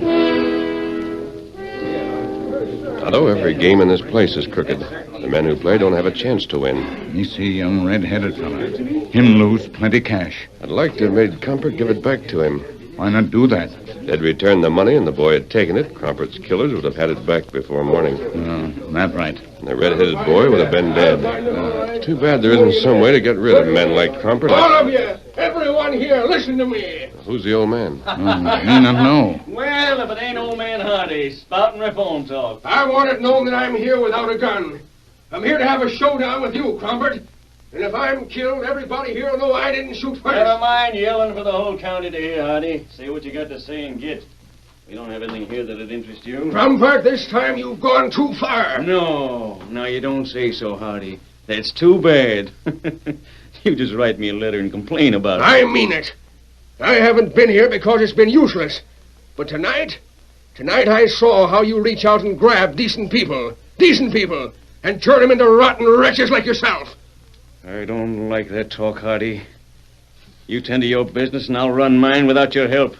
I don't tell you how to do your job. Tonight my son came here. I don't know who your son is. How do I know who comes My here? boy's name is Jim. Has red hair. You'll remember him. You took enough cash from him. Oh, that young upstart. You ought to teach him how to play games before you let him go out playing with professionals. I don't blame Jim. I blame myself and others like me who've let you settle here and grow rich and do nothing about it. That's why I'm here. Well, now that you're here, what do you figure on doing? To start with, I'm going to take this bottle from here and throw it there. That'll do, Hardy. I'm going to wreck this place. Wreck it. Smash every ounce of raw liquor you've got here. Stop it! Shoot me, Crompert. Go ahead and shoot me. Make yourself a murderer in the eyes of the law. And it'll be an excuse to hang you. Stop him! Grab the crazy fool! Hang on to him! Now I'll get that gambling wheel. He's a fighting fury! Grab him! Hang on to him! He's wrecking my place! I'll get him, boss. Hit him with that bottle! Knock him down! No, you don't. Hardy was a big man, younger than he looked, and goaded by a fury that gave him unthought-of strength. He smashed a hard fist into the face of the oncoming bartender. He threw a chair through the mirror back of the bar. He smashed gambling games and tables. Then when Crompert finally grabbed him from behind, the owner of the place felt himself gripped and spun to one side. Out of the way, Crompert. Come on, Tonto. We're in this, too. He's wrecking the place! Leave me alone! Let me at him! Shoot me, Crompert! Shoot me and be a killer! Shoot me and hang! I'll show you! Boss, you hit Lefty. It's Lefty you got. I fired that shot in the air. I didn't mean to hit Lefty. You did it, Hardy. Boys, listen to me. Hardy's the one. He came here with a gun. That's a lie, Crompert. You gotta back me, boys. Hardy came here shooting. That's the story. He killed Lefty. Hardy killed Lefty. That's right. Hardy did it. It's Hardy that got him. We gotta stand back of Crompert. Our word again, Hardy. Lynch him! Lynch Hardy! Come on, Hardy, out of here. Stranger, wait. Get back. All of you stand back. Now, there'll be more shooting in this place. I'll get the stranger. Oh, my hand! Anyone else want to draw a gun? Stop him! Stop him! Stay where you are. It Hardy out of here, Tonto. Get him on Silver. I'll ride back of him. I don't care about nothing. Quiet. You're needed, Hardy. You come. Out this way. Everyone stay where you are.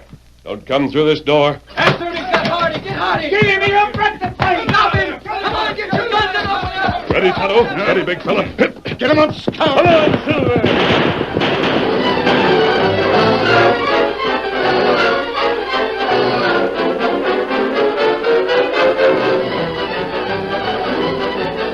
The Lone Ranger and Tonto headed for the camp outside of town. In the camp, Hardy was given cool water to drink, and Tonto applied soothing dressings to countless bruises. Then, when the older man was rested, the Lone Ranger stepped into the ring of light from the small campfire with a mask concealing the upper part of his face. Mask? I had a disguise when I was in town, Hardy. Why, you look different.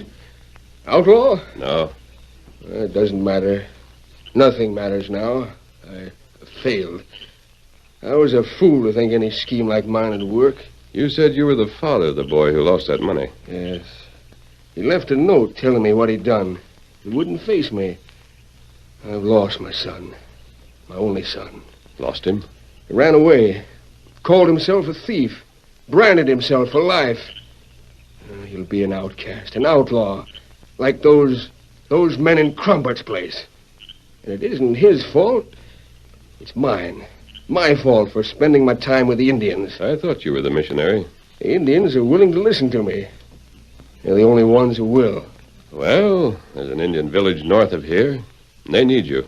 Need me? Will you go there? It doesn't matter where I go.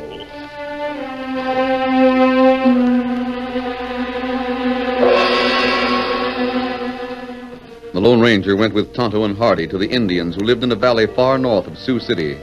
Hardy met the chief through Tonto. They like each other, Tonto. See how they're talking? Chief, plenty good Indian. Him want friendship with settler. Him not like Crumpet. That chief has had a lot of trouble with the Indians who go to Sioux City and visit Crumpert's place. That right. They come back with whiskey. Crumpert sells them. Indian go to town with plenty fur from trapping. Sell fur. Get cash. Spend cash in cafe. Come back with nothing. Hardy can do a lot of good here, Tonto, but he won't get rid of the evil. The only way to do that is to change conditions in Sioux City. That's right. Just a minute. How do you like this village, Hardy? Why, these Indians are sincere. I've been wasting my time in Sioux City. You'll stay here, then? I'd like to. There's only one thing. Jim? Yes. We're going to look for him, Hardy. If you're here, we'll know where to find you when we have word. Why should you look for my son? It isn't your worry. I want a man like you with these friends of Tonto. If we try to find Jim, you'll be able to stay here. I'll see you again, fella. We ride now. Kuma! Tonto! Kuma! Adios, Hardy. Goodbye. Come on, Silver. Get him up, Scout.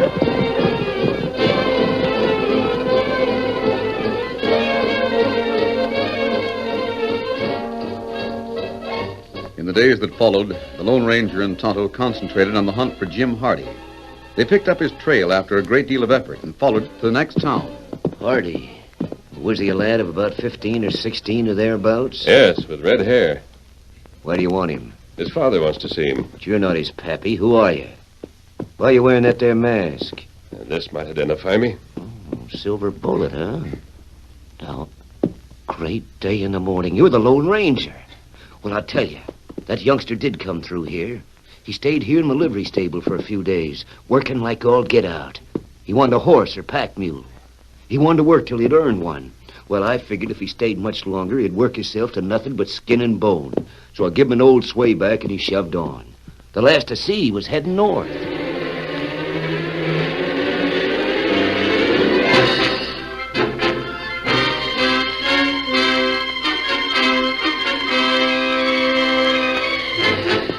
Redhead with a swayback horse? Yeah, he stopped here and worked in my store for a time. Spent 3 days working hard. He done some repairing to the roof and cleaned the place from front to rear and did no end of other things. Did you pay him? You might say he did, but he didn't want cash. He wanted victuals and spades and mining tools. Now, there ain't much call for mining tools around this part of the country. Not many goes in for mining. But he made up a pack as best he could, loaded her on the swayback, then walked alongside.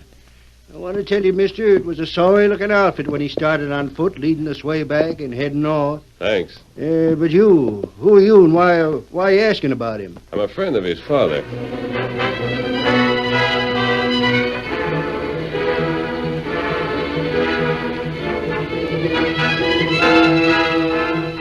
The Lone Ranger and Tonto learned that Jim had worked to earn a horse and mining supplies, then left the towns to head into the hills. Following the trail was slow work. Several times, Tonto had to spend hours looking for the familiar marks of Jim's worn boots or the irregular steps of the broken-down horse. The trail led constantly higher into the hills until... Tonto, there's a thread of smoke ahead. I think we're near the end of the trail. Maybe that's where Jim make camp. I hope so. Come on, Silver, old fellow. Won't be much farther. What we do when we find Jim? We need him, Tonto. Need him to smash Crumpet. Hey, you! Where you going? Not Jim Hardy. Jim, we want you. Keep away from here. I'm on my own now. We came from your father. He wants to see you. I don't want to see him. Don't come closer. I heard what happened in town. I don't care what you heard, but... And fire. Stop that shooting. I mean it, mister. I'm not being taken a prisoner. That shot was just a warning. You can't get me on back of a rock. Nevertheless, we're coming after you. You're not going to shoot us. Come on, boy. Keep back, I tell you. Don't come closer, I'll let you have it. Stop where you are. You hear me? Stop!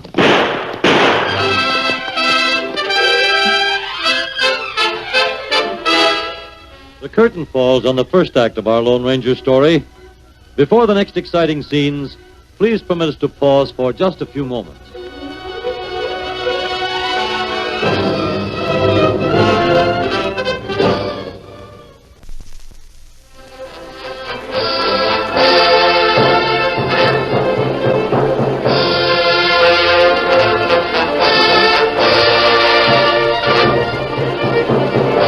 Now to continue our story. Shots rang from the rocks above the Lone Ranger and Tonto. Jim Hardy's called out a grim warning. Don't come nearer, I'll let you have it. Stop where you are. You hear me? Stop! Come on, Silver. Steady there, boy. The masked man guided Silver up the last steep incline toward the summit of the rock-strewn hill. Your father sent us, Jim, and we want to tell you where he is. I know your game. Get back, doggone it. Please. I don't want to kill a man, not even an outlaw. Get back! Steady there, Jim. We're not outlaws. Keep away from me. There. I'll take that gun for a while. Let me go. Why can't Cropper leave me alone? I'm not hurting him. Jim, did you think we came from Crumpet? Where else you come from? That mask. Crumpet's gang don't wear masks. You should know that. Crooks don't have to wear masks in Sioux City. Now, I told you I came from your father. That's not true. Pa's dead. Where did you hear that? I got the news. Stayed around the towns near Sioux City long enough to hear about it. Crawford's dirty, double-dealing polecat friends lynched my pa. Jim, you're all wrong. We come with plenty good news. We fetch true story. You mean Pa's alive? Of course he's alive. We can take you to him. You're not from Crawford? No. You didn't trail me to steal my secret? I didn't know you had a secret. Sit down here a minute, Jim. We've got to get a lot of things straightened out.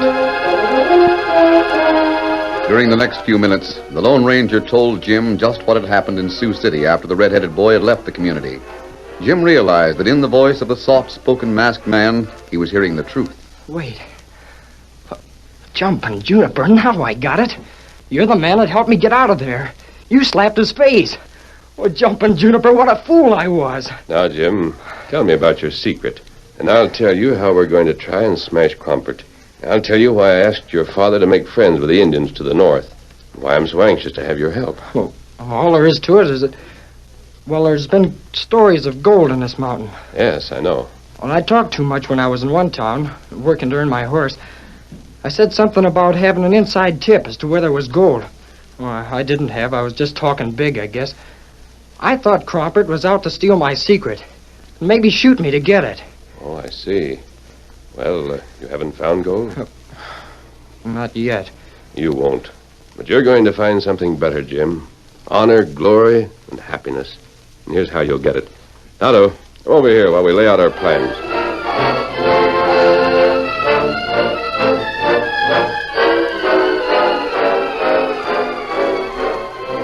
A few days later, Jim returned to the home he had lived in before the trouble.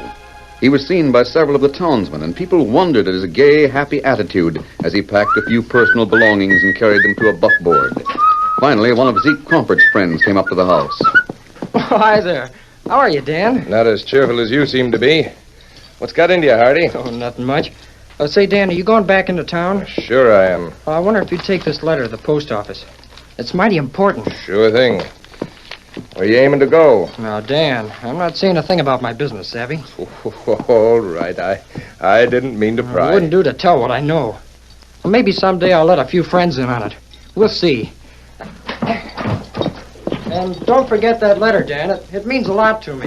Sure not. I won't forget it. And give Crawford my best. Tell him I'll take care of him someday. Get up there, boy. Get up.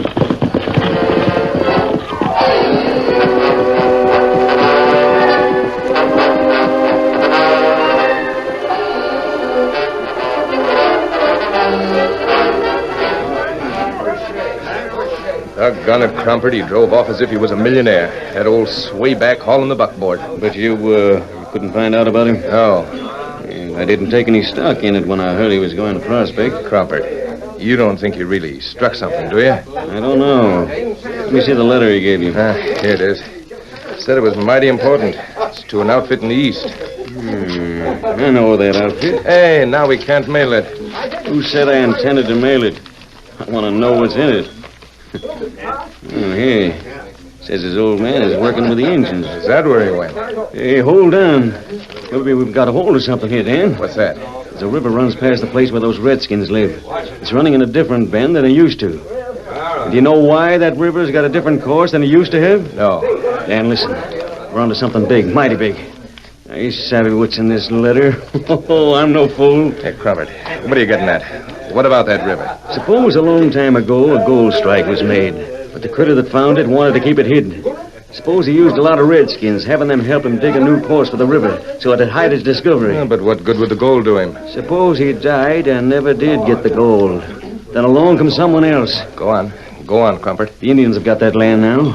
Would the gold belong to them or to whoever finds it? I don't know. Imagine that fool writing to ask what the law says on a situation of that sort. Oh, I got it all straight. Old man Hardy found out about the gold. He wants to make sure where he stands before he touches it, see? I got it. But we'll beat him to it. We'll put that river back where it belongs before he gets the redskins to do it. Now call all my friends together. I'm forming a company, and those that want part of it can fight. They can fight the redskins.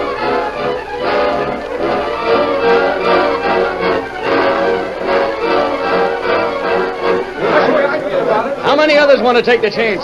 Some of us might get shot down. Yeah, but some of us will get rich. I'm with you. The more we get, the less chance there is of being shot. We'll lick the redskins. We'll drive them out. We'll get Hardy, too. Yeah, I still want Hardy hanging on a rope.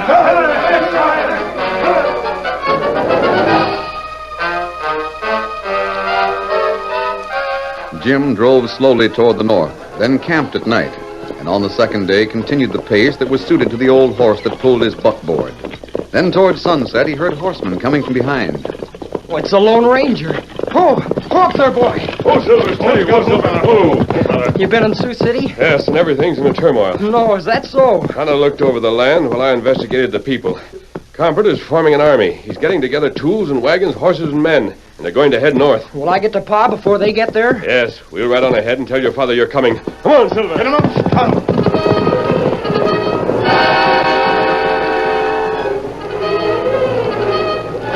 Crumpert had his army ready.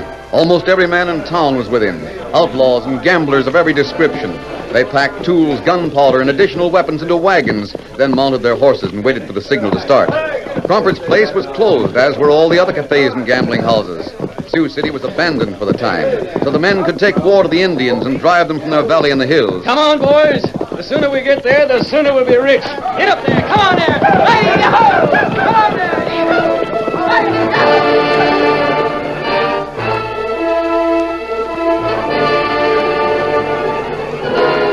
Jim reached the Indians and his father.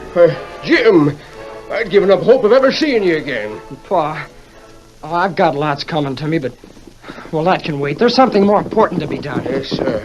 The Lone Ranger's here. He told me. Jim, there isn't any time to lose. Just tell what you want done. Tonto's signaling from the next hill that Croppert's men are coming. They'll be here soon after dark. Are they that close? Yes. Tonto has left his post and he's on his way here.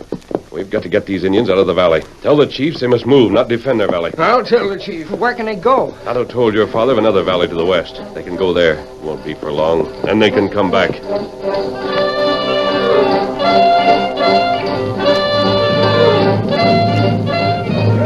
Indian drums sounded the message through the hills. Hunters returned as fast as their ponies could bring them. Wigwams were knocked down, packed and loaded, and in an incredibly short time the red men were ready to move. In the meantime, Tonto arrived. Sunset, Tonto. Indians are moving out already. Indian-like Hardy. That's proved by the way the chief listens to him. Chief believe all Hardy tell him. Yes. Now there's Jim. Jim, get your horse. We're moving now.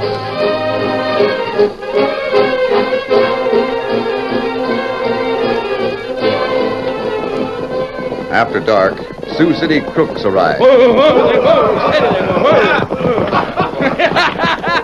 Yeah, this beats all. The Redskins heard us coming and cleared out. It shows that they're scared of us. Yeah, we got the place without so much as firing a single shot. Yeah. This is the best yet. Now we'll all share in the gold. What's the use of wasting time? Dan, you take 6 men and post guards. The rest of you come with me. I'll show you where to start digging. Or you men in the wagons follow along with the blasting powder. Come on, get up there. Get up there. There's the stream we've got to move. Steady, boy. Whoa there. Whoa, steady. Right there's where we've got to change that course. Sure of it, Crumpler? Here's what'll make you howl. I found the whole thing diagrammed in Jim Hardy's letter. Hey, look yonder. You see where the moon falls in that arroyo? Well, that's where the water used to run. If we work fast and dig right, it'll be there again by sunrise. Now dig! Come on, you boys, dig! That's it, come on there!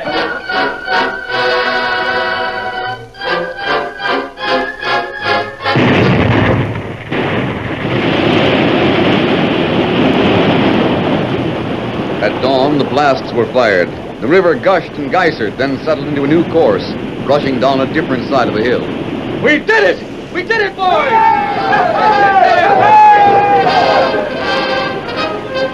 As soon as they could, the men began to dig where the river had been. They worked feverishly at first, then more slowly as exhaustion overcame them. After the first day of digging, they went at the job more methodically, working in shifts. Hunger assailed them because no one wanted to leave the place to hunt for food. Hard labor was unknown to these men, and their muscles cried out in torment, but they kept on, lured by promise of great wealth. Day after day they worked, sleeping as little as possible, until a week had passed. Then an old man arrived. You come from Sioux City? Fools! Fools, all of you! There is no Sioux City. What's this I hear about you coming from the city? Crumpet, you've been fooled. What? Look it up yonder on that hill. Those men have been watching you for some time, laughing, I'll bet. There's Jim Hardy, his father, the Lone Ranger, and Tonto, and some of the Indians have moved to beyond the next hill. What are you talking about? What's that about Sioux City? When you put the river back where it used to be, you restored Apache Lake in the basin where Sioux City was. What's that? The water started rising, kept rising. Them of us that was left, too old to ride with you, went to the only place that stayed above water, the hill where Hardy lived. We're in his house now. We found the whole thing written out for us. The Lone Ranger planned it all. The Lone Ranger that... There's no gold here, never was. It was arranged to let Jim and to let Dan have that letter, known to be read and not mailed. My cafe. Underwater. My place. Underwater. It was all washed out. Only place left is an island with Hardy's house on it. Trumpet, you were so doggone smart you washed out your own town. All that's left for you is this, wrapped in the letter we found in Hardy's house. Bullet. A silver one. A present from the Lone Ranger. My advice is to stop digging gold and try to find some place where you can live without starving.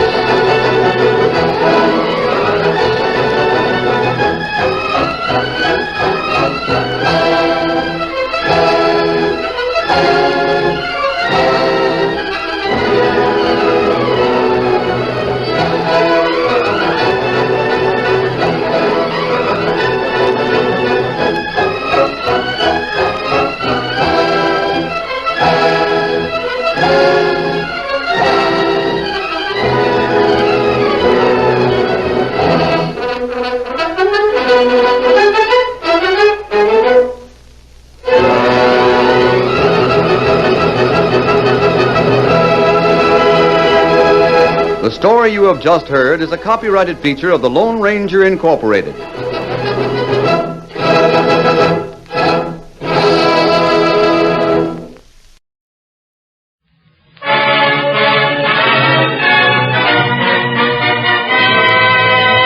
The Treasury Star Parade.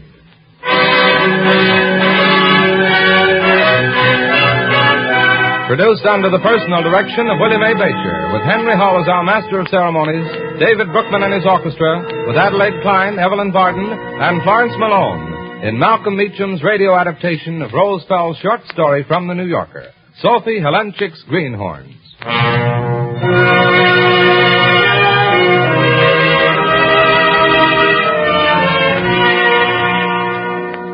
Sophie Helenchik came originally from Czechoslovakia. But make no mistake about it, she is an American now.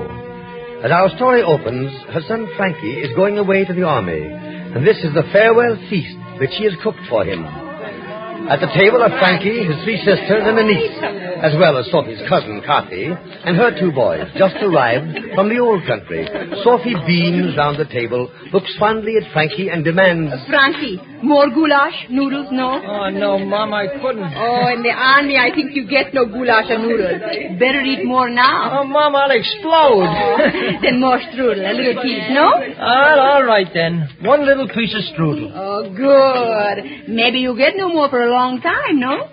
Mama, I said a little piece. Oh, it's not a big piece. Oh, you eat it. It makes you strong for army. Annie? Oh, no. Kathy, you have more strudel? Thank you, I'm so full. Oh, Annie, answer the doorbell. Is someone there? Please. Going, Mother. Just a minute. More strudel, Frankie. Oh, Mama, have a heart. I'll bust. Oh, it's good for you. Yes, what is it? Oh, hello. Is Frankie Helenchik home? Yeah, that's me. What can I do for you? Oh, my name is Gibbs from the Gazette. They tell me you're going into the Army, Helenchik. Yep, taking off tomorrow. We'd like a picture of you. Something to run in the paper. Maybe with your mother here, huh? With me? Sure, and the rest of the party, too.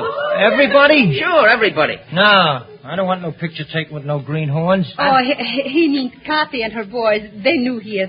They're not Americans yet like us. Oh, but Frankie, that is not nice to talk like that. Well, just the same, Mom. Oh, it's much better anyway. A picture of just Frankie and me, no? What do you think, Mr. Gibbs, huh? It's okay by me. All right, stand right over here. Frankie. Mama, I think that's mean. I think we should all be in it. Coffee and everybody. Nix, no greenhorns. You might at least have the rest of your own family. No, honey, be still. Oh. You know how Frankie is. Just like his father. He gets mad, he gets stubborn look on his face, then you can do nothing. Don't get mad, Frankie. Come, stand still. The man's going to take your picture. Oh, don't look so. Okay, ready. Hold it. That's it. Now, let's take another over here in front of the flag, huh? Oh. That's right. Now, Mrs. Helenchik, smile a little. Uh-huh. A little more. That's it.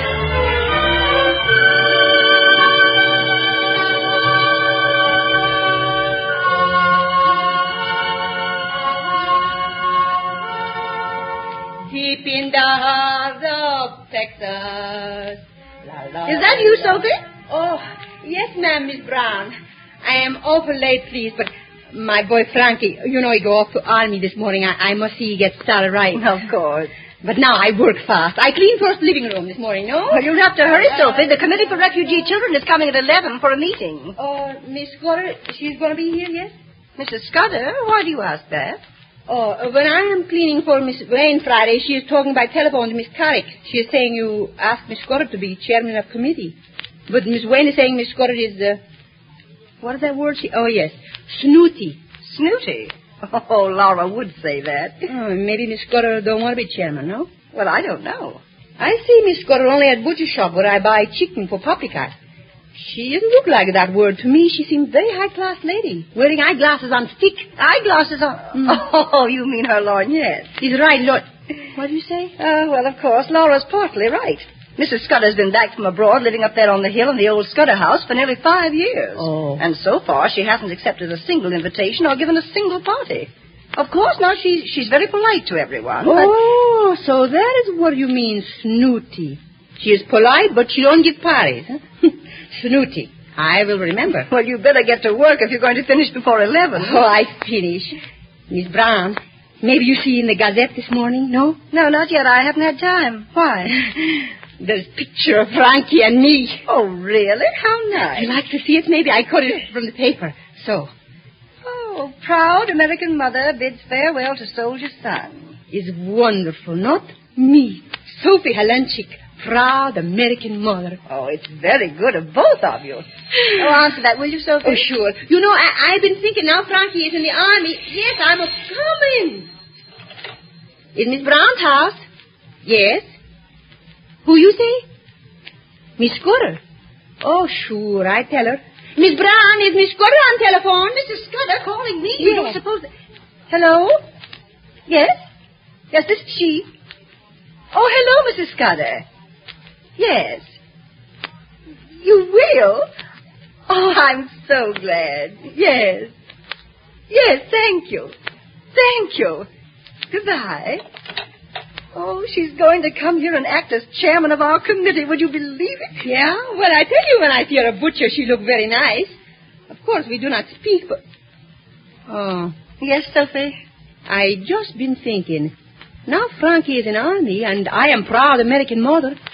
Maybe I join committee, no? Why, Oh, I can do many things. Fix for supper, clean up after. Yes, but Sophie... And you have so many clothes you want wash and iron and mend in this committee for refugee children. Why, yes, Sophie, but you see... I think maybe I can join the committee. Huh? Maybe I can help, no? But, Sophie, you work so hard every day. Oh, some things I can do in evenings after I finish work. Do you think I can join? No? Why, Sophie, I think that would be wonderful.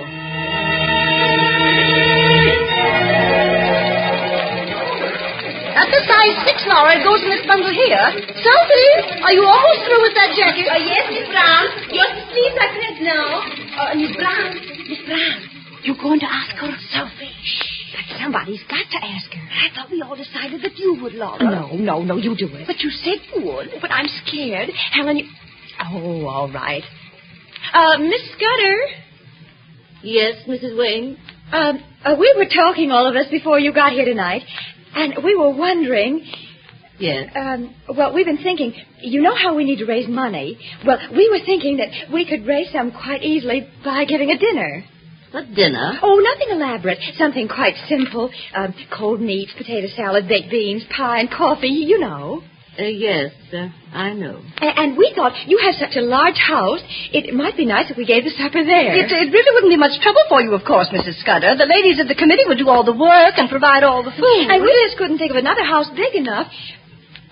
Well, unless we gave it in the church, of course. That is, we wanted to do something, different, and we thought... And we thought if we gave something at your place... Well, it's not that I don't want to open my house. It's, there have been several of these suppers, and it's just that I thoroughly dislike ham, potato salad, and pie. Oh. Me too, Miss Scudder. Also baked beans. They give me pain in stomach. Sophie. It's all right, Mrs. Brown. I quite agree with you, Mrs. I don't think I know your name. Halenchik. Sophie Halenchik. Oh, yes. You're Czech, aren't you? Yeah. My husband and I were in Czechoslovakia for nearly 5 years before. Oh. I remember seeing your picture in the paper. Oh, yes. Me and Frankie, when we go to camp. Tell me, Mrs. Halenchik, what kind of supper would you prepare if you had it at your house? Frankie, he want goulash and noodles and apple strudel filled with nuts before he goes to camp. Goulash and noodle and apple strudel. Maybe I make paprika chicken for main dish and marmalade and knödel for dessert. My husband, he was crazy for that. Come here.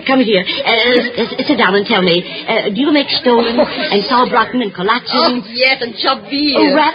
Wrapped in grape leaves and steamed. Oh, you must be careful to pick grape leaves at right time in summer when it's good and hot. And pierogi. Can you make pierogi? Or are they too Russian? Sure, I make pierogi. I make them filled with chopped chicken liver mixed with farina.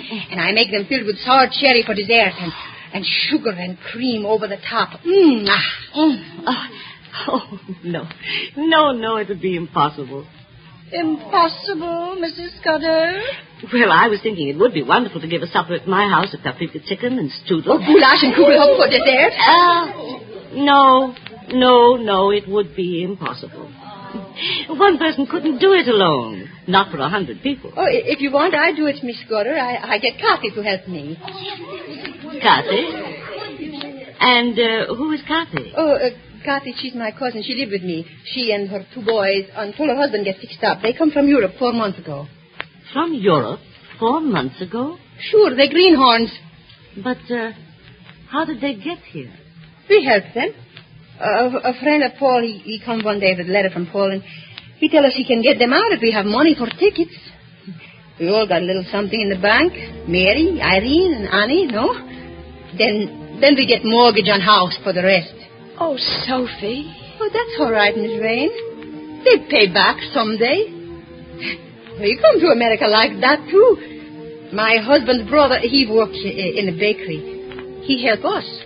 We paid back every penny. That's all right. You brought over 4 refugees, and you're now taking care of 3 of them in your own home. It's incredible. Oh, they're relatives. They're not refugees. They don't come from England. They're cousins, greenhorns. Just like we was when we come here. I don't suppose you know it, Mrs. Helenchik. Of course you wouldn't. You wouldn't know what an heroic thing you've done.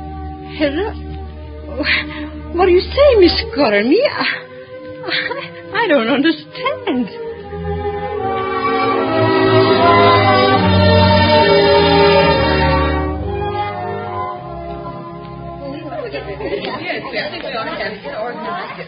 Ladies, the meeting will come to order. First, Mrs. Helenchik, will you step up here, please? Me? Sure, yes. Are you ready, Mr. Gibbs? You can take the pictures now. Pictures? Mrs. Helenchik, on behalf of the committee, it is my pleasure and privilege to present you with this check for $100, the proceeds of our dinner. Check? For me? For what? Hold it. That's it. The honey. As our first contribution toward paying off the mortgage on your house. Mortgage? Oh, but yet I do not understand. Why? Because you're such a wonderful person, Sophie. And because we're so proud of you and what you've done. Bringing over 4 refugees and taking care of them. All by yourself. Thank you. But refugees... Always I think refugees are people in England that need clothes and medicines, no? I do not understand. But anyway, we get nice pictures in paper, no? I send them to Frankie and I tell him we got 4 refugees at home, no greenhorns. That make Frankie feel fine, no?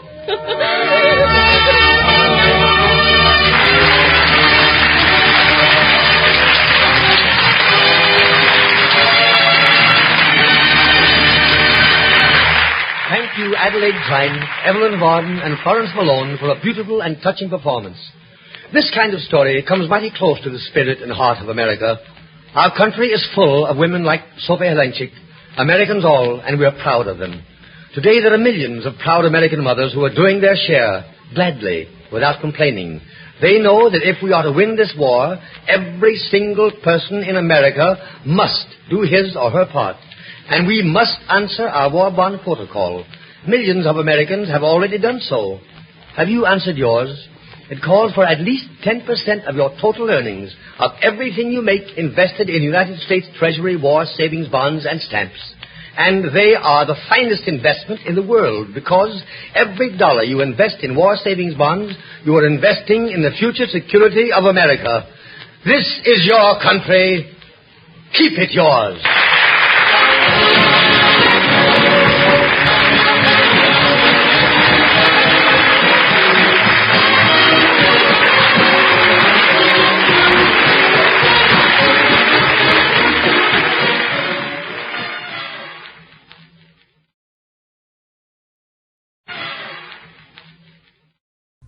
It's 8:30.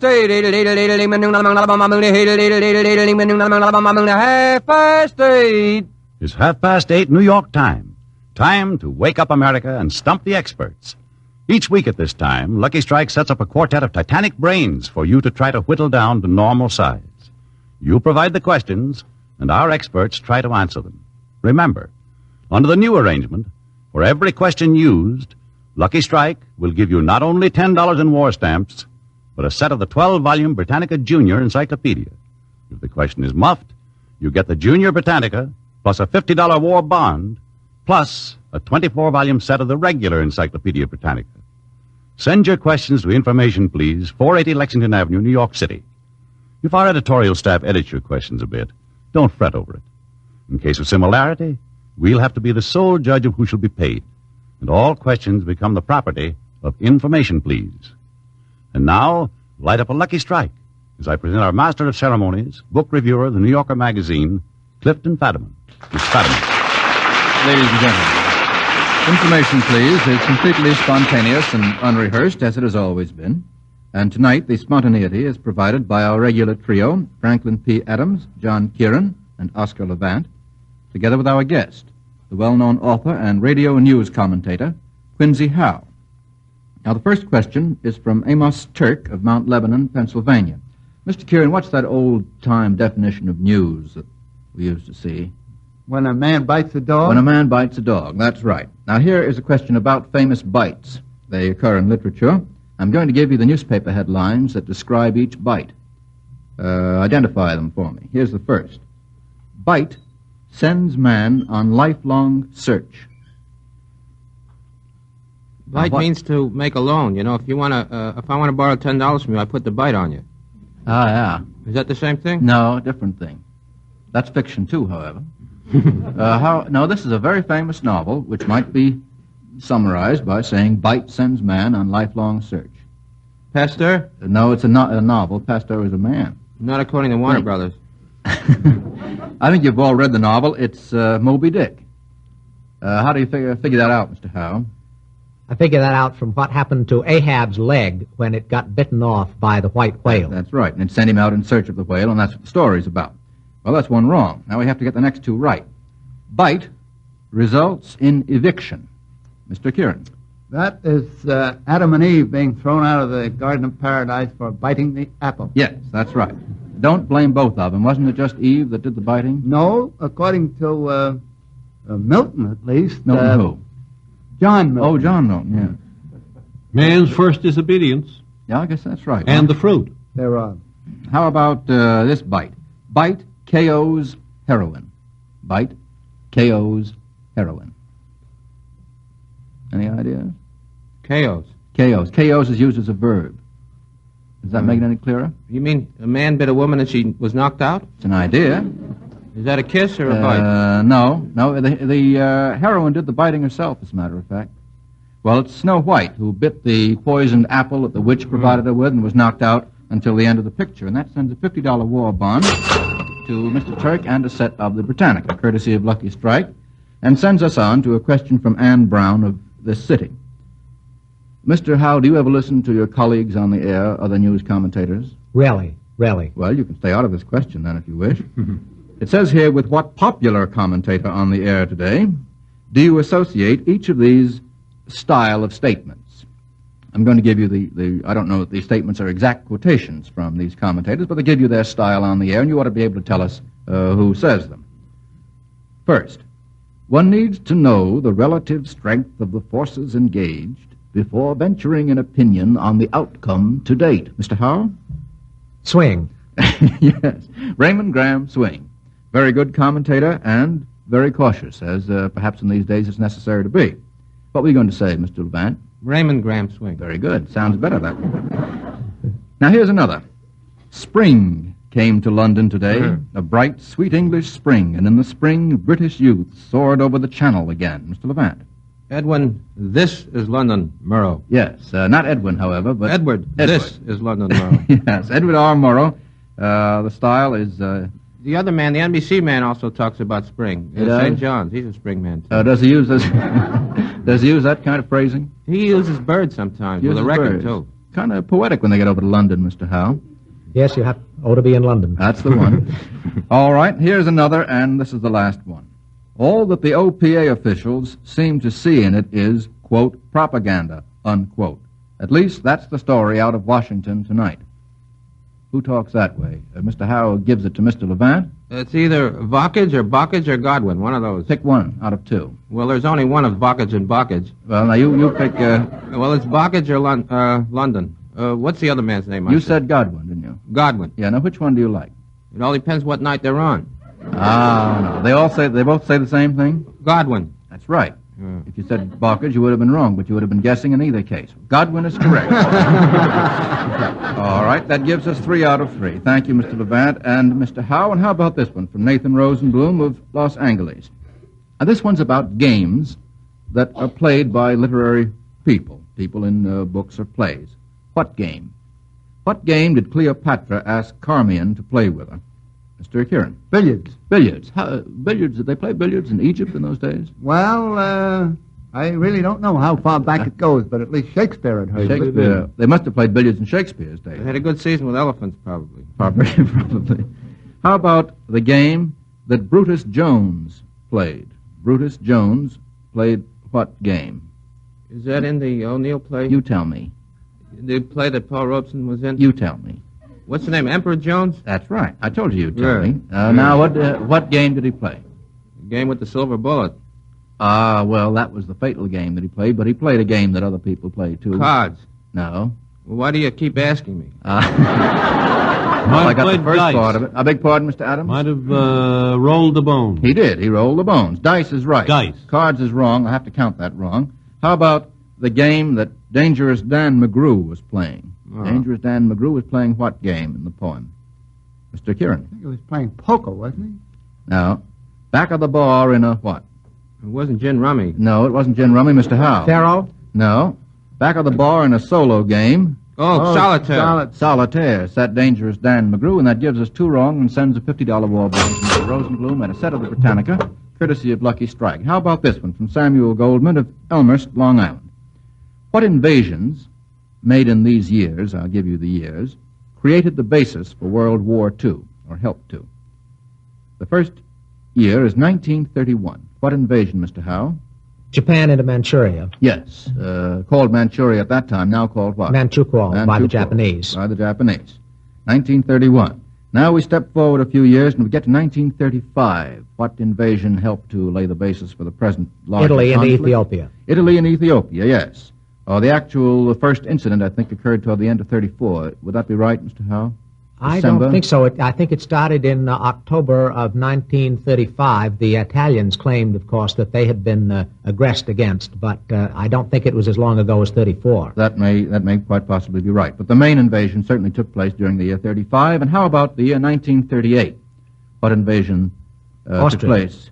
Austria, the invasion of Austria. What other? Mr. Adams? Oh, you were just telling Mr. I Howe. wanted him to raise his hand. Yes, raise your hand, Mr. Howe. Spain, there was the German and Italian troops in Spain, only they were there as long ago as 36. Yes, that's right. That was, Italy and Albania, I think. They went in there at Easter. No, that was 39. 39. On Good Friday, wasn't it? Yeah. Yes, the invasion of Austria and the Sudetenland was in 38, and the Sudetenland. Now, how about this one from Mrs. John Kayer of Chicago? This is a semi-musical question. Now, certain family members are going to be mentioned specifically in each of the songs we're going to have played. Of what members does this family, when it's complete, consist? How many members and who are they? I don't mean the names of each individual person, but the position he occupies in the family. There are going to be 3 songs. They're going to be played one after the other. Is the question clear to everybody? Mr. Adams, clear? Yes, all right, here we go.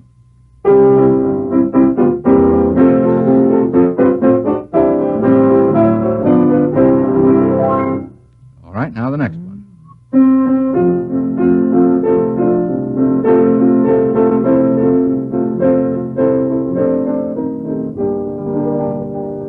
And now we're going to complete our family.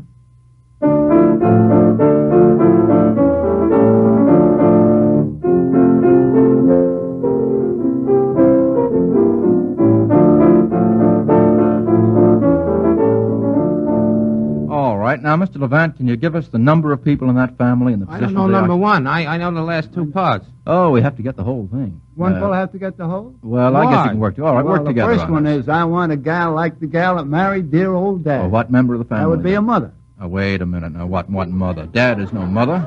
I want a I gal. want a girl like the girl that married dear old Dad. I know, but what member of the family is That's an mentioned? adolescent. Well, there's two mentioned. No, only one. Only one fella, he wants a Do girl. you think the lady in the case is imaginary? Yes. The only actual member of the family that's mentioned by name... Let's quibble. Even when you get is Dad. Dad or Papa? No, it's the boy. Mr. Adams, do you think I'm quibbling with Mr. Kieran? No, I do not. You think Mr. Kieran is quibbling with me? I do. You're a quibbler there, Kieran. Even when you get the girl, it's imaginary anyway. Now, that gives us Dad. One. Now, Mr. Adams. And the next one is three sisters. Three little sisters. Or a dozen roses. Very similar. I'd take a dozen roses. How about... That gives us a dad and three little sisters. And then a darling daughter. Yeah, now... Take that one. All right. Now, what's the member... How does the family stack up? We have what? It's heterogeneous as far as I'm concerned. Oh, wait a minute. What have we got? How many members in the family? You got 5. You have? Sure, you got the man that Mr. Kieran quibbled about. Yes. You got 3 sisters. That's 4. Yeah. And you got darling daughter. And how about... Well, that's only 5. Oh, no. You got another one in the last one. Yes, my darling daughter? Yeah, but you haven't given me the whole title of the song. Mama, yes, my darling? Yes, Mama. Well, how about Mama? That's all, Mama and a daughter is 2. Why, That's 6. Sure, that gives you 6. Not a nice family. I think I had to throw that in your laps. I don't like the family anyway. We got a dad, we got 3 little sisters, we got a mother and a daughter, that's 6 in all. That means you have a dad and a mother and 4 daughters, really. Straighten It's yourself out, Mr. sort of Feller. Eddie Cantor minus 1. All right, I think the $50 goes to Mrs. John Kayer on that one. I had to throw that to you. And a set of the Britannica. And now, with Mr. Cross on vacation, Mr. Rysdale points out that some things just naturally belong together, like Mr. Kieran and W. Shakespeare, or Mr. Adams and Gilbert and Sullivan. By the same token, ladies and gentlemen, there's a real affinity between Lucky Strike and fine tobacco. If you yourself could visit tobacco auctions down south, you'd see what happens when finer, lighter, milder tobaccos, Lucky Strike tobaccos, come up for sale. The bidding is spirited, of course. The buyers all want this finer leaf, but Lucky Strike consistently pays the price to get the kind of tobacco we believe means a better cigarette for you. Yes, smokers, I can sum up the results of many, many years of competition at markets all over the South with this simple 5-word statement of fact. Lucky Strike means fine tobacco. Now, you know, if you just stop to think of it, that in a cigarette, it's the tobacco that counts. You know that better tobacco means a better cigarette. So, Mr. Fadiman, isn't the next step clear? Have I shown what may be gained by trying Lucky's? Mr. Rysdale, you put the facts squarely on the line, and in just 56 seconds. And now a question from Stanley Rippins of New York City. Gentlemen, let's assume that an American soldier in our expeditionary force finds himself serving among people whose native language is one of the following. In which of the countries involved in the war would he be? Now, the first language would be Maori, M-A-O-R-I. Mr. Howe. New Zealand. New Zealand is correct. Mr. Adams, you were about to say New New Zealand. Zealand. Very good. Tagalog. Tagalog. Mr. Adams. The Philippines. Philippines is right, yes. Any particular island, do you think? I think Luzon. Luzon would be absolutely right, Mr. Adams. Though they may speak Tagalog in one of the other thousands of islands that make up the Philippines. And finally, Portuguese. Mr. Adams. Brazil. Brazil, yes. Only Brazil. The only one. Portugal is not yet involved in the war. Only Brazil and South America. Only Brazil and South America. Now, how about this one for Mrs. Henry Alexander of New York City? Name a character or characters of literature who lived in the following places. The first characters lived in a boat on a beach. Lived in a boat on a beach. Mr. Kieran. Robinson Crusoe and his man Friday. Well, did they live in a boat or in a tree? He built himself a cabin out of the remains of the wrecked boat. Who's quibbling now? I don't know. It seems to me that you wouldn't call it a boat. He certainly did build himself a hut. That's true. But I don't think... give up. Maybe I'm too strict on you this evening, Mr. Kieran. How about Christian in the Tahiti, not Tahiti, you know, the Pitcairn Isle thing? That's true again, though. That's true. That's not a character of literature. Would Swiss Family Robinson, did they live in a boat? No. The only ones I can think of are the Peggotty family. Remember in David Copperfield? Yes. Remember that now, Mr. Kieran? Yes, we did. The Peggotty family and David Copperfield really lived in a boat. Now, how about characters who lived in a boxcar? Lived in a boxcar. This was toward the end of the story that they lived in a boxcar. Well, I know a lot of pictures where hobos, like Sullivan's Travels. What's his name? Joe McRae and that cute little girl. What's her name? Veronica Lake. Veronica Lake. Oh, Mr. Howe, you do know. Huh? Don't know. Well, it's right. All right. Any other? And this was a picture, too, as a matter of fact, both a novel and a picture. They lived on a lived in a boxcar toward the end of the... Blues in the Night. Don't know that one The whole either. band lived there. Is that okay, Mr. Howe? Might be. Might be. I was thinking of the Jodes toward the end of The Grapes of Wrath. They lived more on the truck. Yes, in most of the story they did, but toward the end they lived in a boxcar on a siding. It wasn't a boxcar that was moving, it was a stationary one. I'll accept your answer, Mr. Levant. I'm sure Accept two of my answers. All right, I'll accept both of them. Now, name a character who lived inside a fish and set up housekeeping there. Oh, Jonah. No, he didn't set up housekeeping. Pinocchio. Which one? Pinocchio. No, it wasn't Pinocchio. It was a character from Pinocchio. Well, he had a leash on the belly of the fish, I know that. What's his name? What's his name? Starts with a... With a what? What letter would you Comes suggest? after F. Got F. it? I have no idea what's after F. A, B, C, D, F, G, H, I, J, I don't know. Yeah, I knew I'd stick him. F, M, N, O? No. Mr. Kieran? Wasn't it the goldfish or something? No. Starts with a J. No. After F, you don't find G, J. G. Oh, that's good, Wait a Mr. minute. Levant. That's good. Jetta something. Geppetto. Geppetto, yeah. Geppetto. Think I ought to call that right, folks? Yeah. No? Oh, I think that's about right. Yes. How about this one from Monroe B. David of New York? It's a sports question. In what sports did the following excel before reaching Major League Baseball teams? Before they were baseball players, they did something else. Lou Boudreau played at what? Lou Boudreau, Mr. Levant. I saw him play basketball for the University of Illinois. Yes. He was Excellent. Captain-elect at Illinois. Very good. Mr. Howe, were you going to say that? He played in the garden here, Madison Square Garden. Yeah, and I think he still is assistant coach during the winter. I don't know. Doubles in basketball. Mm-hmm. How about Joe Cronin? Played what before he, Mr. Kieran? He was boy playground tennis champion of San Francisco. That's perfect, yes. And now he plays what? He's the manager of the Boston Red Sox. Yes, plays shortstop? No. At times he pinch hits. Pinch hits. Shortstop. Oh, how about Pee Wee Reese? Pee Wee Reese. What does he do? What does he do? He's shortstop for Brooklyn. He's shortstop for Brooklyn. What did he do before that? He's awful young. He couldn't have done much. He's about 10 years old now. That's right. What could he have done then? You're on the right track, Mr. Levant. Probably got dressed and went to the ballpark. It's not a sport. Well... That's a career in Brooklyn. He played He played baseball. No. Now, that's not the point of the question, Mr. Not Adams. softball, no. Well, I had... it's marbles, of course. He's very young. He could only have been a marbles champion. He was marbles champion in Louisville. Well, we got 2 out of 3 on that. How about this one from Marie Searles Patton of Jackson, Mississippi? Whose voice is referred to in these lines that sound somewhat alike? A big, manly voice. That's an actual quote. Big, manly voice. Quote from what? Well, if I told it to you, you'd get it, Mr. Adams. Is that from a Wagnerian soprano? No, it's from the Jacques' famous soliloquy in As You Like It, when he's talking about the 7 ages of man. Remember that now, Mr. Kieran? Has that come back to you? And his big manly voice turning again toward childish treble. Remember that? The last. All right, one wrong. Now, how about a monstrous little voice? A monstrous little voice. Whose voice is referred to in that phrase? A guest on our show. Some. Mr. Kieran? Would that be from Midsummer Night's Dream? It is indeed. And who? Bottom. Bottom. The weaver who would roar you as gently as any sucking dove. That's the fellow. He wants to play Thisbe, and he says, I'll speak in a monstrous little voice. That's right. Now, how about a still small voice, Mr. Adams? That would be Conscience.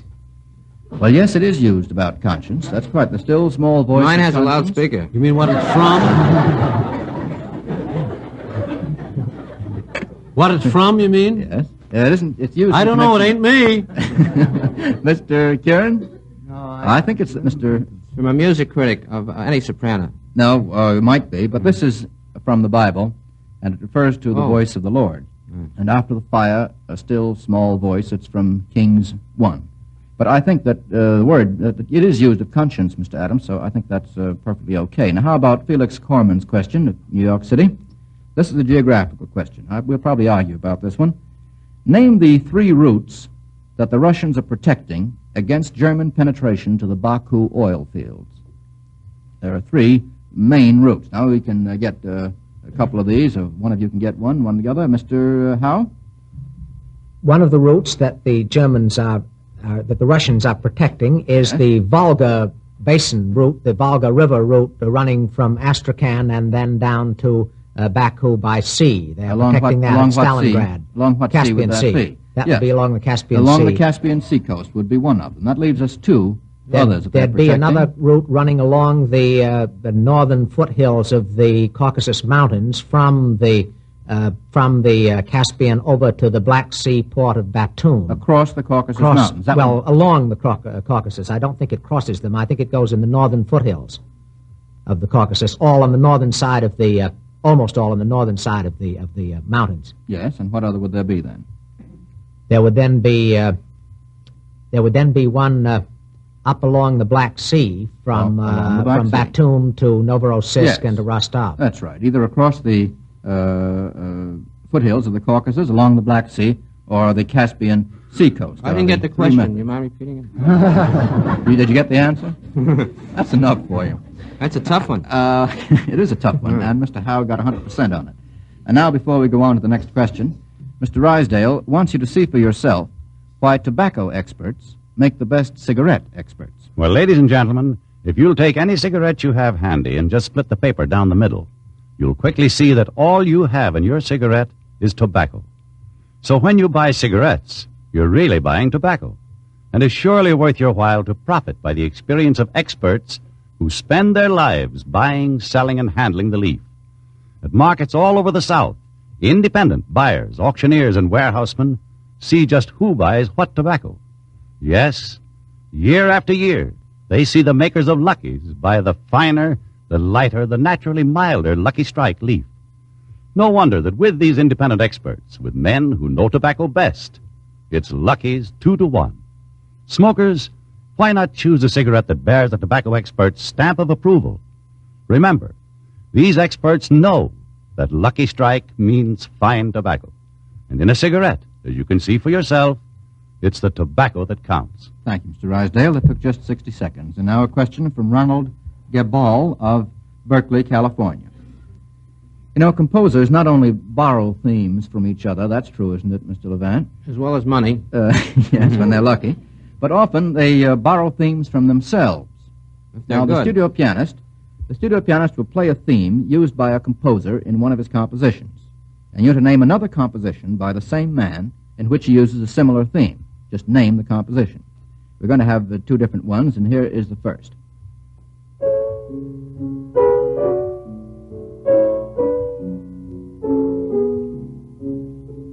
Mr. Levant. Brahms uses that theme in the B-flat concerto, Opus 81, the third movement, the slow movement for cello. The theme is expressed by cello. It's a piano concerto. Yes, and in this particular, what was being played? That's a song. Now?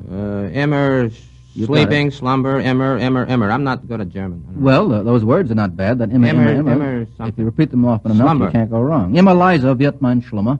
My slumber is softer and softer, something like that. As yes. they say in Paris. More or less. That gives us 100%, Mr. Levant, on that one. Do you want to hear how the second piano concerto goes, Mr. Levant? Have Mr. Wilde play it for Well, us? I know it. It's up to you if you want to hear it. I'd love to hear it. Mr. Wilde?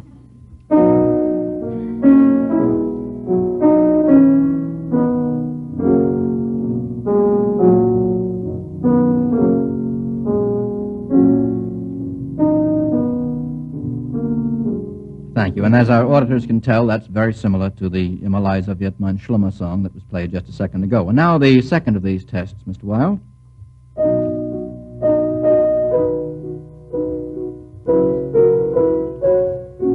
Mr. Levant? Schubert. Schubert is right. Now, in what's being played and in what other composition? Well, the one that it must be is an impromptu by Schubert. This is not the impromptu. There's a couple notes out. You wait. This is the song. The other one's the impromptu. That's very good. Yes, Yeah. the other one's the impromptu. That's The name of the song is Emmer's Slumber again. No. Now you're getting retrogressive. Your answer is quite right. It's the impromptu or B flat. or the. There's another one in which he uses it. The Quartet A minor. Well, I don't know that. But the one that was being played was the what? What was being played? That's the song, Emmer's Slumber, No. Der Guggelganger. I don't know. That's Brahms. This is the ballet music from Rosamunde. Is that right? Mm-hmm. Surprising you is a feat in itself, Mr. Levant. Mr. Wilde, will you play that Schubert Quartet music? Schubert Quartet? He had a suit on his hands. Same, he must have had. And Mr. Levant's answer, which was the piano impromptu A-flat, is equally correct. Mine's in B-flat, I'm sorry. I have A-flat here. Well, we'll argue. I'll The split the show's difference. over, yeah. We'll make it A minus. All right, that gives us 2 out of 2, Mr. Levant. Thank you very much. And how about this one from Joseph Glazer of New York? What relationship do the following have to important Axis or United Nations supply lines? The Chetniks in Yugoslavia. Mr. Howe. The Chetniks are able to attack the Danube River route. They're the Yugoslav independent operators, the Yugoslav patriots, and they've been raiding at the Danube supply line, which is one of the chief Axis routes of supply. To where? Up through Vienna, up through Central Europe, from down in the oil and grain regions of Romania and Hungary. Perfectly correct. And thence to the Near East. Yes. Now, how about the British in Malta? What? Rommel's supply line in Africa, not to be confused with Bedgley-Rummel. Not in the least to be confused. How about that from the Mediterranean to North Africa? To North Africa. And now the Americans in the Solomons are doing what in the way of interfering with, Mr. Kieran? Cutting the Japanese line of attack on not only Australia but New Zealand. Yes. And on the other hand, what are they doing for our own supply line? They're making an outlying base by which we can recover more of the possessions that have been taken. Yes, over and by the protect our Japanese. supply lines to Australia and New Zealand. Well, that gives us 3 perfect answers on that one, and I'm afraid that's all we'll have time for. Thank you, Mr. Howe, for being with us this evening. Now, in a few seconds, I'll announce next week's guests. Tonight, Lucky Strike has paid out 3 sets of the Encyclopedia Britannica and 3 $50 war bonds. And speaking of bonds, let's all try to remember that this is not merely a battle between 2 groups to see which will win. It's a struggle for our homes, our children, and our lives. That's what an investment in United States war bonds means. Save Americans and save America. Now, next week, the Kieran and Adams combination will be on tap, and you'll be glad to know that our guests will be 2 in number: Jan Struther, the author of the beloved book Mrs. Miniver, on which the great moving picture is based, and C.S. Forrester, who is familiar to all readers as the author of Payment Deferred, Captain Horatio Hornblower, and many other distinguished books. Remember, listeners, send your letters with questions and the correct answers to Information Please at 480 Lexington Avenue, New York City.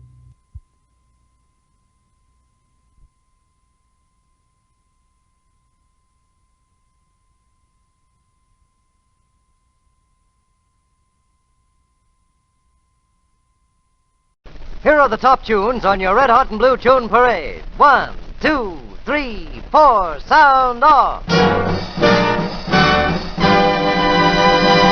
That adds up to 4, your favorite 4, the tunes that you ordered on this parade. We play them back to you in 4, 3, 2, 1 order, so right here is number 4. Ordered from India, this Rembrandt started years ago as a ballad. Now it bounces. Linger a while. It's Bob Crosby and the Bobcats.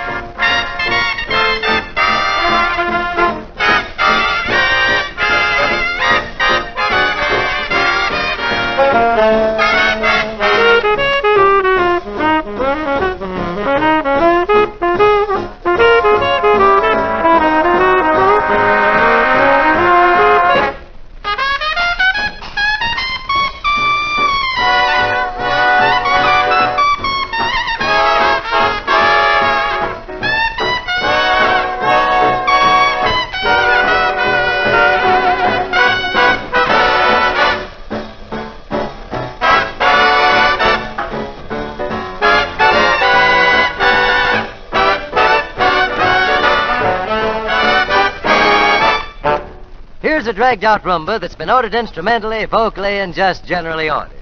This ought to take care of everybody. Here it comes as a duet, Take It Easy. Bing Crosby and Marilyn Maxwell lean on it. Number 3.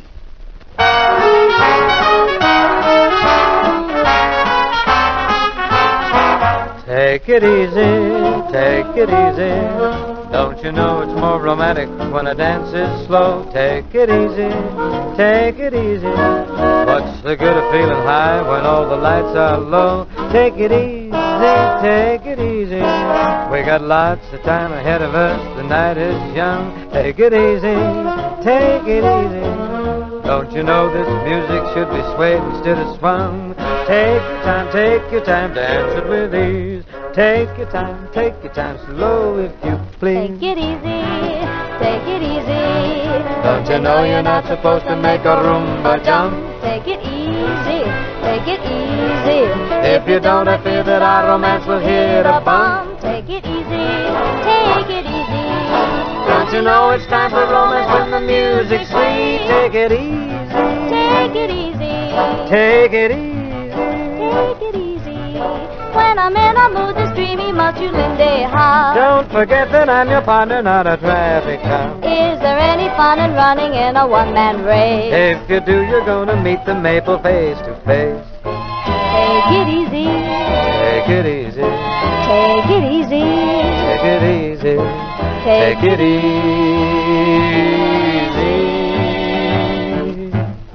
Number 2. Most of the orders for this came from New Caledonia. All right, gang, you got it. And today, Rudy Valley plays it. Is you is or is you ain't my baby?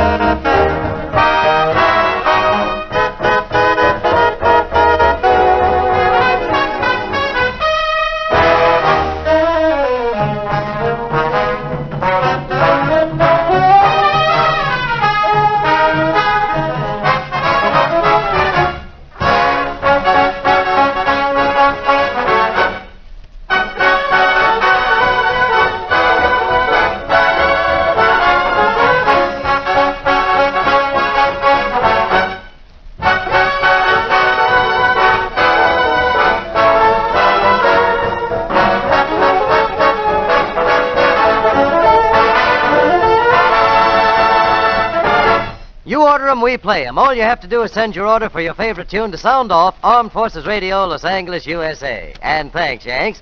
Now, attention, men, we now present the pewter pin. The award for the nicest letter of the day goes to Tony Cataro for his brother Deke and the gang at the shack. Fellas, here's your Sound Off special. Do nothing till you hear from me. It's Stan Kenton's orchestra. Red Doris takes the vocal.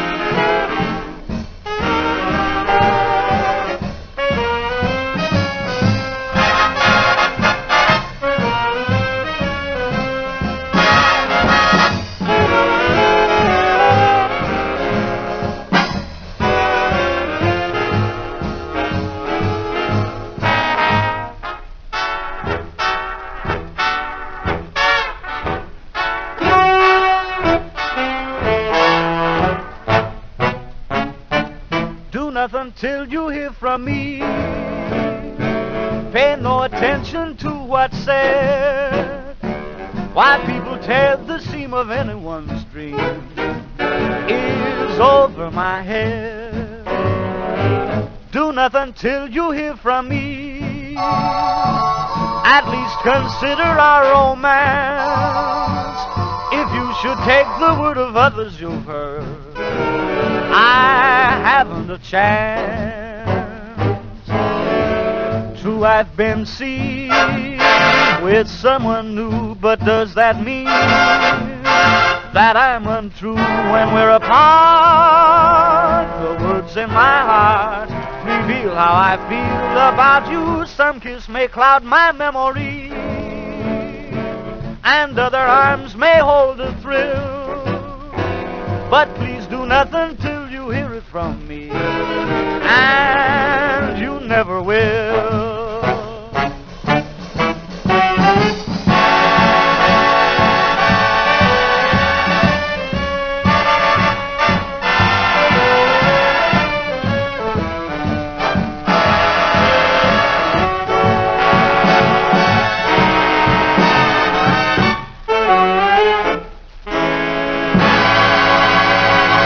We're at the top of the poll, and here's our goal, the winner, number 1. When we added up the orders, this sonnet won it.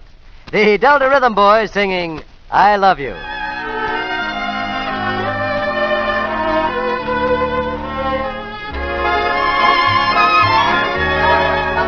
I love you, hums the April breeze.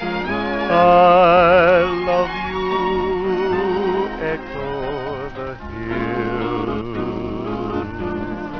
I love you, the golden dawn agrees, as once more she sees daffodil.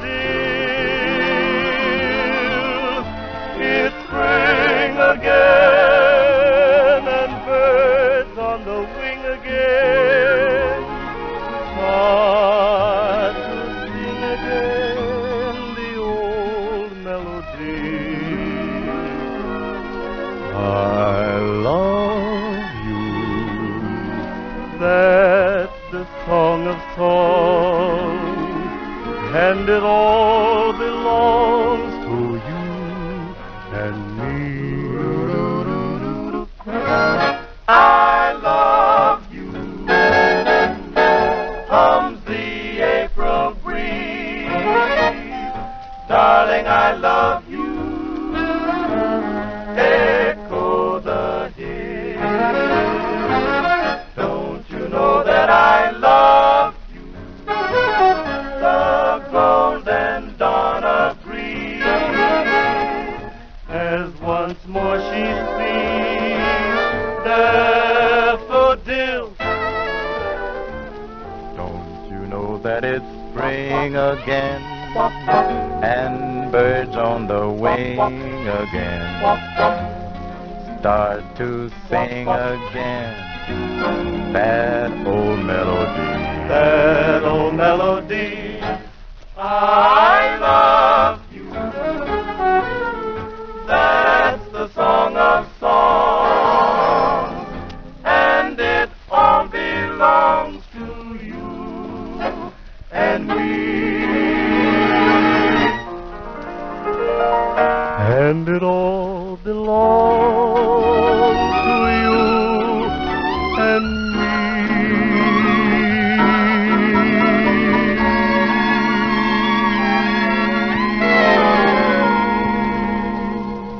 That settles it. Shuts the door on your favorite four, but we'll be back again. This is Lou Marcel, and this is Sound Off. This is the Armed Forces Radio Center.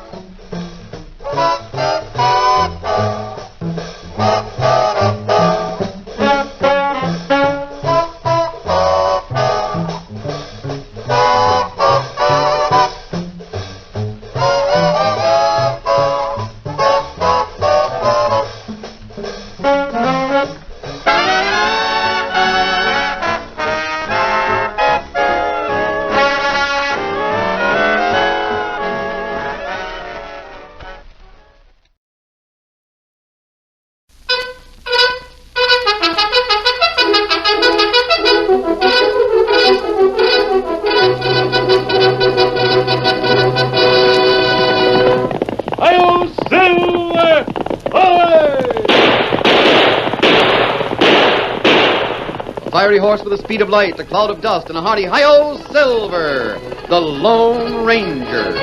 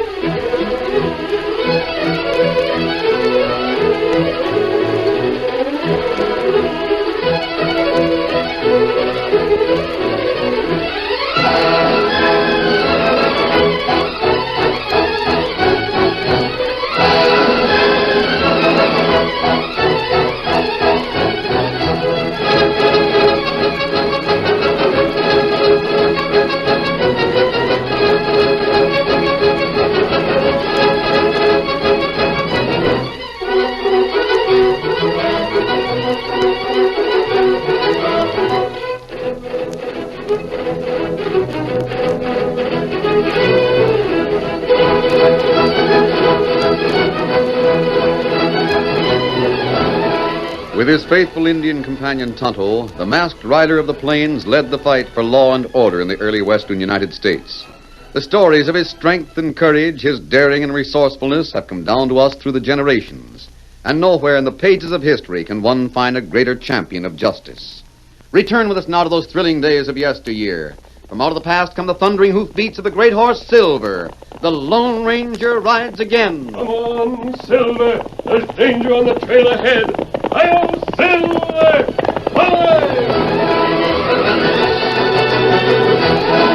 The rising sun climbed over the ragged peaks of Chimney Range and flooded every corner of the valley with light. Like a giant broom, it swept purple shadows away and melted the morning haze. It outlined the bleak foothills where tiny puffs of gray smoke rose from the iron stacks of smelters, and ore cars crawled along narrow-gauge tracks. On the opposite side of Rainbow Valley, a horseman galloped at top speed along a winding mountain trail. It was quite apparent that he was oblivious to the beauty of a western sunrise, and that he was intent upon reaching the town of Bristow as soon as possible. In fact, the horseman's mind was so preoccupied with thoughts of his destination that he failed to note the trail over which he was passing. That was a mistake. Because suddenly, as he rounded a hairpin turn, overlooking a steep precipice, he sensed rather than saw the slender wire that was stretched taut between two boulders on either side of the trail. He tried to check the headlong speed of his horse, but it was too late. The wire caught the animal's forelegs, and in a fraction of a second, both horse and rider were hurled into space. Steady, boy! Go!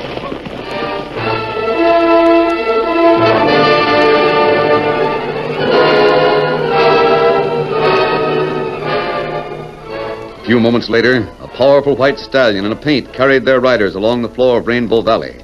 Astride the stallion, there rode a lean-hipped, broad-shouldered man who wore a black mask. His companion was a stoic-faced Indian whose restless eyes scanned the trail ahead. It was the Lone Ranger and Tonto. Kemosabe, what's that side trail? Where, Tonto? Ahead by Cottonwood. Oh, yes, I see what you mean. Come on, Silver. Head him up, Scout. Whoa, Silver, whoa. Scout, fella. Big fella. It's a man, Tonto. And a horse. They're both dead. Let me see. A broken neck. He hasn't been dead very long. Strange that he should have... Kemosabe, see that trail up high there. Him fall. That's right. There is a trail up there. His horse must have slipped. It's mountain trail and plenty steep. Yes, but it's unusual for a horse to... I wonder who this man is. Maybe there are papers or... Here, a letter. It's not sealed. Paper tell man's name? Yes, Tonto, it does. It's signed by the governor of the state. Listen. Mr. R.C. Colvin, Bristow. Dear Mr. Colvin, in answer to your recent and urgent request for additional law enforcement officers in your territory, I am sending the bearer of this letter, Mr. John Bart. Mr. Bart is a United States Deputy Marshal, and I'm sure he'll be able to track down the cattle thieves you speak of. Sincerely yours. Him lawman, huh? Yes, Tonto. A lawman who has been accidentally killed on his way to an important job. And what we do? First, we'll take the body back to the last town we came through. Oh, that's plenty far. 1 day's ride. And we'll come back here and go on to Bristow. Mr. Colvin, the man to whom this letter is addressed, is evidently having trouble with cattle rustlers. We may be able to help. The Lone Ranger and Tonto returned east with the body of John Bart. That night they rested their horses and slept in preparation for the long trip back to Bristow. At the same time, in the Rainbow Valley ranch house of Frank Clemens, a special meeting had been called. Well, men? Right. Let Mr. Colvin talk. I guess all of you know why we're here at Frank Clemens' place. He's got a herd grazing in the north end of the valley. He wants to get it into Bristow. That right, Frank? I figure we can help each other. What Frank means is this, boys. The only way to beat these rustlers who are robbing us blind is to gang up the same way they do. Tonight we'll take Frank's cattle into town. Tomorrow night we'll help Sam Tanner or any of the rest of you. That plan all right with you, Sheriff? It was me who suggested it. How about the rest of you? Well, all right. Say, Frank, where's Brad Wilson? Brad? He's around someplace. Must be out on the porch talking to Barbara. Well, this is a fine time to be sparking. Call him in. That'll do anything the rest of us agree to. That isn't the point. He's a ranch owner here in the valley. Call him in. Colvin, don't get on your high horse just 'cause Brad's talking to Barbara. You asked me to take charge of this meeting. Call him. Well, if it'll make you feel any better. Hey, Brad. Yeah? You better come on in. I guess all you gents know Barbara, my daughter. Of course they do. I know everybody, Paul. Howdy, fellas. Hello, Colvin. You hear anything? Yes. I heard you weren't riding the border today. I told you I didn't think it was necessary. I can't jump every time you crack a whip. You weren't on your ranch today. Suppose I take that as meaning you went across the border to tip off the rustlers about what we're doing tonight. Suppose you do.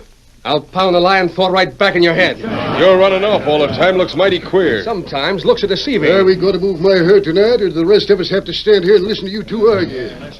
Yeah, let's get down to business. I'd sure like to know how them rustlers are covering things up across the border.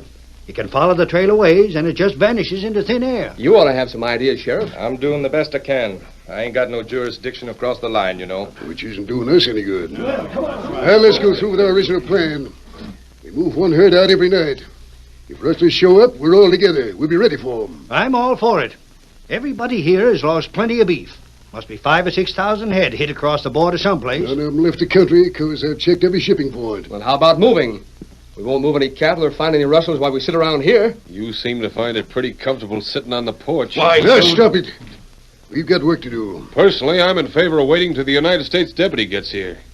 You men asked me to send for him, so let's wait till he comes. A deputy won't have no more jurisdiction over the border than the sheriff has. And he'll have to get it. There's something mighty strange going on. No sooner is gold discovered here in Chimney Range than rustling starts in the valley. The two things tied together some way. Funny you ain't heard nothing from that deputy, Colvin. When did you write to the governor? 2 weeks ago. He's had plenty of time. It is past midnight now. We'll never get my herd over to Bristol. Oh, come on. All right, Frank, if you insist. Come on, Barbara. We'll ride ahead. As soon as I get my coat. No, Barbara, I don't want you to go. Why not, Pa? Something might happen to you. I'll watch out for him, Mr. Clemens. No, Barbara, you stay here. We'll be back soon. Oh, Pa. I think your father's right. Who asked you for an opinion? Very well. I'll stay here. Come on, we're wasting time. Which way do we head? Let Frank lead off. I'll come back here with your paw, Barbara. Please do, Brad. And be careful. All right, Wilson, we're waiting for you. Shut up, I'm coming.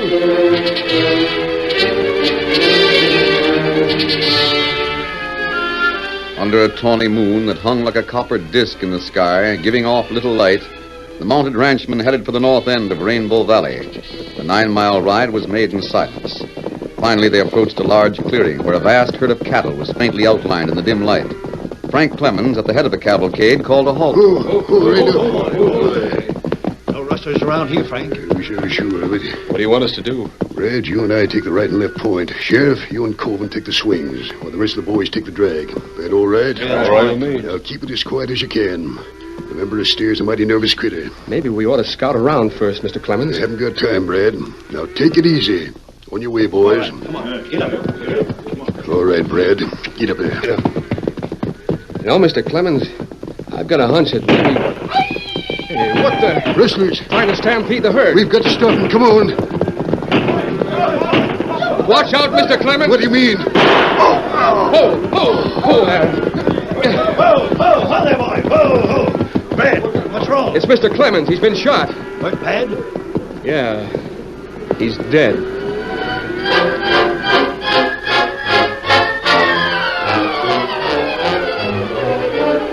A few hours later, just as the sun again topped the peaks of Chimney Range, the Lone Ranger and Tonto rode into the northern end of Rainbow Valley.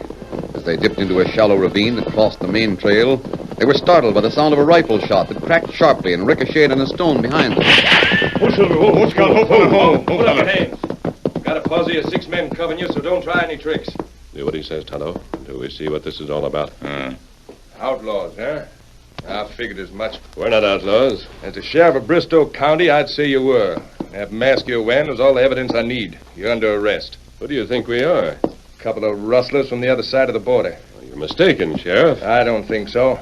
Close in, boys. We'll ride herd on these Jaspers till we get back to town. I'm looking for a man named R.C. Colvin. You know him? Maybe. What do you want to see Colvin about? I'd rather not answer that question. You might change your mind once you're in jail. Is the jail in Bristow? What of it? We were on our way there anyway. Sure. You can see the town from behind bars.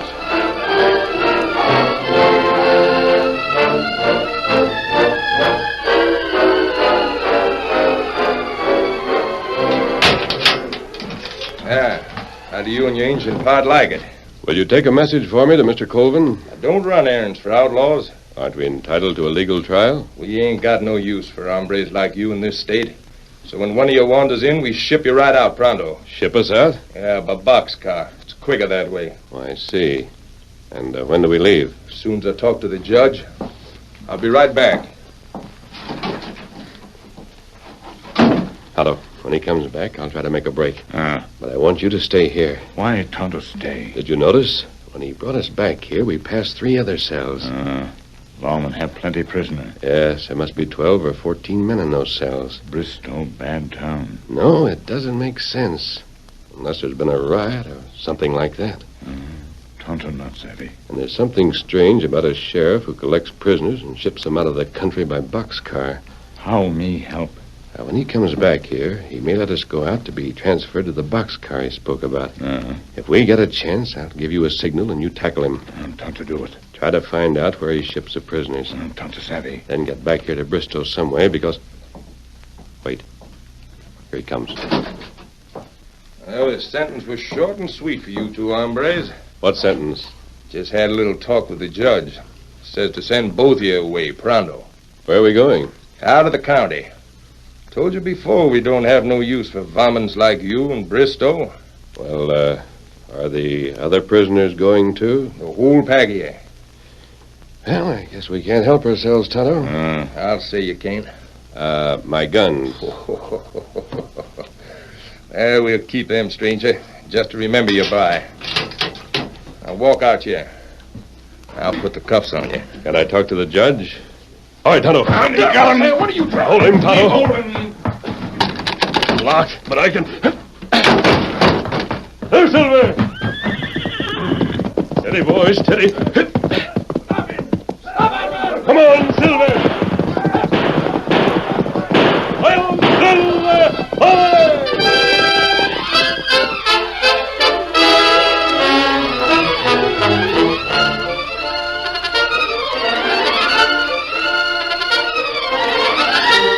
The curtain falls on the first act of our Lone Ranger story. Before the next exciting scenes, please permit us to pause for just a few moments.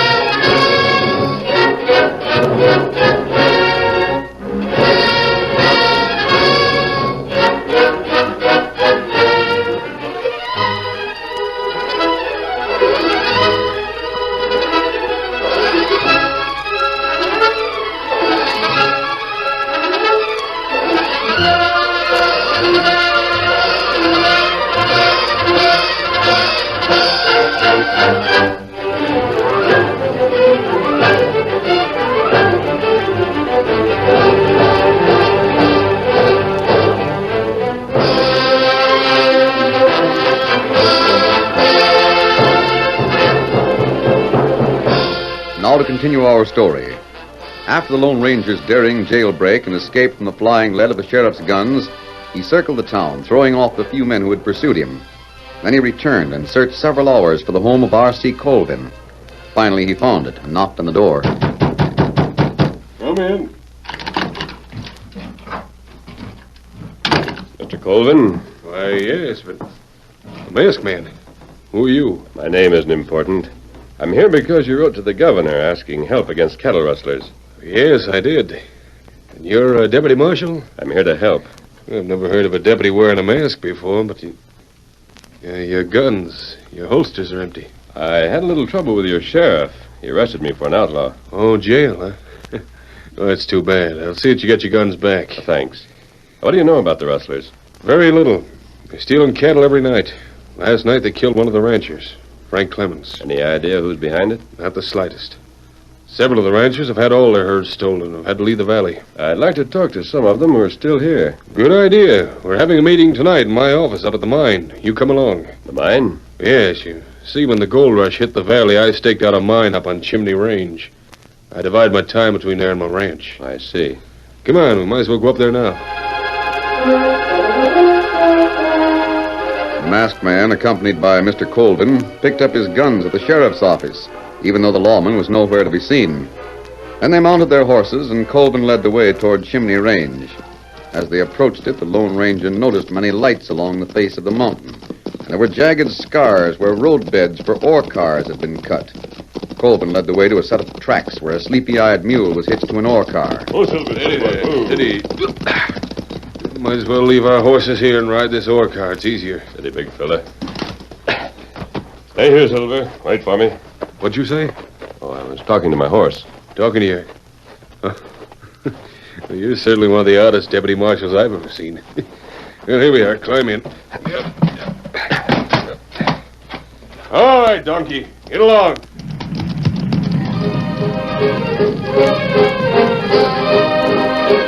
The ride up Chimney Range was slow and tiresome, but they finally reached a plateau high above the valley floor where a gaping hole had been cut into the mountain. Beside the entrance, there stood a small wooden shack. Whoa there. Well, this is the mine. I see lights in the office. Ranchers must be waiting for us. Yep. You take much gold out of this mine, Mr. Colvin? Oh, not much. I operated more for amusement than anything else. Well, here's the office. Evening, boys. I brought a visitor. Oh, don't worry about the mask. He assures me he's here to help us. What?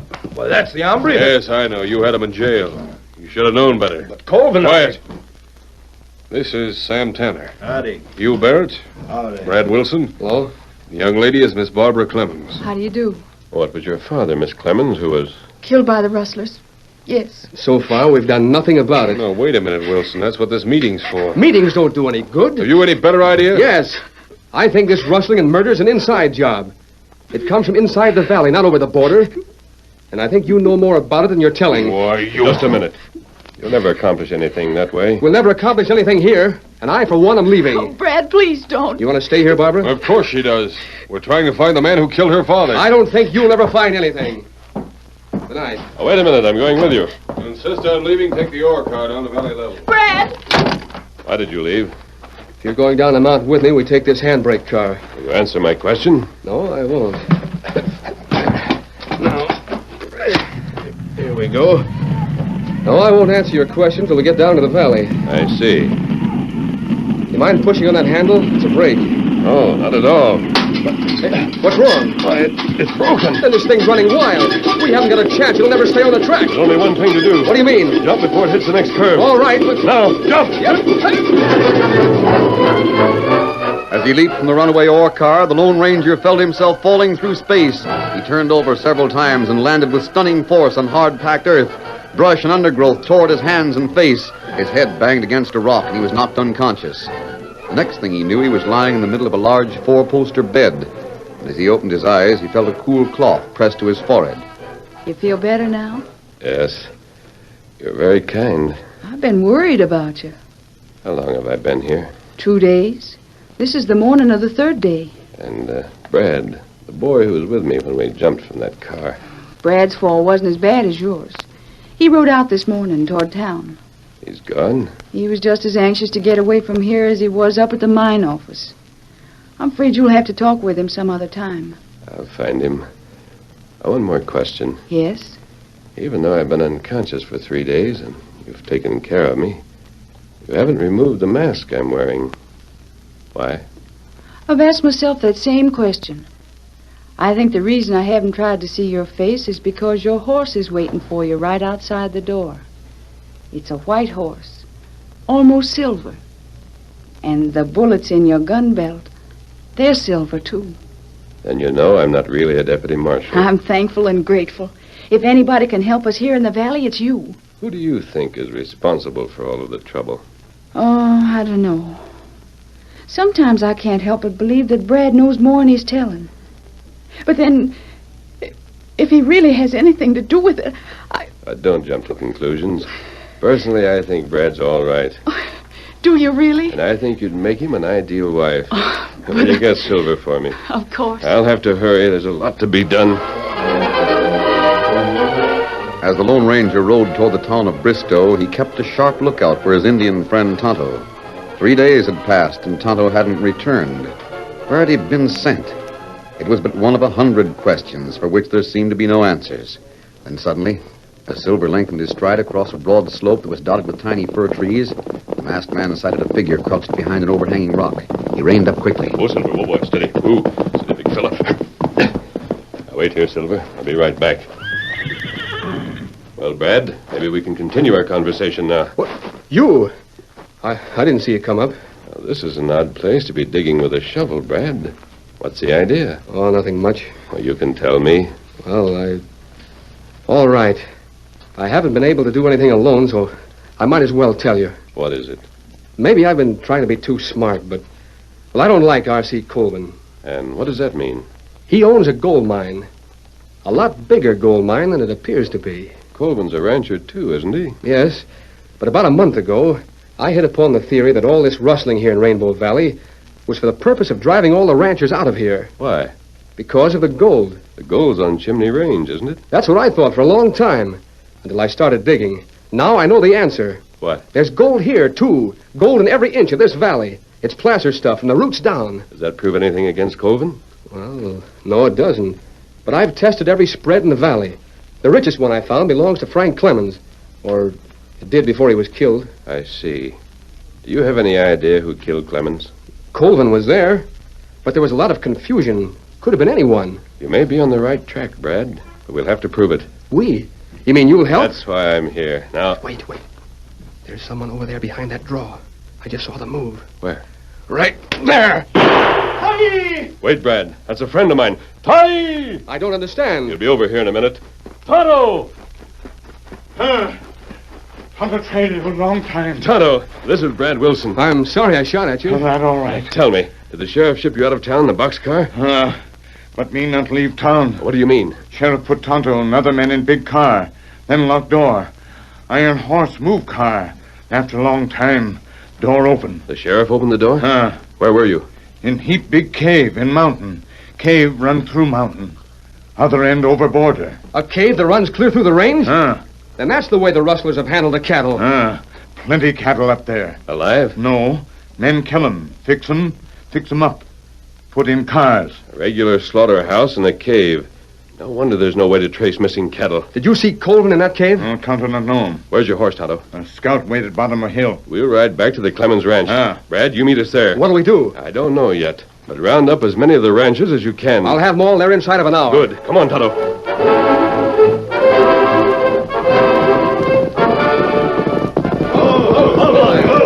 Where's Barbara? She's not here, Brad. Not here? The house has been ransacked. I don't know why, but I can guess. Colvin. Maybe. We can't be sure. That's proof enough for me. He's taken Barbara because he was afraid you and I had found him out. If it's Colvin that's behind all this, why don't this engine show us where the cave is and we'll run him down? No, wait. Colvin can't run something like that alone. He must have a large crew working for him. That's right. Plenty men in cave. We wouldn't stand a chance that way. Let's try it anyway. No, wait, listen. When Tonto and I were arrested, the sheriff said he shipped all of his prisoners out of town. Obviously, all of his prisoners are shipped to Colvin's cave just as Tonto was. Now, that's our way to get in.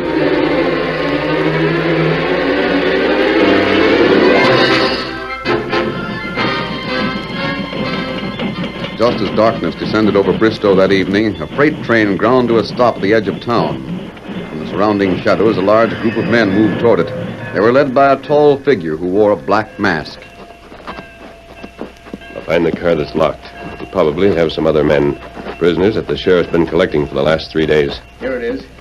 The door's locked. That's easy. A bullet will fix that. There now. Slide it open.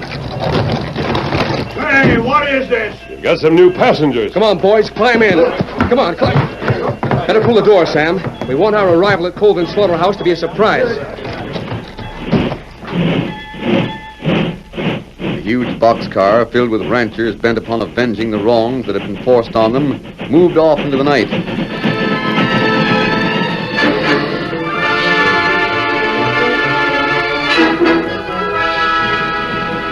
It jolted along for a short distance, then stopped. All right, men. Remember now, no shooting unless it's necessary. Get ready to jump when they open the door. Say, what the... There's Barbara. Where? On the other side. I'll get her. Oh, no, you won't shoot. Put up your hands, Colvin. Are you middling out? Oh! You're not hurt, Colvin. I just shot your gun away. Put up your hands. Barbara! Oh, Brad. He's got them all tied up. All but Colvin. He's waiting for you. You can't do this to me. I'll... You spent several years in jail thinking it over, Colvin. There's a good chance you'll hang. Hang? Why, I investigated the accident that caused the death of John Bart. I don't know what you're talking about. Brad, you can take care of all these prisoners, can't you? Sure we can. Our own sheriff is one of them, so we'll take him over to the next county. Good. Tonto. Me here. Here, Silver. Here's a big fella. Not necessary to wish you and Barbara luck, Brad, because I know you'll have lots of it. Yes, thanks to you. Come on, Silver. Get him up. Hey, did you hear that? He called his horse Silver. Why, I know who he is. I've known it for days. He's the Lone Ranger.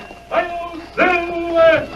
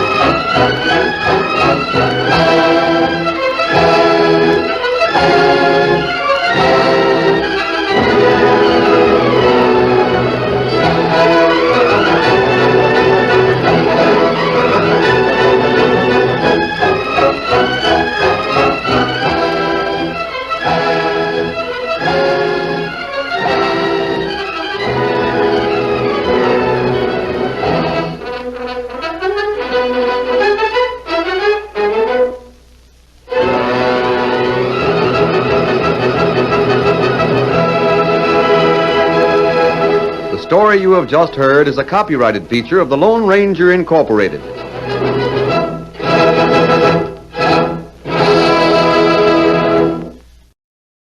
Mum. M-U-M. Mum is the word for charm.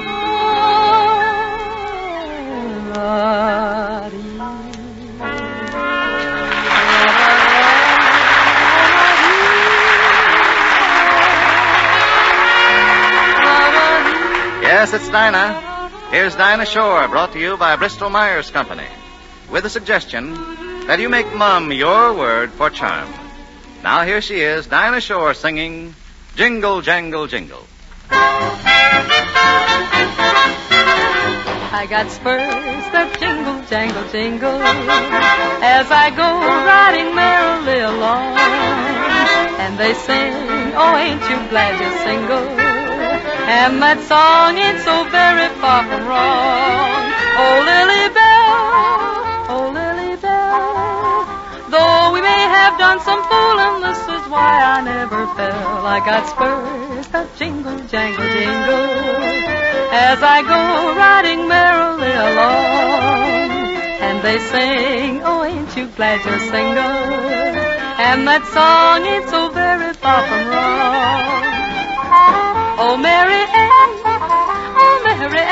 though we done some moonlight walking, this is why I up and ran. I got spurs that jingle, jangle, jingle as I go riding merrily along. And they sing, oh, ain't you glad you're single?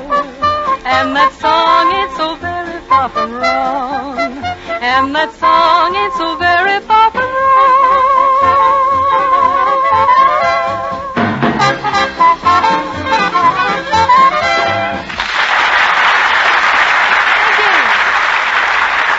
Thanks a lot.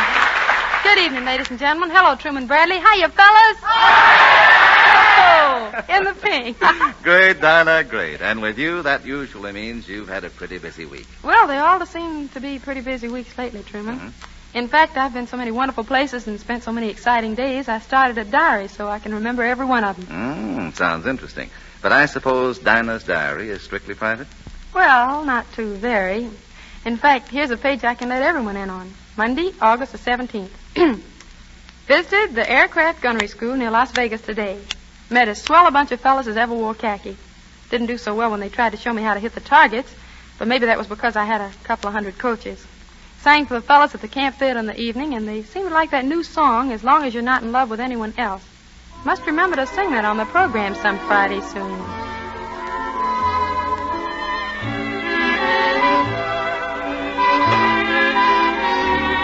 As long as you're not in love with anyone else, why don't you fall in love with me? You're driving me crazy, baby, trying to guess. Will you tell me no, or will you tell me yes? You gotta go overboard for someone someday. Believe it or not, it's bound to be. As long as you're not in love with anyone else, why don't you fall in love with me? As long as you're not in love with anyone else, please Why don't you fall for me? You're driving me crazy, baby, trying to guess. Will you tell me no, or will you tell me yes? You gotta go overboard for someone someday. Believe it or not, it's bound to be. As long as you're not in love with anyone else, why don't you fall in love with me?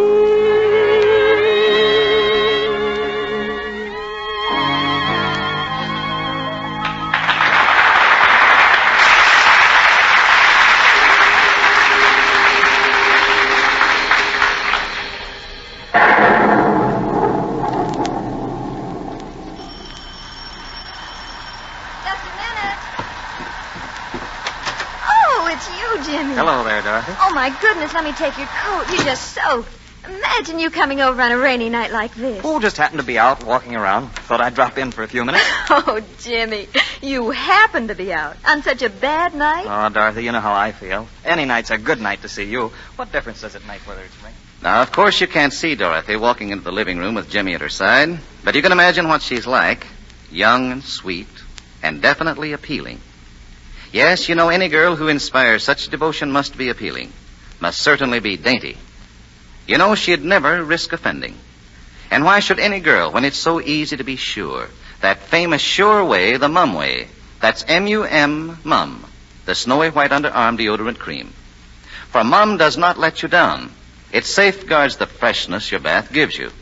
Of course, your bath takes care of the past, but Mum protects your daintiness in the hours ahead.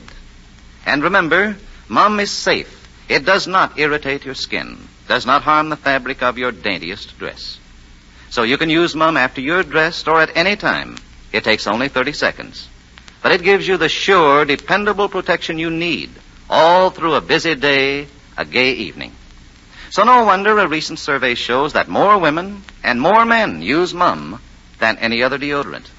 Why don't you get a jar from your druggist tomorrow and discover the sure way, the Mum way, for yourself?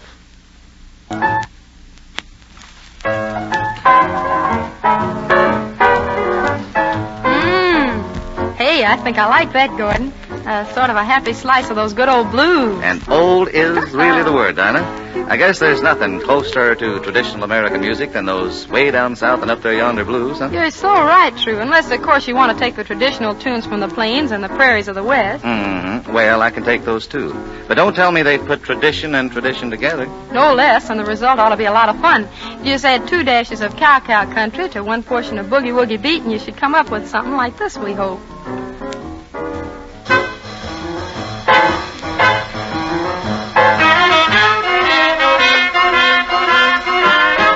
Out on the plains, down near Santa Fe, I met a cowboy riding the range one day, and as he jogged along, I heard him singing a most peculiar cowboy song. It was a ditty he learned in the city. Come-a-tie-I-A, come-a-tie-I-A, get along, get hip, little doggy, get along. Better be on your way, get along, get hip, little doggy, as he trucked them on down the old fairway, singing his cow-cow boogie in the strangest way. Come-a-tie-I-A, come-a-tie-I-A, singing his cowboy songs. He's just too much. He's got a knocked-out western accent with a Harlem touch. He was raised on local weed. He's what you call a swing half-breed, singing his cow-cow boogie in the strangest way. Come-a-tie-I-A, come-a-tie-I-A, get along, little doggy, get along. Better be on your way. Come-a-tie-I, come-a-tie-I-A, come-a-tie-I, come-a-tie-I-A, singing a cow-cow boogie in the strangest way. Come-a-tie-I, yip, yip,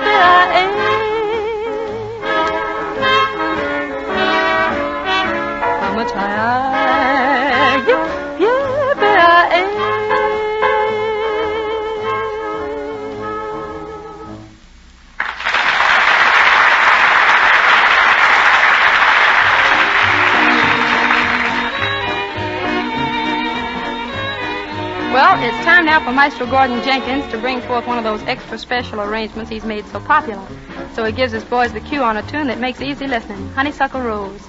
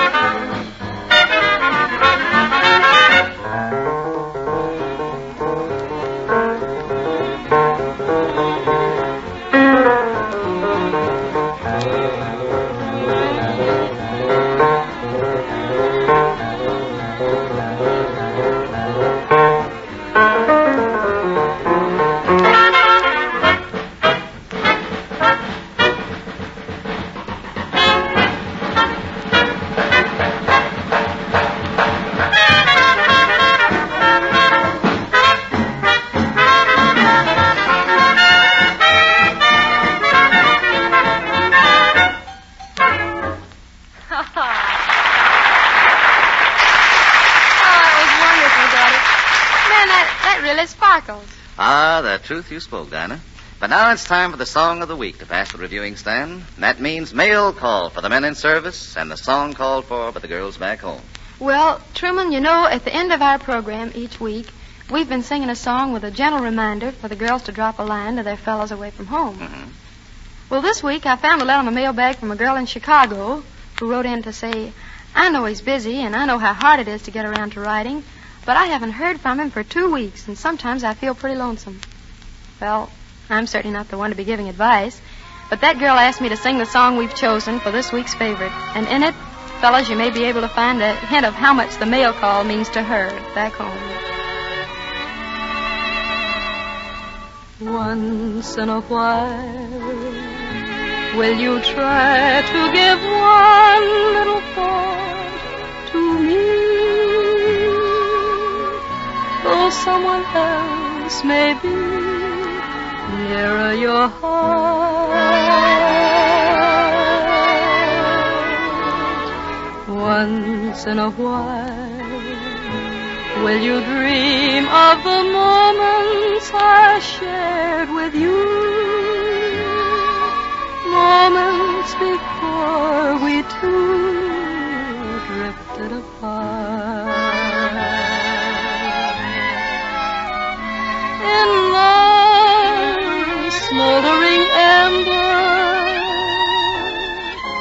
one spark may remain. If love still can remember, that spark may burn again. I know that I'll be contented with yesterday's memory, knowing you think of me once in a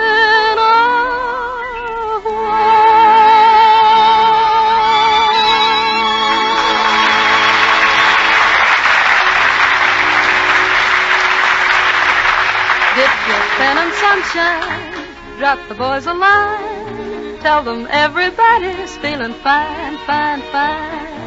Fill the page with laughter, add a kiss or two. Let's do it, girls, right now while we're thinking about it. Remember, it'll only cost you 3 cents to send him a slice of home.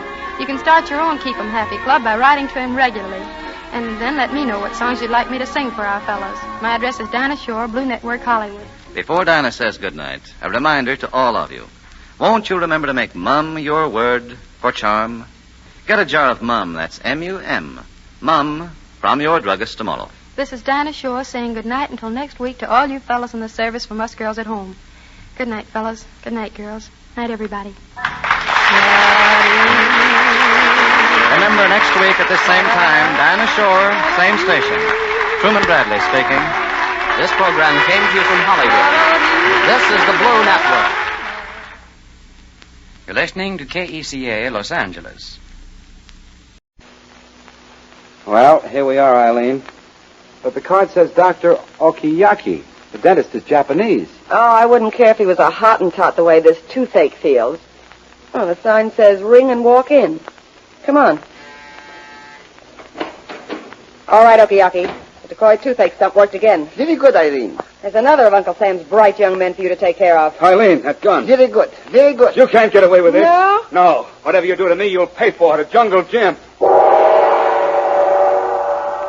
The Adventures of Jungle Jim. Another exciting radio episode brought to you by the Comic Weekly, starring Jungle Jim. Based on the action pictures and characters of the same name that provide one of your favorite features every Sunday in the Comic Weekly. They say you can judge a man by the company he keeps. And look at the fast company Jungle Jim travels with in the thrilling full-color pages of the Comic Weekly. The Lone Ranger, Flash Gordon, King of the Royal Mounted. Over 24 of them. Action, excitement, mystery, adventure, you bet. And served to you in generous portions by the Comic Weekly.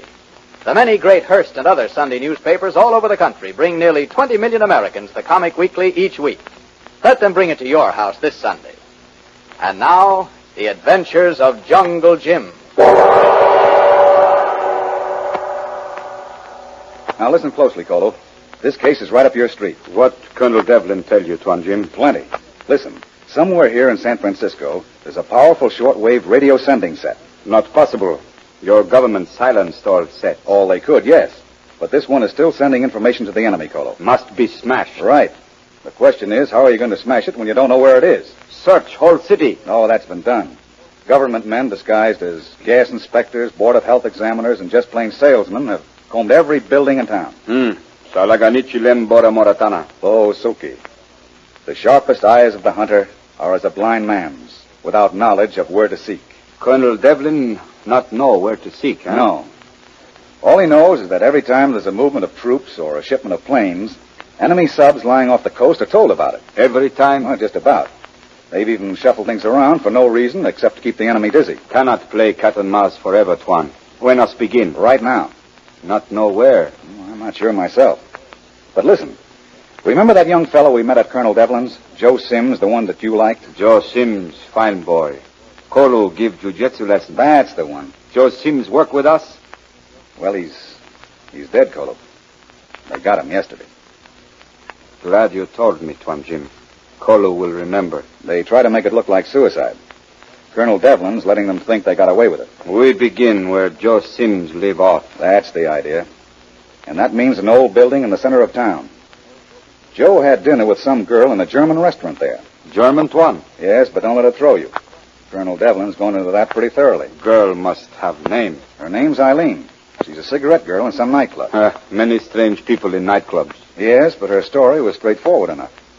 She got a bad toothache, and Joe took her to a dentist in the same building that the restaurant is in. Very handy, Tuan. Yes, and get this.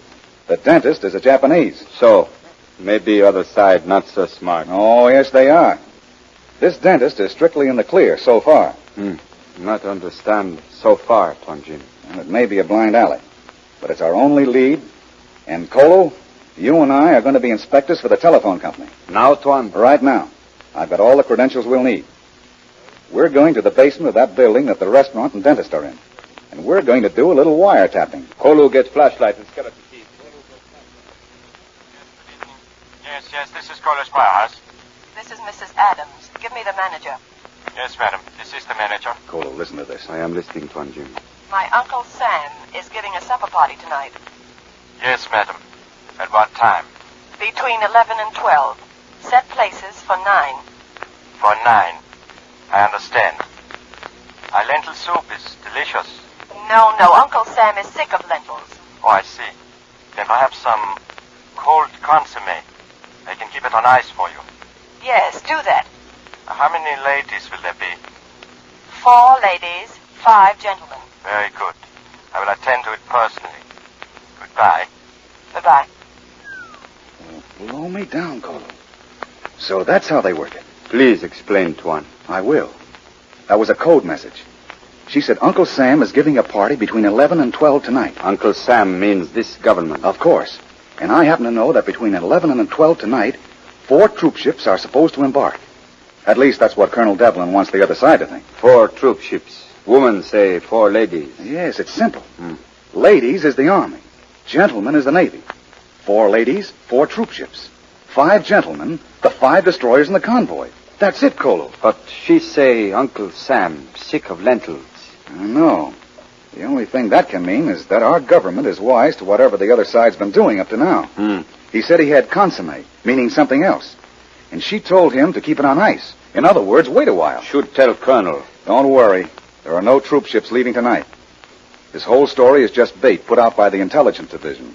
And, brother, the other side picked it up plenty fast. Quick, Colo. What line is that? Line to dentist's office. Put on your earphones. This gets better and better. Yes, Dr. Okiaki speaking. This is Miss Phillips. Same woman. Quiet, listen. I'd like an appointment between 11 and 12.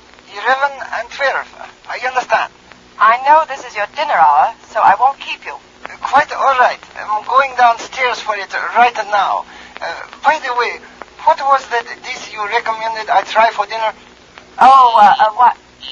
Hello? Hello? Hello? I really can't talk to you now. I'm being given a tap lesson. Oh, thank you. Goodbye. Oh, nuts. I touched this button on the handset by accident. Tipped them off. The woman said tap lesson. Yeah, she got wise right away. Well, first I'll call Colonel Devlin. And from here on, we'll play it strictly by ear. Bradley speaking, Colonel Devlin. The German restaurant, the Jap dentist, are in the setup all right. They were both called by the same woman, using different names. Colo and I don't know who she is, but we're moving in anyway. They fell for that false information you sent out. That's all. Colonel Devlin should be pleased. He wasn't there, Colo. That number operates a dictaphone. He'll listen to a record of my call inside of an hour. Tuan Jim, your people are wonderful. Talk when man not there. Wonderful. Now, here's the dope, Colo. We'll go upstairs to that restaurant and order dinner. I want to have a look around. Much good. Colo plenty hungry. That's so? That's too bad. You won't get much to eat. What? You're going to come down with a toothache, Colo. A very bad toothache. Oh, you make joke, Tuan. Colo never have toothache in whole life. Well, it's the first time for everything, Colo. And you're going to have a very bad toothache. Doctor, $1.30 out of 5. Here you are. Come again. Thank you. I will. I like it here. Good night. Good night. Well, gentlemen, everything satisfactory at first? Oh, yes. This lentil soup is marvelous. Thank you. It's a homemade ice cream. What is this? Your friend chokes. No, he's all right. He just doesn't feel well. He's got a toothache. How is your toothache, Colo? Bad. Hurt plenty. Say, do you know of a dentist near here? Well, yeah. Upstairs is Dr. Okiyaki, but... Oh, a Japanese dentist. Yeah, but I would not think he's open. Well, if he's there, he wouldn't have the heart to turn away a man in pain. Come on, Colo. Yeah, but you shouldn't be disappointed if that's not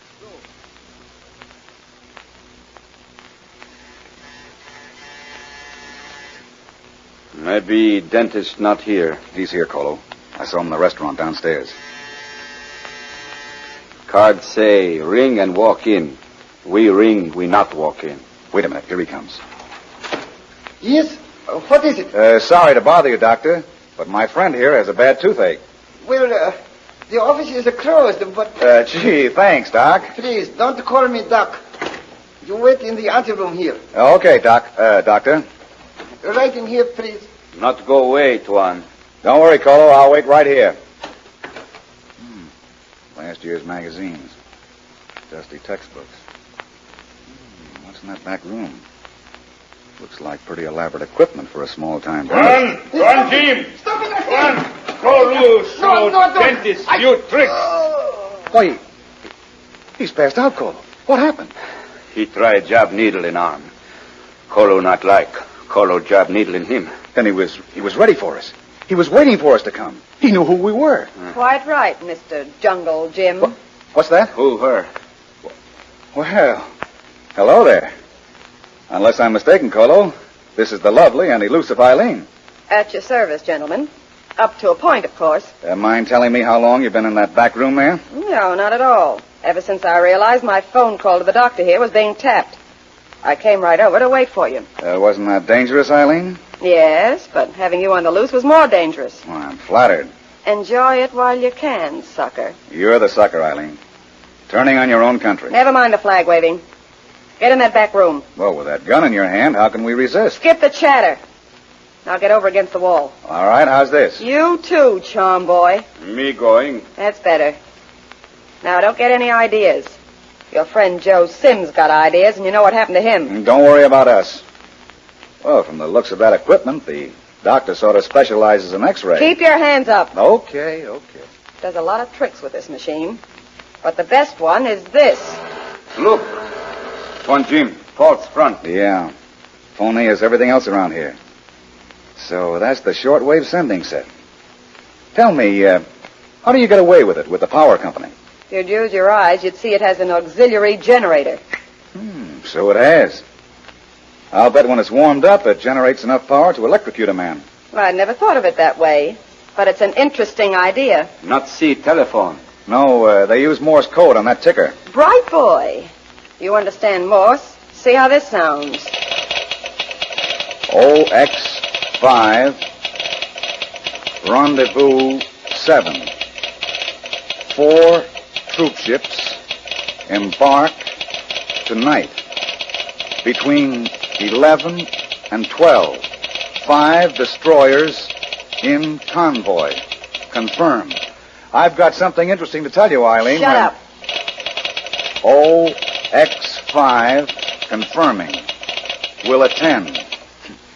Do you know where you sent them? What's so funny? Those aren't troop ships. They're battle wagons and night fighters. They're just itching to meet your boys. You lie. Do I? Will you read the paper? Outside, smart, too. Get back, you two. Don't try to warn them, Eileen. Colo, grab her. Get your hands off me. Look out. Don't touch her, Swan. She'll be electrocuted. You'll be killed, too. Wait till I get the switch. There. Colo, she's... Woman dead, Tuan. Yeah. Well, she's no loss. A traitor like that, why, she had it coming to her. Joe Sims, fine boy. Colo remember good.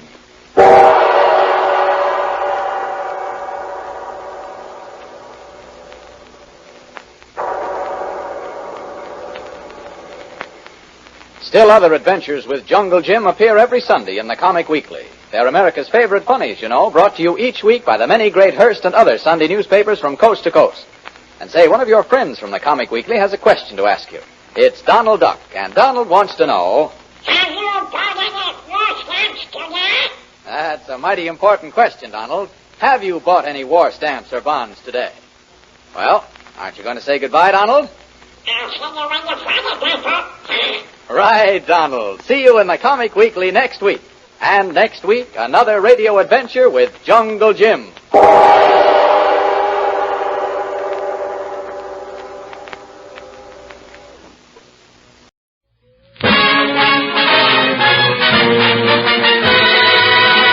The Treasury Star Parade, starring Harry James and his orchestra.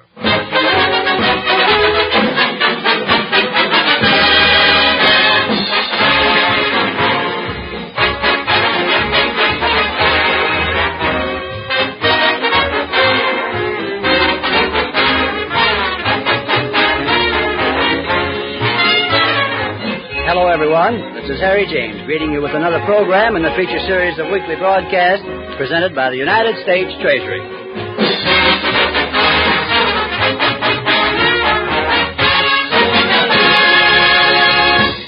And our first number is the winner of a special song contest conducted by the Treasury Department among the servicemen of our nation. Save the American Way.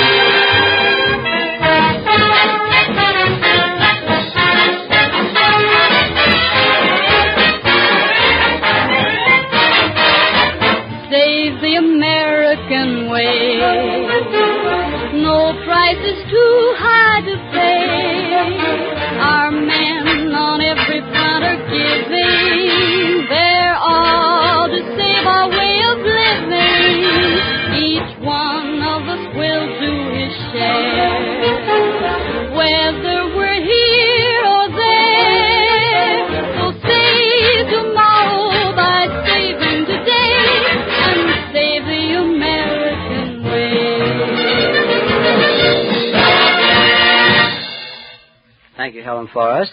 And now Strictly Solid, Strictly Instrumental.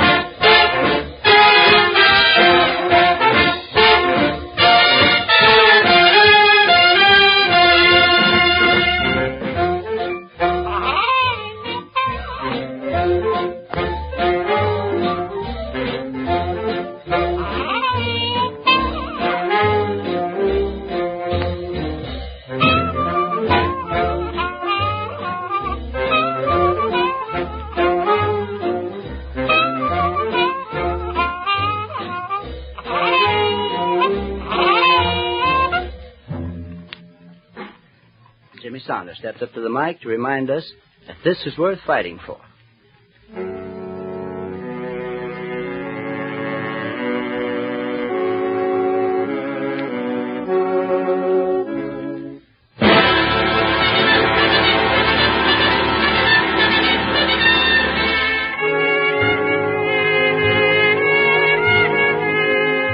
I saw a peaceful old valley with a carpet of thorn for a floor, and I heard a voice within me whisper, this is worth fighting for. I saw a little old cabin and a river that flowed by the door, and I heard a voice within me whisper, this is worth fighting for. Didn't I build that cabin? Didn't I plant that corn? Didn't my folks before me fight for this country before I was born? I gathered my loved ones around me, and I gazed at each face I adore. Then I heard that voice within me thunder, this is worth fighting for.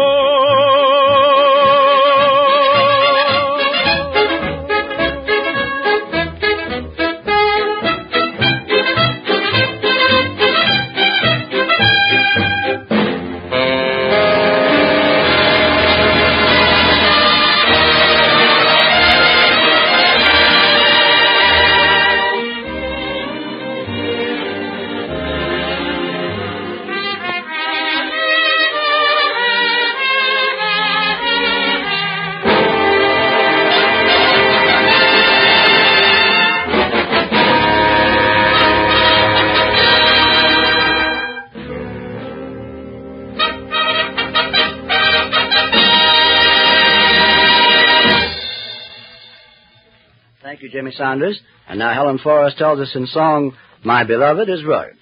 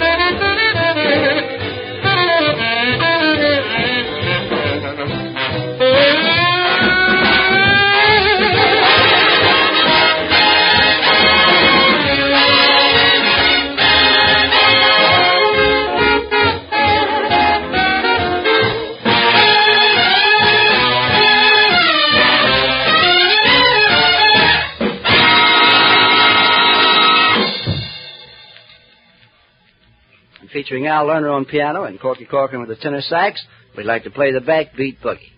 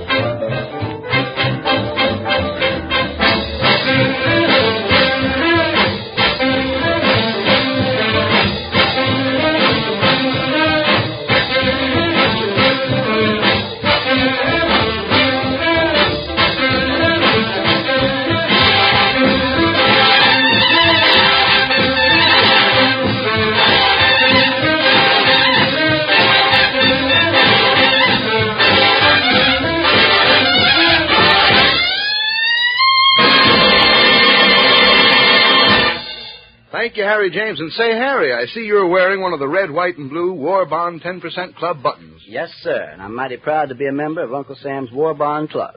Let me tell you, these Treasury war bonds and stamps are the best investment in the world.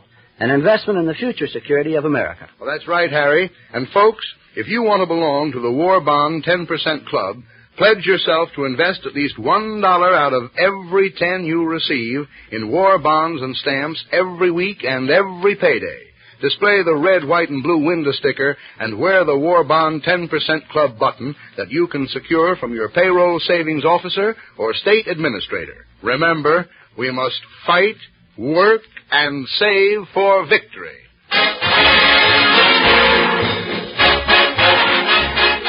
The United States Treasury Department wishes to thank Harry James and his orchestra and this station for the use of its facilities.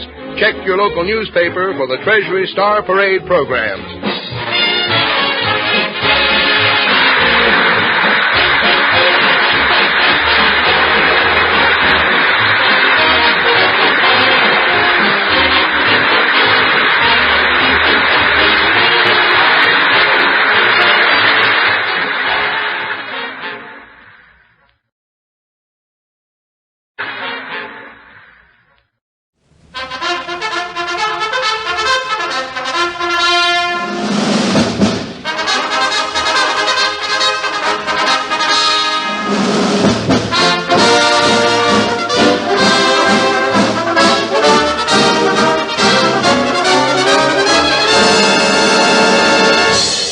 Command Performance, USA, the greatest entertainers in America, as requested by you, the fighting men of the United States Armed Forces throughout the world.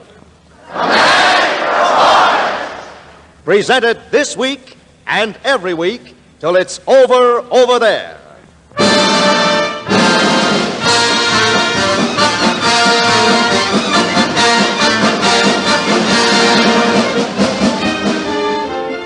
Hello there, men. It's Command Performance time in the USA, and we're switching from Hollywood to New York City to answer your special request for a sky full of stars who happen to be shining over Broadway at this moment. Here's the kickoff letter for tonight. I'm one of them dearly beloved guys, a top kick in the Signal Corps down here in Australia. And my message to you is this. Next time Command Performance plays New York City, please get the MC who's tops with me. Clifton Fadiman. Consider that message delivered, Sergeant. For here he is, the quizziest of American quizmasters, the well-known book reviewer and author, and major domo of Information Please, Clifton Fadiman.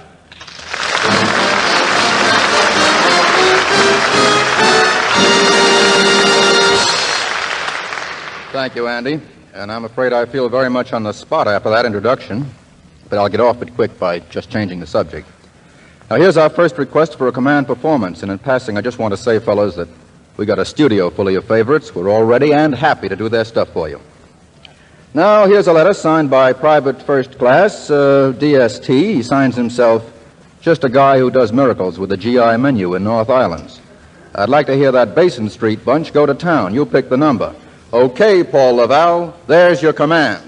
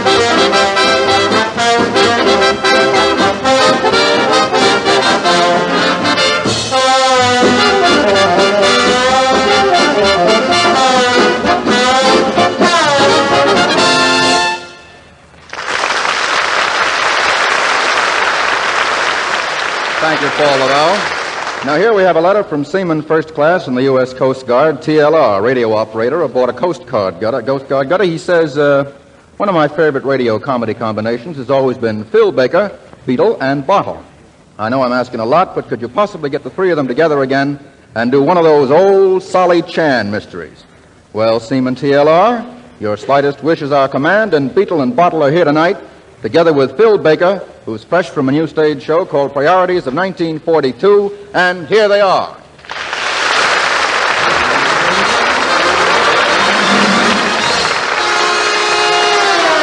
Thank you very much, Mr. Fetterman. You notice, folks, he didn't mention that I was on Take It or Leave It because it's a rival quiz program.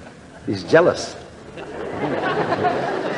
Well, I'm really very happy to be here to do my bit for the boys. I didn't think I'd ever get here. I've never seen such traffic in my life. It was so bad on Broadway tonight, there were two women marooned on a safety island. Airplanes overhead dropping them sandwiches and powder puffs and things. It was really something. But I understand that beginning next Saturday night, this is an order from Mayor LaGuardia, beginning next Saturday night, any car riding along Broadway over 40 miles an hour must have a driver. Oh, well, I suppose all you fellas have heard about the cocktail that General MacArthur has invented for the Japs. It's a Mikado Fin. Thought you'd like to know that. And this being spring, I must tell you a cute little story about a worm. A little worm was wiggling down the street, and he saw another worm, and he said, "Oh, you're beautiful. Oh, you're simply gorgeous. I'd like to marry you." And the other worm says, "What's with you? I'm your tail." Now, Hey, Baker. Help, it's Beetle. What do you want, Beetle? You think your jokes will ever replace poison gas? What a scorpion that Beetle is, haunting me all these years. Beetle, how did you know I was on command performance tonight? Did you read it in the papers? No. Did you hear it from somebody? No. How did you know I was going to be on? I still got a nose. Oh, I see. See what I mean, folks? Good evening, Mr. Baker. Good evening, sir. Good evening. Here I am, feeling just like a spiral staircase and twice as screwy. Oh, what are you... It's Bottle, my butler, folks. You know the wacky butler. Let's give him a nice hand. He's a grad student. Bottle, isn't it nice being here tonight in front of all these soldiers? Oh, rather, Mr. Baker, yes. You know, I've got a nephew in the Army. He's only been in camp 2 weeks, and already he's a brigadier general. Brigadier general? Yes. That's what he said in his letter. Let's see. Oh, my mistake, no. What he actually said was he's generally in the brig. Oh, that's different. It's different, yes. You know, Bottle... What are you laughing at? What is it? Ooh, what the mama cannonball said to the papa cannonball. What did she say? Oh, I think we're going to have a little BB. Why don't you stop? Due to conditions over which we have no control, this program will continue. Isn't that awful? Go on, tell him what you think of him, Bottle. I hate him. I'll tell him. Go on, tell him off. Tell him a thing or two. How dare you, Beetle, you Pickwick Papers, you David Copperfield, you Oliver Twist, Tale of Two Cities. What are you saying? I'm giving him the Dickens. Well, enough of that. Seaman TLR, you asked for a Charlie Chan mystery, and we're going to give it to you tonight. Now, what were some of those cases we solved in the old days, Bottle? Well, let's see. There was the case of the buried electric bulb, or Mazda's in the cold, cold ground. That one, yeah. Yeah, that was pretty. Then there was the case of the missing ring, or who washed the bathtub, but the most baffling one of them all was the case of the missing war bond. It happened one night. That's right. The characters in this play are purely fictional and have nothing to do.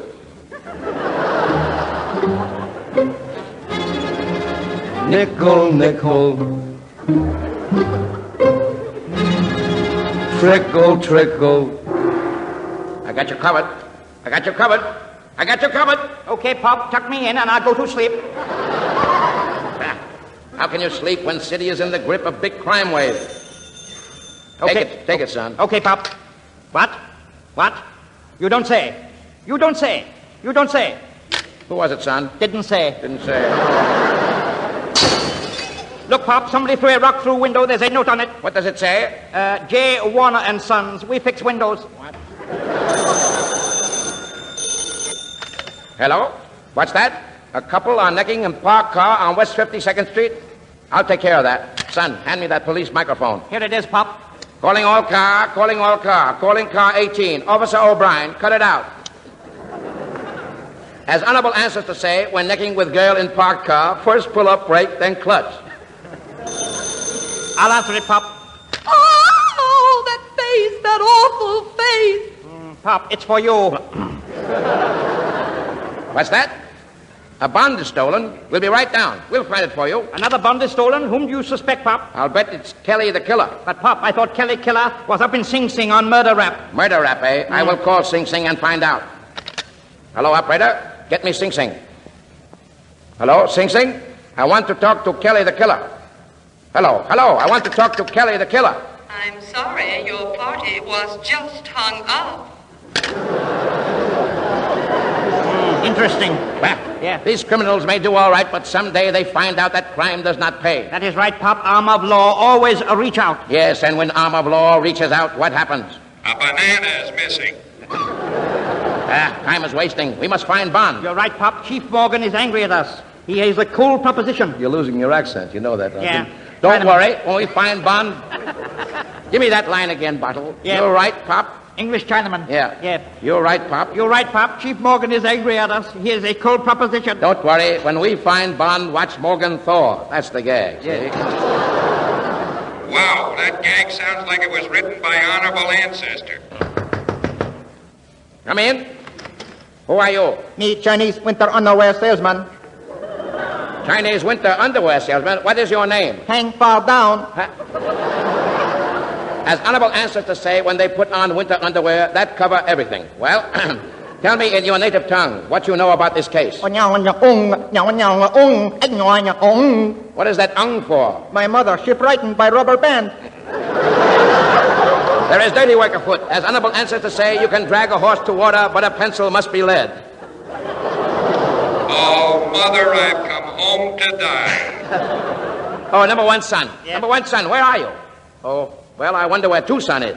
In Arizona, dope. Here I am, Pop. Here I am, down in cellar. I've got it. Good, here I come. You say you have found it? Where is it? Hello. What is this? We are looking for a missing Bond. Typographical error, Pop. I thought you said blonde. Well, come with me. We go search for Bond. You search for Bond, Pop. I stay here with typographical error.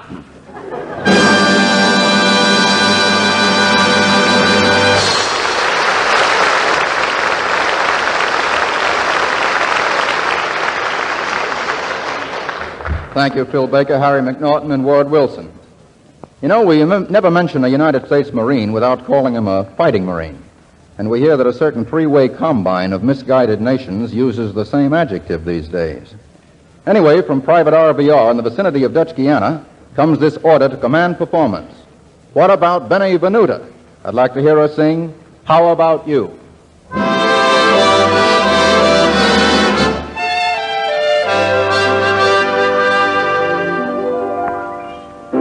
I like New York in June. How about you? I love a Gershwin tune. How about you? I like a fireside when a storm is due. I like potato chips, moonlight motor trips. How about you?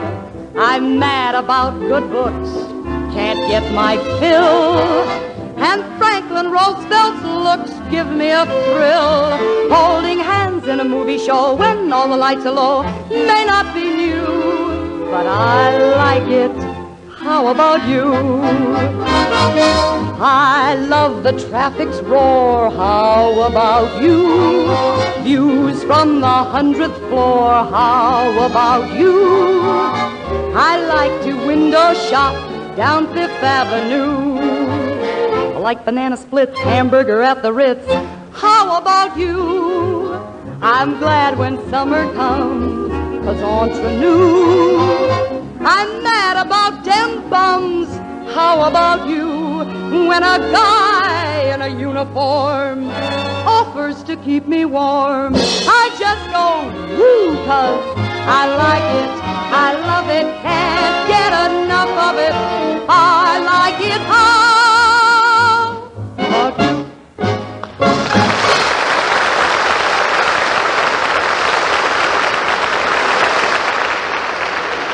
Thank you, Benny Venuta. As you've come to expect, every week Command Performance brings you the latest sport news right off the griddle, to coin a phrase. And this week, in answer to a specific request from Corporal TAA, Grease Monkey in the USA Air Corps somewhere in Australia, we bring you Bill Stern. Go ahead, Bill, it's all yours.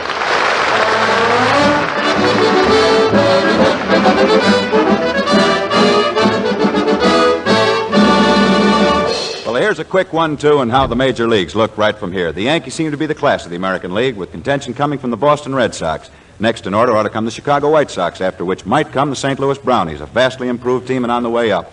Next in order should be Cleveland, then Detroit, after which will come the Philadelphia A's, and the Washington Senators just about to take the flip of a coin to find out who's going to be down the cellar.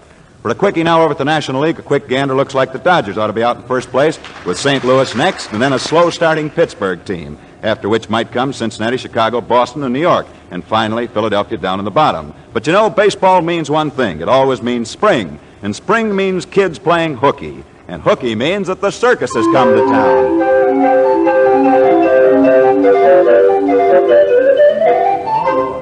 Ladies and gentlemen, I'd like you to meet, if you will, the man who owns the biggest circus in the world. His name is Mr. North, John Ringling North, and he only owns the Ringling Brothers Barnum and Bailey Circus. Good evening, John, and how are you? Fine, Bill. Just step up to our microphone.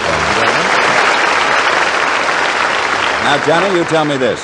Who originates all those new ideas you get for your circus each year? My staff and I, Uncle Bill, and we have a lot of men all over the country and all over the world constantly thinking up new ideas and sending them to us. Well, I've heard of some screwy ideas, but you topped them all this year, coming up with a ballet for elephants. Who thought of that one? I thought of that one. You would, John. Well, now here's the question. How long does it take to train an elephant to do his tricks?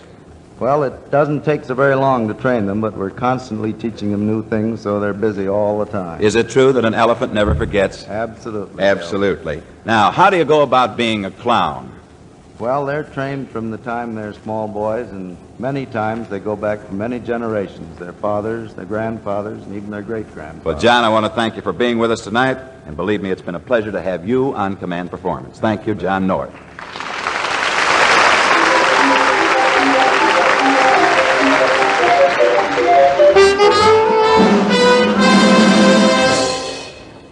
Thank you, Bill Stern and John Ringling North. And now, in order to command performance from Ensign J.A.L. somewhere in the South Pacific, who writes, "Those Golden Gate boys have kept me company during many a night watch. I'd like to hear 'em in the flesh sing Noah." Well, Ensign, here they are.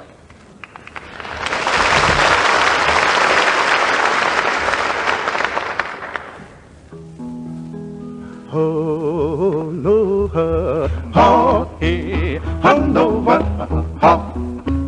Noah, my God's going to ride on the rain and tide, and there's a whole brother Noah. Ha, hey, ha, Noah, ha. Noah, my God's going to ride on the rain and tide. My God's going to ride on the rain and tide. My God's going to ride on the rain and tide. My God's going to ride on the rain and tide. Oh, Noah, brother Noah, well, my God's talking, said it's going to ride on the rain and tide. And children, stop still, listen to me. Jehovah walked by the briny sea, beheld the evils of sinful man, declared that he would destroy the land. He spoke to Noah. Noah stopped. He said, "Noah, I want you to build me an ark. I want you to build it big and strong. Build it 300 cubits long, 30 high and 50 wide. I want it to stand the rain and tide." And there's a soul of Noah, ha, hey, ha, Noah, ha. Noah, my God's going to ride on the rain and tide. Well, after God told him what to do, Noah began to cut and hew. The ringing of the hammer was judgment. The ringing of the saw cried sinner repent. 100 years he hammered and sawed, building the ark by the grace of God.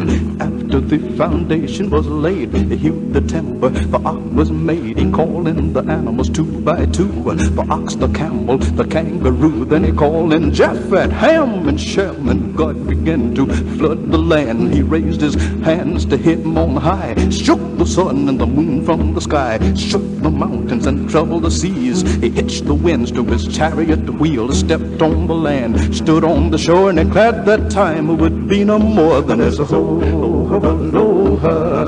Ha, hey, ha, Noah, ha, ha, Noah, my God's gonna ride on the rain and tide.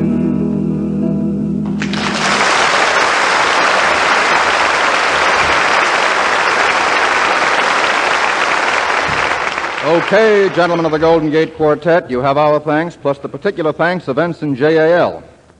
Now, our next command performer appears courtesy of a special request from ACH, who labels himself an old Boston sailor man, now getting mail at Coco Sola, CZ. He wants to hear from Walter O'Keefe.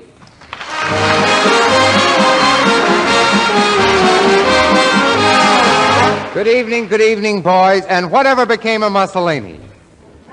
You know, I heard a rumor about him today, that he was offered in a trade to the St. Louis Browns, and they turned him down. Well, to show you how far Benito, that's Adel Adolph's chum, to show you how far Benito has slipped, he's badly off now as the King of Italy. Oh, you remember the King of Italy? Of course you do. They always used to let him come out on Groundhog Day to cast his shadow, you know. But Il Duce, Il Duce shows the difference between the American army and the Italian army. Now, over there in Italy, Il Duce is the supreme commander and the grand generalissimo. Over here in the American army, he wouldn't even get a rating as captain of the head. The boys know what I mean. Well, anyway, I know you fellas out there, wherever you are, want to hear the news from... I was talking about the powder room. Want to know the news. Want to know the news from home, so you remember Gypsy Rose Lee? Oh, sure. You remember her? She used to be Minsky's artichoke. Well, she's turned author, and she's written a mystery book. I still like her as an artichoke, though, but nevertheless, she went up to Columbia and lectured the other day, and I think it's quite fitting. She should talk to people. After all, Gypsy has seen a lot of the world, and vice versa. And, of course, for you fellas, I want to tell you, New York these days is just full of soldiers and sailors. You see them everywhere. You can't get into an art gallery or a museum. Or the reading room at the library. All insist on improving their minds. You know, I saw one lad the other day in the Metropolitan Museum of Art. Let it go. And he wanted to see that famous painting. I think it's by Gainsborough, The Blue Boy. Well, for 20 minutes, he stood in front of a blue boy before he discovered it was a postal telegraph messenger fellow. Of course, with the town full of soldiers and sailors, it's a great break for the girls. Anybody can get a date now, you know. You take my Aunt Mame. She was out with a sailor last week, and she hasn't had a date since Dewey came back from Manila. I must confess it's a little embarrassing to me up around my house in Connecticut these days not to be in uniform. You see, I've got 2 sons, 2 boys, and they know their father was in the Marines in 1918. The good old Marines, Semper Vitalis. Oh, wonderful. Well, anyway, my kids can't understand how I help win the war by peeling potatoes. Yes, and for 1 week, I was on an even more degrading detail than that. And I think you know what I mean.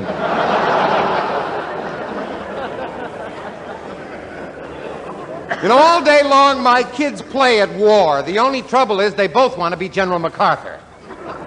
And in our house, there's only room for one General MacArthur, and I want to tell you that she has an inspirational way of seeing that her commands are obeyed.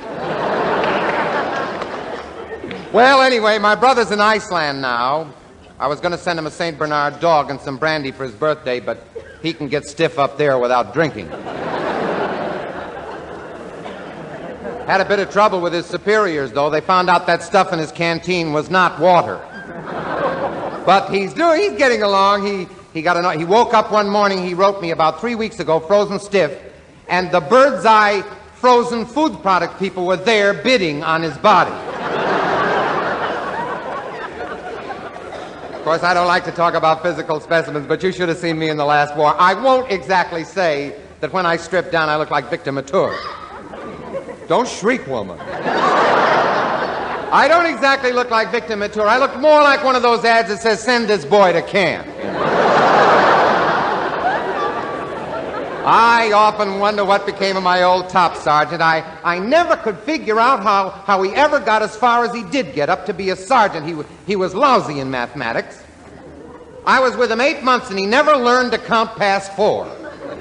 Just 1, 2, 3, 4. Now, I want to explain that the studio audience here want, as a unit, to insult the Emperor of Japan.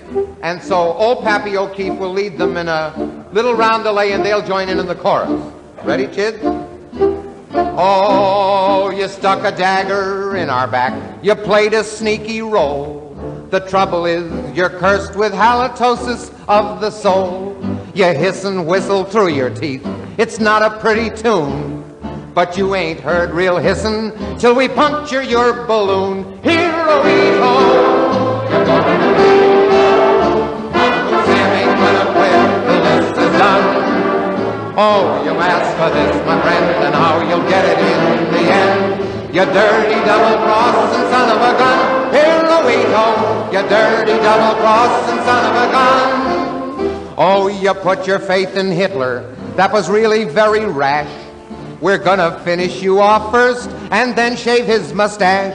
You talk about the Axis, but where's Mussolini been? He hasn't even got a pot to cook spaghetti in. Hero-ito, you're gonna be Vito. Uncle Sam ain't gonna quit till this is done. Oh, you asked for this, my friend, and how you'll get it in the end. You dirty double-crossing son of a gun. Hero-ito, you dirty double-crossing son of a gun. Well, boys, thumbs up and happy hunting.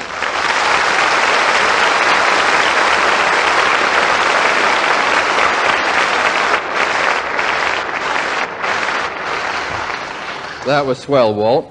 And now Yeoman GLK with the Coast Guard somewhere in the North Atlantic writes, on March 8th, we heard Dinah Shore, the one and only Dinah we used to hear on the radio and jukeboxes before we left home. Why don't you bring her back again? Boy wants girl, girl likes boy, girl sings song. Here she is, fella, Dinah Shore.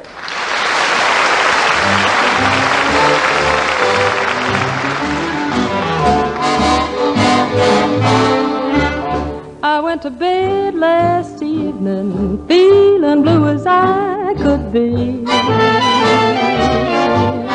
I couldn't sleep last evening for what was worrying me. All the tears I've wasted would surely fill the deep blue sea. I've got to sigh about him, cry about him, Lordy, where am I without him blues? He keeps me walking on the floor, and like a fool I ask for more. Although I know he isn't good, I wouldn't leave him if I could, I know. I'm not the first on his list, I'd never be missed. I wish I had a dime for every girl he's kissed. I swear I'd be a millionaire, and yet I wouldn't care as long as I could get my share. I've got those mad about him, sad about him. How can I be glad without him blues? He makes my dreams go up in smoke, and then he treats it like a joke. He's just an ordinary sort of guy, and yet I love him till I die. Poor me. I've got those mad about him, sad about him. How can I be glad without him blue?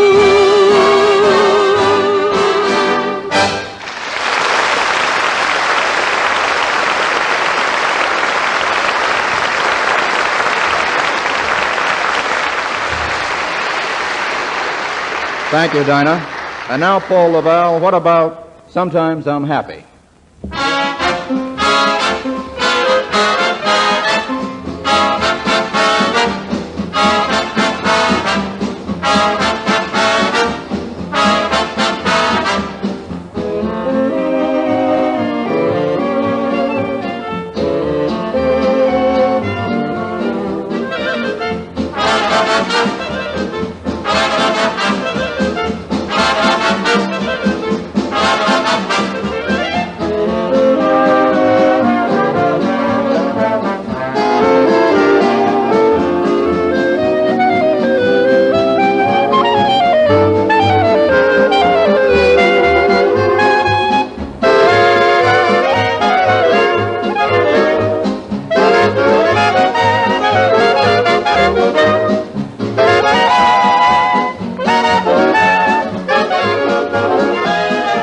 Thanks, Paul Laval and the boys.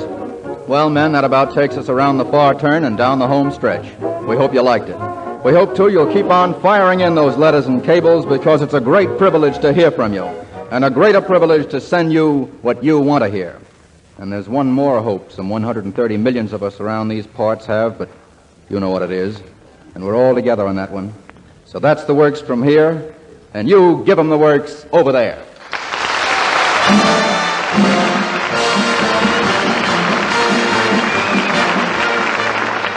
This is the United States of America saying so long to its fighting sons throughout the world. Command Performance is your show, buddy.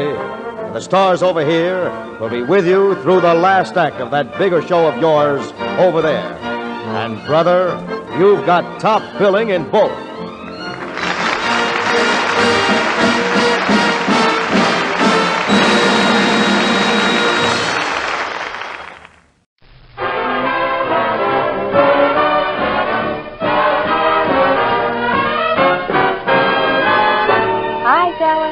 This is Jill with your all-time jukebox.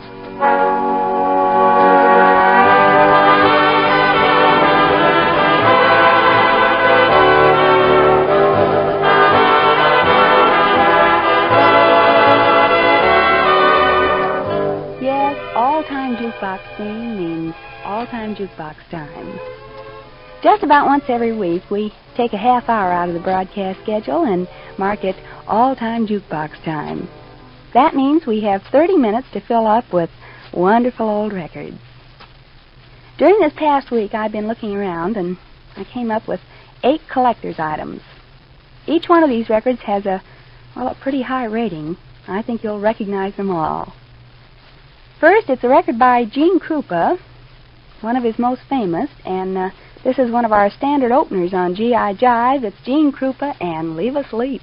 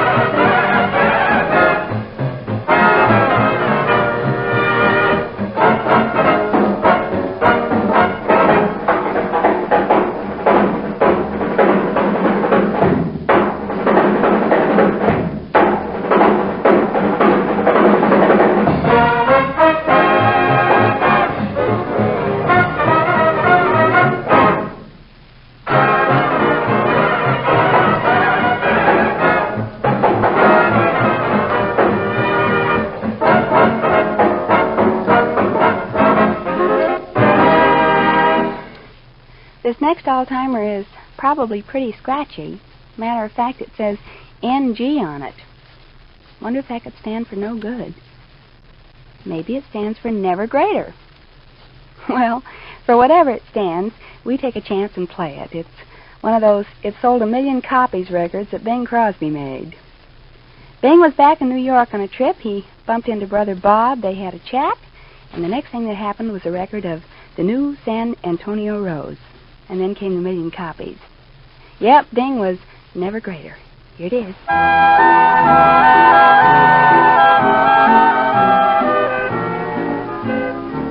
Deep within my heart lies a melody, a song of old San Antone, where in dreams I live with a memory beneath the stars all alone. It was there I found, beside the Alamo, enchantment strange as the blue up above, a moonlit past that only she would know. Still hears my broken song of love. Moon, in all your splendor, know only my heart. Call back my rose, rose of San Antone. Lips so sweet and tender, like petals falling apart. Speak once again of my love, my own. Broken song, empty words I know, still live in my heart all alone. For that moonlit path by the Alamo, and rose, my rose of San Antone.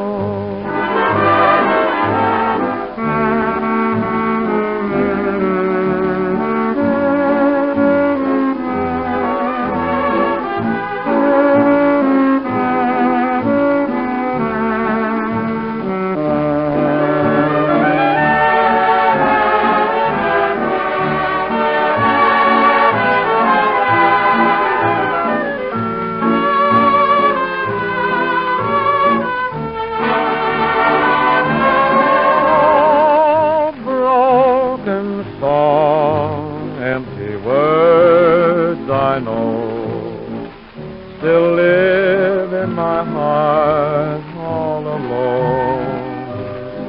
For that moonlit path by the Alamo, and rose, my rose of San Antone.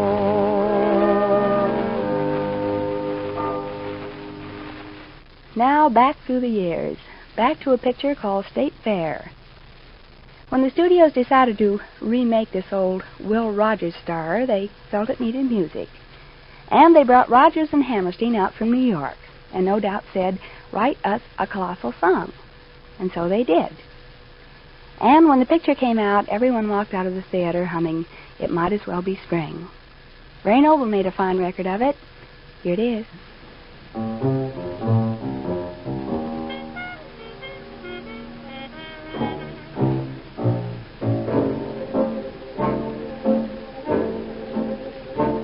I'm as restless as a willow in a windstorm. I'm as jumpy as a puppet on a string. I'd say that I had spring fever, but I know it isn't spring. I am starry-eyed and vaguely discontented, like a nightingale without a song to sing. Oh, why should I have spring fever when it isn't even spring? I keep wishing I was somewhere else, walking down a strange new street, hearing words that I have never heard from a girl I've yet to meet. I'm as busy as a spider spinning daydreams. I'm as giddy as a baby on a swing.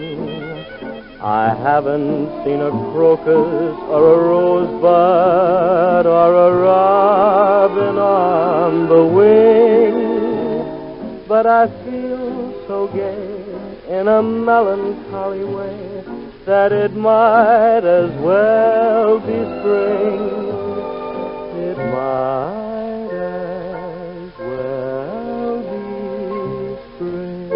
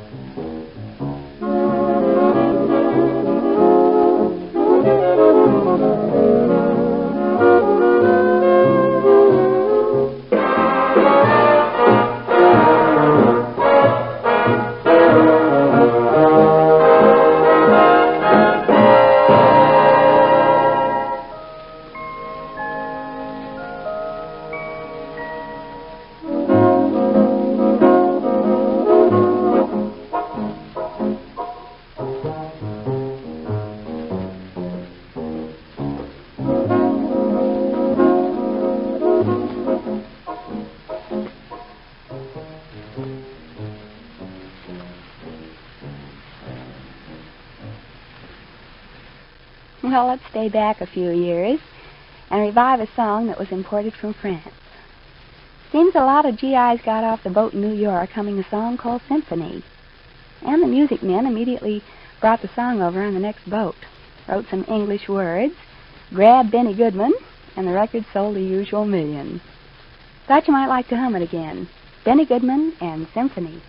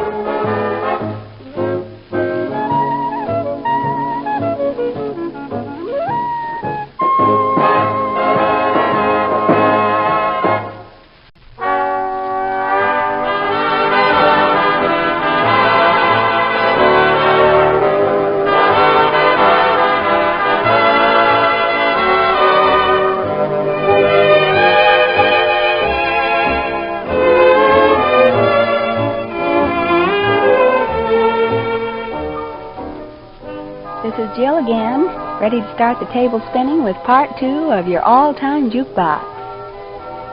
In case you just joined us, we're in the middle of a bunch of all-timers. And if I move along, we'll take in 4 more. Harry James has a number 1 spot in part 2. This is one of his earlier instrumentals entitled Strictly Instrumental.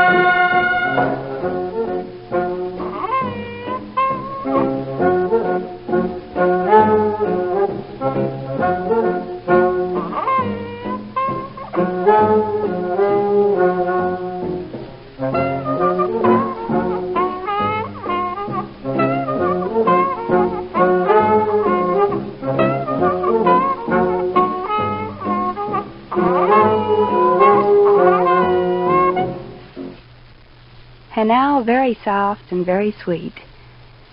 You know, Frank Sinatra served a long term with the Pied Pipers. As a matter of fact, whenever they get together at a party, I'll never smile again is always heard. But some time ago they separated, went to different companies. The Pipers recorded Dream. It was a great record. Frank's boss said, Dream. Competing with the Pipers, said Frank. This better be good. And it was. Matter of fact, it was great. They both sold the expected numbers of copies. Now, after all that talk, Frank sings Dream.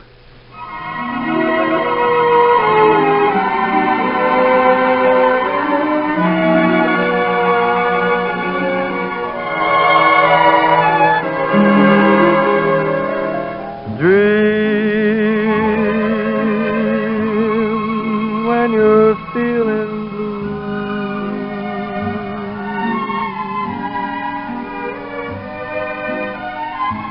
Dream, that's the thing to do.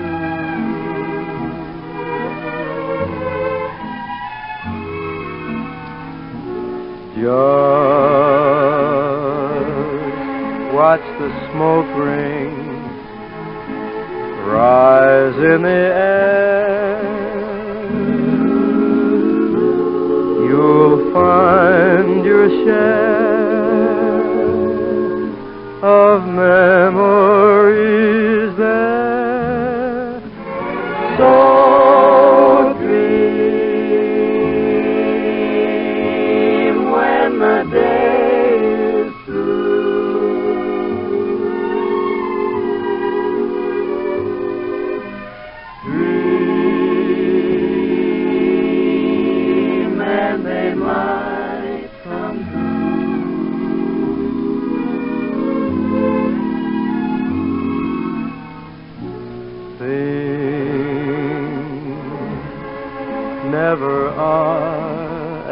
bad as they seem.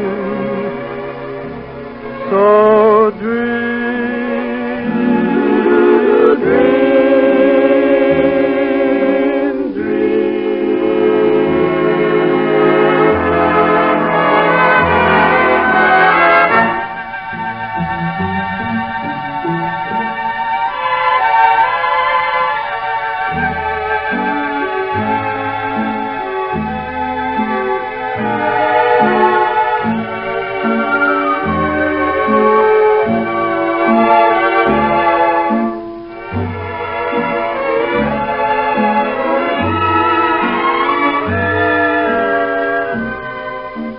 dream, never are as bad as they seem.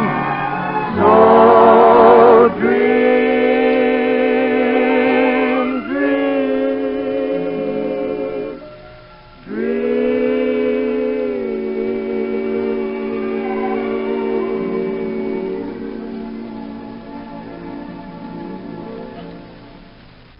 And what would you say to one by Glenn Miller? You know, I think we played every one of his records in the all-time, one by one, down through the years that the program has been on. And the one that always receives the most comment is Jukebox Saturday Night. Here.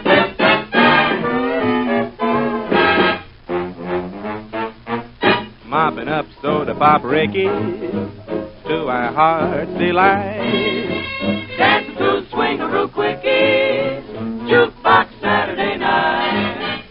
Goodman and Kaiser and Miller help to make things bright. Make some hot licks with vanilla, Jukebox Saturday night. They put nothing past us, me and Honey Lamb, Making one cold last us till it's time to scram. money we really don't need that. We make out all right. Let the other guy feed that Jukebox Saturday night. After sipping a soda, we got a scheme. Somebody else plays the record machine. It's so easy to say pet names when you listen to the trumpet of Harry James.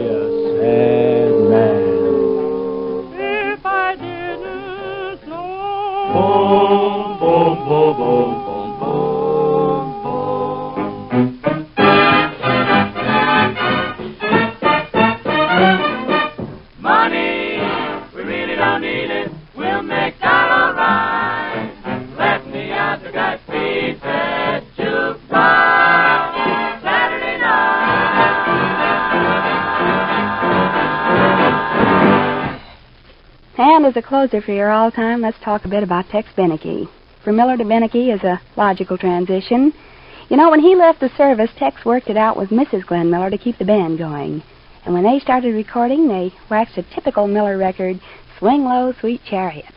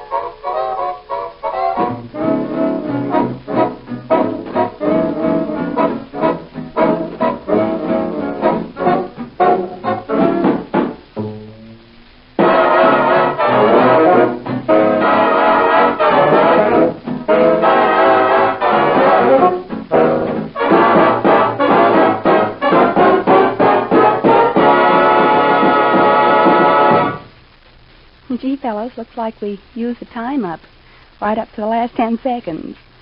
Just time to say thanks for being with your all-time jukebox. And until I'll be G.I. jiving your way, this is Jill, and this is the United States Armed Forces Radio Service, the voice of information and education.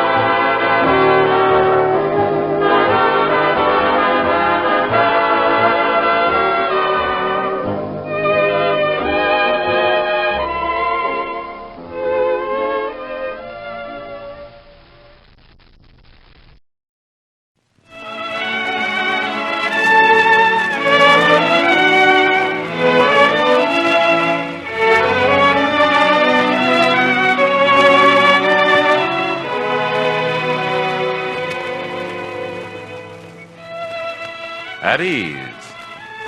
At Ease, as the Armed Forces Radio Service presents a quarter hour of music played without interruption. So at ease and listen to the folk songs of tomorrow.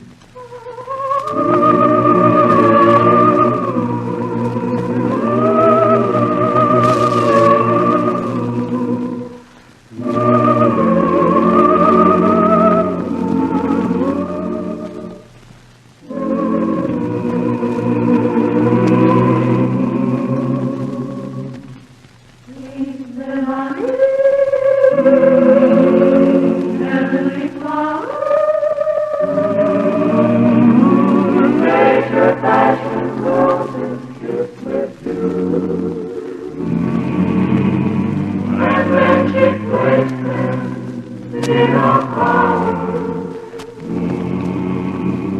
It was the star of you. Sweet melody, heavenly flower, my dream of paradise come true. You are my paradise completed. You are my dream come true. Sweet melody, sweet Leilani.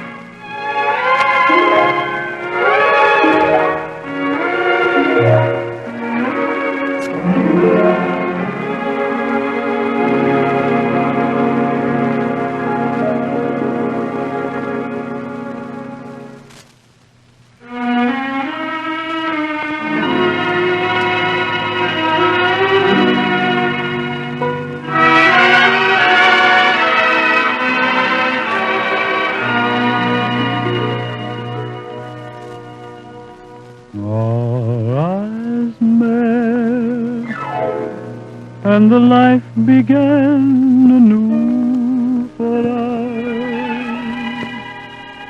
and the flame that started grew for us. We both knew that the flame became a fire for us, that we shared the same desire to be alone.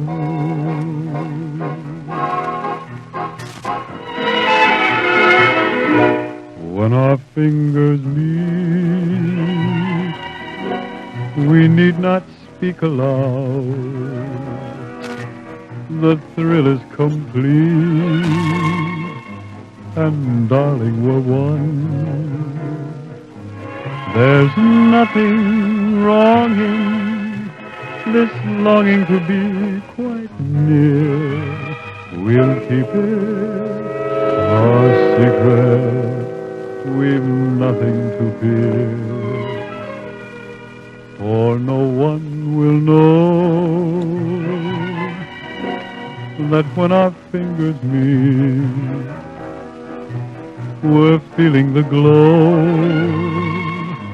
that's just yours and mine. The mood that holds us has told us that this is so sweet. The thrill that began when our fingers meet.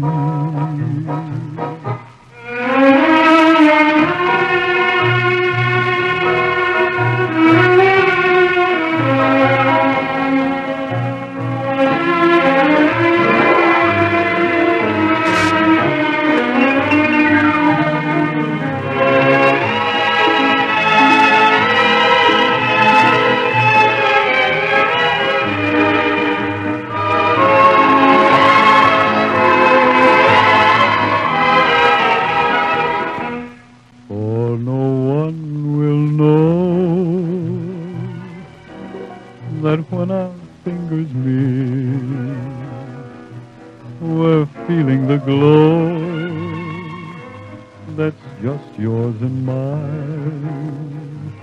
The mood that holds us has told us that this is so sweet.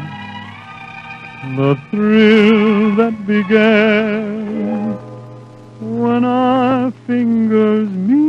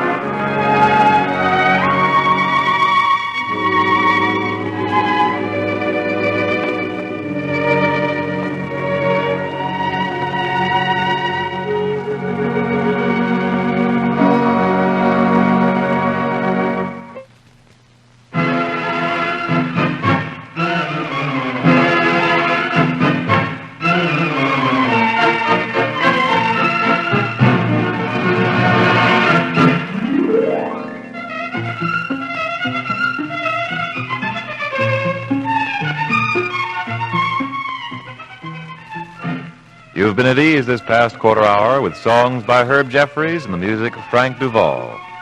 Heard on the program were Tico Tico, Sweet Leilani, How Many Hearts Have You Broken, When Our Fingers Meet, and Together.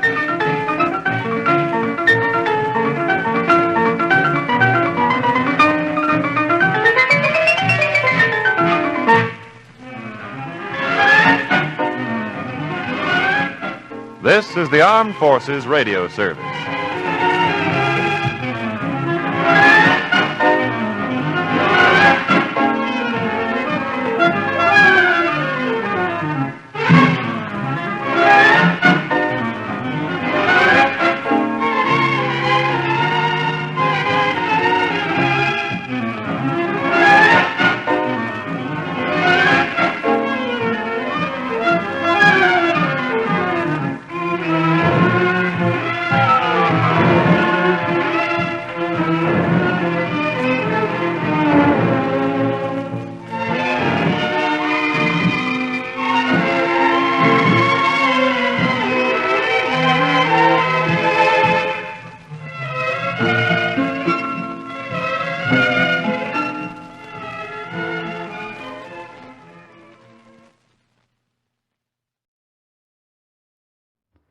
Have you heard the weird tales of the Whistler?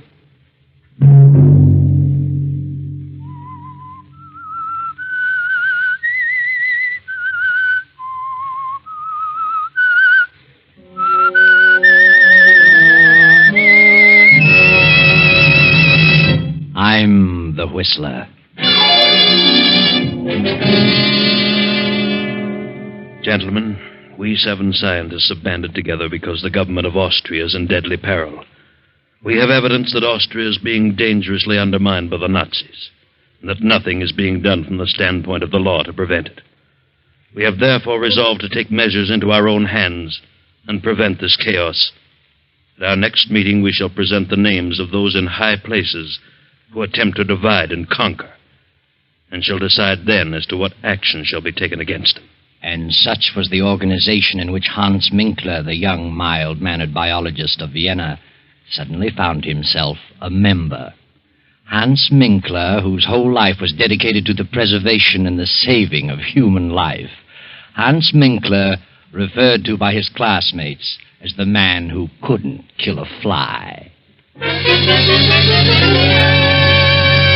Saturday night, and again CBS presents The Whistler.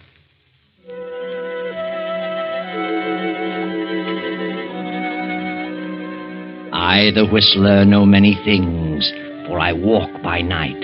I know many strange tales, many secrets hidden in the hearts of men and women who have stepped into the shadows. And so I tell you tonight the incredible tale of the letter. Hans Minkler, the young biologist, only half heard the speech of the leader of the 7 scientists, for Hans was dreaming of his beloved experiments. His experiments and the pretty niece of Monsieur Gallet, the lovely Viel, who had been living in Vienna these past 4 years.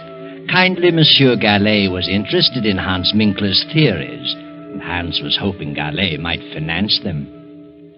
Well, Dr. Minkler, I've studied the outline of your proposed experiments, and I've come to the conclusion that you can accomplish great things. Oh, well, that makes me very happy, Monsieur Gallet. How much do you think you'll need to carry on? I feel quite sure that I could get along for a couple of years on 5,000. If my cell experiments prove successful, human life may be prolonged considerably. I have all the faith in the world in Hans, Uncle. My niece is certainly sold on your ability, Dr. Minkler. So are you, Uncle. You may as well admit it. Young men with your principles are all too scarce today. Europe seems to be saturated with men who claim they want to save mankind. They all seem to want to arrive at it through a destructive method. Well, it's only a temporary condition. Who do you plan to have assist you?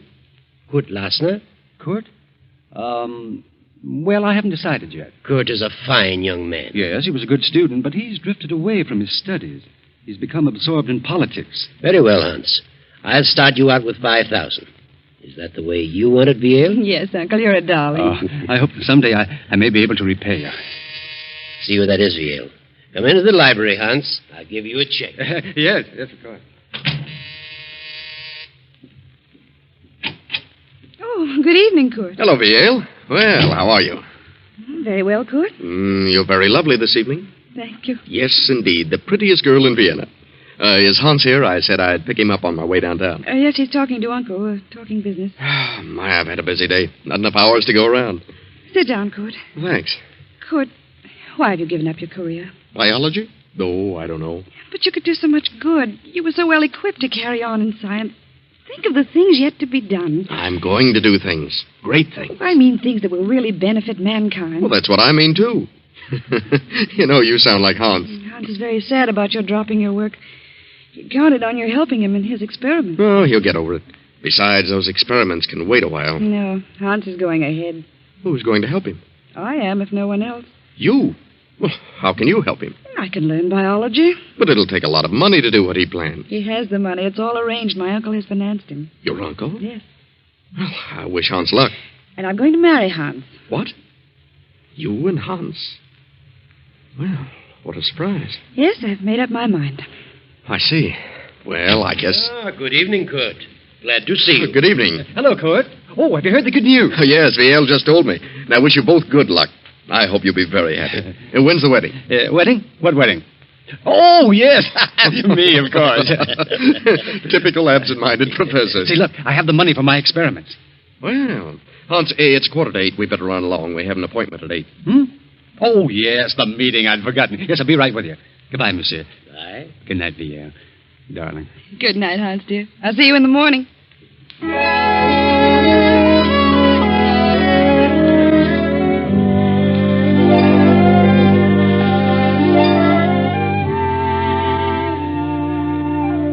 So Hans Minkler reluctantly attends his second meeting, and with Kurt Lassner joins the 5 scientists in the darkened room.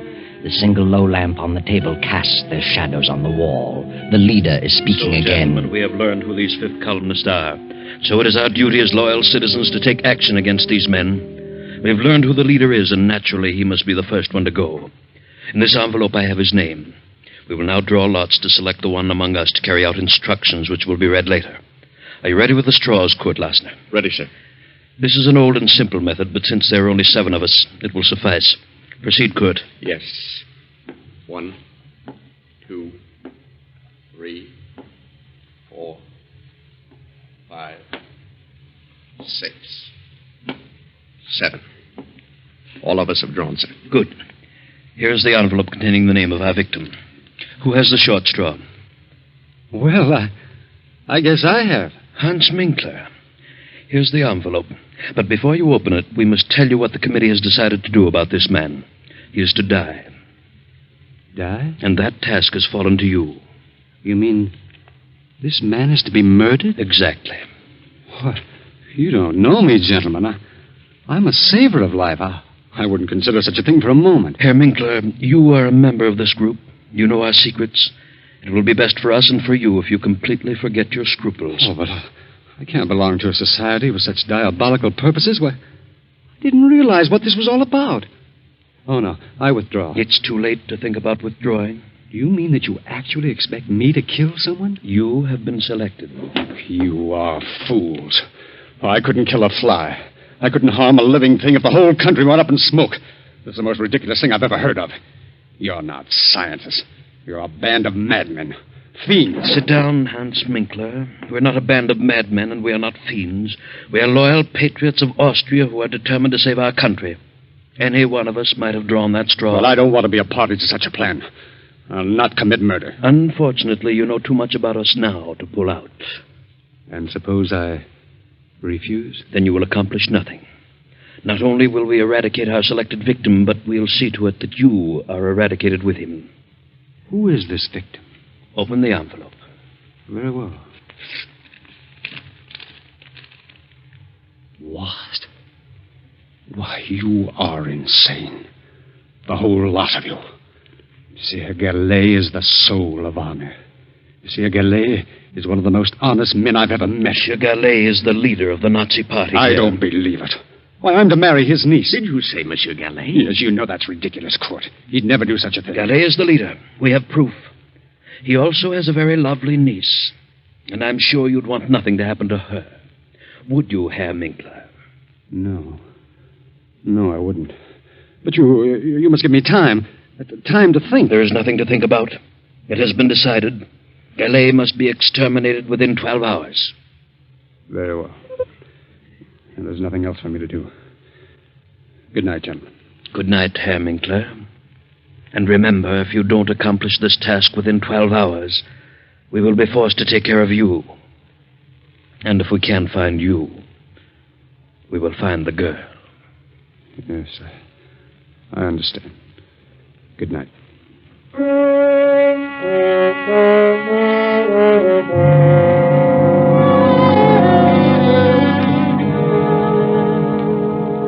Well, Hans, what are you going to do about it?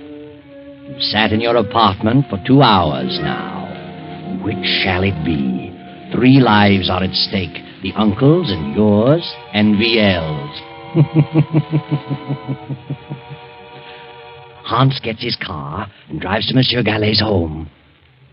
Well, hello, Hans. What on earth are you doing here? I didn't expect you back this evening. Where is VL? Why, she went to some friends. She probably won't be back till after midnight. What on earth's wrong with you? Get your hat and coat, Monsieur Gallet. What? Have you been drinking, Hans? Get your hat and coat. Now, wait a minute. Suppose you explain There's no time for explanations. Get your things. What for? You're coming with me. I was just ready to turn in. You better run along, Hans. You'll feel better in the morning. Put up your hands, Monsieur Gallet. What? This is the funniest thing I've ever encountered. Have you really got a gun in your pocket? I have. I hope you don't force me to prove it. Well, this is certainly a surprise. The meaning of all this? I've just discovered that you're the leader of the Nazis who are trying to undermine the Austrian government. Are you serious? Yes. Who told you such a thing? There's an organization which is determined to eradicate all Nazis one by one, and you are the leader. Read this. It says leader Paul Gallet. Death. This is the maddest thing I've ever heard of. I've been highly active in anti-Nazi work. They say that's merely a cover-up. Are you a member of this secret organization? Yes. You've been selected to kill me? Yes. It's unbelievable that you, Hans Minkler, could be mixed up in such a thing. I think you're being hoodwinked. I am an anti-Nazi. If you plan to kill me, you must belong to the Nazi organization. Get your things and come along. What do you intend to do with me? That's all planned. Come along. Very well. You, give me that gun. You fool. No, don't.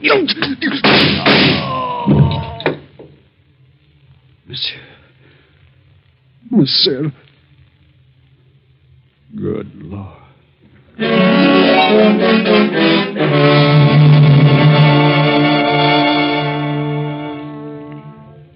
Hans stands staring at the body of Monsieur Gallet for a few moments. Then, in a daze, he turns out the lights, closes the library door, and returns to his apartment. For the remainder of the night, he sits at his desk staring into the darkness, lost in thought. And then morning comes, and VL at her home opens the library door and...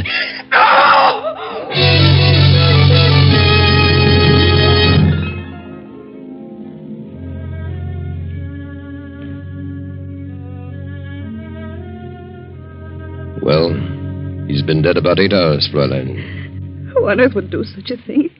He had no enemies. He was quite active in anti-Nazi work. Yes. Here's something we found on the library floor. The pipe? Yes. The bowl is hand-carved, has initials on it. As you see, the stem is broken. Have you ever seen this pipe before? Well, I don't remember. There's something else we found, a note, which reads, Leader Paul Gallet, death. Do you recognize the handwriting? No.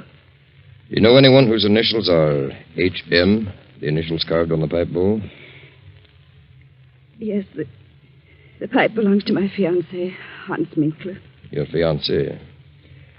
What time did you return home last night? I attended a party and got here about 1 o'clock. I supposed Uncle was in bed. I didn't look in the library. I went straight to my room. What is Hans Minkler's address? I'm sure Hans had nothing to do with this. Are you? He lives at 13 Cronhead Street. I'll run over there. Please don't touch anything in the library. I won't. Good morning.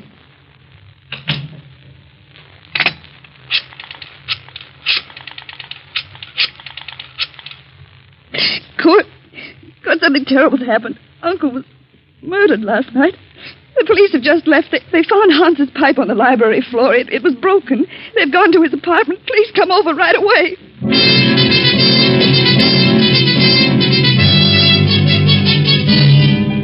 Hello, Hans. This is Kurt. The police found your pipe in Gallet's library. They're on their way to your place. You've got to get out of the country immediately. Don't wait a moment.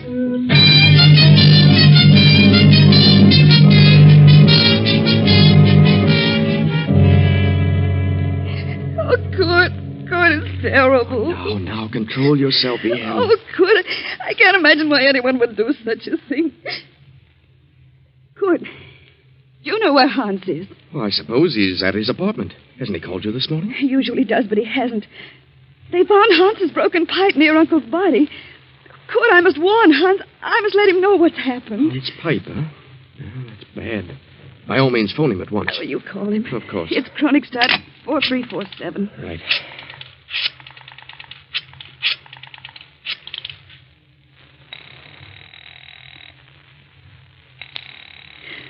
It's ringing. He must be there. He would have answered by now. Where could he be? I haven't the slightest idea. But he always calls me before this. Kurt, it isn't possible. It can't be. No, now, just try to control yourself, Yale. Oh, see who it is, Kurt. Special delivery. Sign here, please. Well, thank you. Who's it for? For you. Kurt. It's from Hans. Good heavens, read it. Leaving Vienna on important business. Contact me at 16 Rue de Roche, Paris, under name of Pierre Cabot, H.M. Well, I don't understand it. What does he mean? What important business? Why should he disappear like this? I've no idea, but it does look strange. Your uncle is murdered and Hans disappears. Oh, but what motive could he have had? But they found his pipe near Uncle's body. You know Hans had nothing to do with it. I'll admit he's always been rather peculiar, never seemed to let loose, always seemed to be on his guard, but well, I can think of no reason for this. What could this important business be? He never told me of it. And why on earth should he go to Paris under an assumed name? That is strange. Kurt, that officer said something. What? Well, you know that Uncle was active in anti-Nazi work. Do you suppose it could be a Nazi? Oh, why not? But who? Who do we know that's a Nazi? I certainly Wait don't. a minute. You just said that you felt Hans was always on his guard. Do you mean you felt he was concealing something? Well, there have been times when I've felt that, but on the whole, I've thought of him as a slow-thinking, absent-minded professor. But it does seem strange that the moment Uncle gave him the check, that this should happen and he should disappear. Maybe he went to visit our old pal, Jean Renaud. You remember Jean? He was one of our classmates. But I have a strange feeling that Hans wouldn't go away like this, without telling me beforehand, unless something were wrong. Do you suppose that Hans has been deceiving us all along? What makes you ask that? Well, it suddenly occurred to me that he spoke French without the trace of an accent. And I remember Jean Renaud said once that he spoke English without an accent. So what? Well, if he did, where did he learn to do that? Certainly not by living in Vienna all his life. Oh, I see what you mean. Why didn't he tell me beforehand that he was leaving? But he wrote you this letter. Yes, but it wasn't written by the Hans I know. Oh, I think you'd better forget about it. Kurt, I didn't tell you this. The police found a note on the floor. It said, Leader Paul Gallet, death. It must have meant that Uncle was an anti-Nazi leader and he was sentenced to die. And if this ties in with Hans' disappearance, then Hans must have been connected with the Nazis. Oh, darling, you're getting yourself all worked up. You don't think Hans was a Nazi? Well, I'll admit the way you've got it all worked out, it sounds plausible, but if he was a Nazi and he's left the country, what can we do about it? He won't come back. But why should he go to Paris? Well, Jean Renaud was a good friend of ours.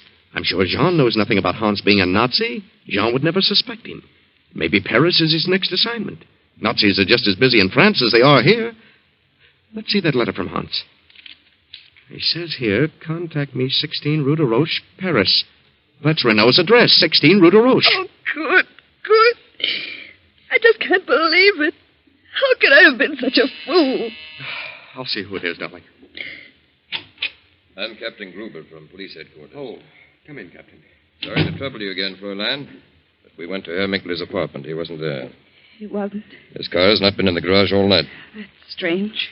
We found this writing on the notepad on his desk. Is it his handwriting? Yes. He's written the same two words over and over again, Gallet and Villiers, as though he tried to make up his mind about something. But what's become of his car? The car's been found. Where? In a public garage. From all indications, Minkler's left the country, probably for France. Oh, why France?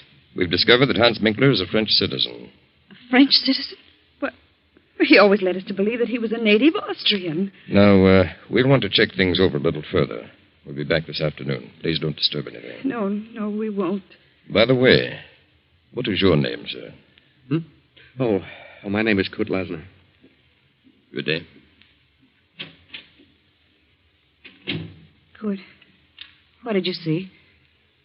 What were you looking at just then? What do you mean? What startled you on Uncle's desk? Well, nothing. Nothing at all. Here, let me see. Good heavens, I see it. Here on the desk blotter, it's Uncle's handwriting. It says, "Find Hans Minkler." And it was Hans. It was. Uncle was trying to tell us who did it. Maybe.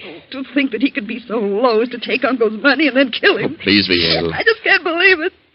I won't believe it. I mustn't. Well, I'm sorry to say that all the evidence is certainly against him. Oh, come, Viel. Try to get this off your mind. Try to get some rest. The police will take care of everything. Oh, yes, Kurt. I guess you're right.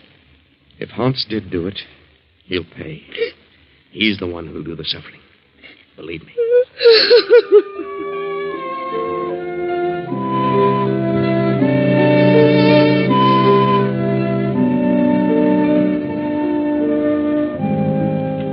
But during the night, the Nazi hordes rolled swiftly into Austria. Without firing a shot, took over the reins of government. A few weeks later, France declared war. Then one night, Hans Minkler makes his way through the maze of Paris traffic and knocks at the door of number 16 Rue de Roche. Oh. Yes? Oh, good evening. Good evening. Is Jean Renault in? Who shall I say is calling? Why, Pierre Cabot. Won't you come in, Monsieur Cabot? Major Renault has just stepped out. He'll be back shortly. Was he expecting you? No. Did you say Major Renault? Yes. Since war has been declared, he's gone on the active service list. Oh, I see. I've been phoning for a week, but no one answered. You haven't seen the Major in some time? No, I haven't. I've been in Austria for several years. Renault and I went to school together in Vienna. Oh. Are you by any chance Hans Minkler? How did you know that? Why are you traveling incognito? Well, where is Renault? I regret to inform you that Renault has been in Africa for some time. He's due back in a few weeks, however. Did you know Monsieur Gallet in Vienna? Why, yes. Who are you? I'm Monsieur Deveau, of the French Sûreté. Oh, police. Yes. Did you ever accept any money from Monsieur Gallet? Why are you asking me these questions? You never accepted money from Gallet? No. Search him, Henri. No, just a moment. Sorry, Minkler. I'll take the bill for Henri. Yes, sir. I don't understand all this. You understand, all right. Well. So you never received money from Gallet. What's this check for? Well, that's to help carry on my experiments. Undoubtedly. Monsieur Gallet was helping you and quite a number of others to carry on experiments. Others? I suppose you say you're new at this game. Game? I don't know what you mean. I had nothing to do with his death. Nothing. Yes, I believe that. Why should you kill one of your own? Oh, I don't know what you're talking about. If you were intending to carry on experiments in Vienna, why is this check drawn on the Bank of Paris? Well, maybe he had a surplus of funds here. Indeed, he did. How did you know I was coming here? We knew. Just what were your plans? Oh, this is ridiculous. I'm not a spy. I was engaged to marry Galet's niece. Really? Some way I got mixed up with an organization which planned to rid Austria of all Nazis. They claimed that Monsieur Galet was the leader in Vienna. I denied it. But nevertheless, I was selected to murder him. Oh, I see. And told that if I refused, they'd also kill me and my fiancée as well. I decided to get them out of the country. I went to Galet's home. My fiancé was not there. I knew there was no time to lose. So I tried to take him away by force. He was suspicious of me. We suddenly got into a scuffle. And then someone behind me fired a gun. I don't know who it was. And Galet fell dead. I see. I went to my home. Next morning learned that they were looking for me. I got out of the country, and in a roundabout way, I came to Paris. A good story. But it doesn't hold water. Galet was a Nazi leader, and there's too much evidence against you, Minkler. Come on. Let's go down to headquarters.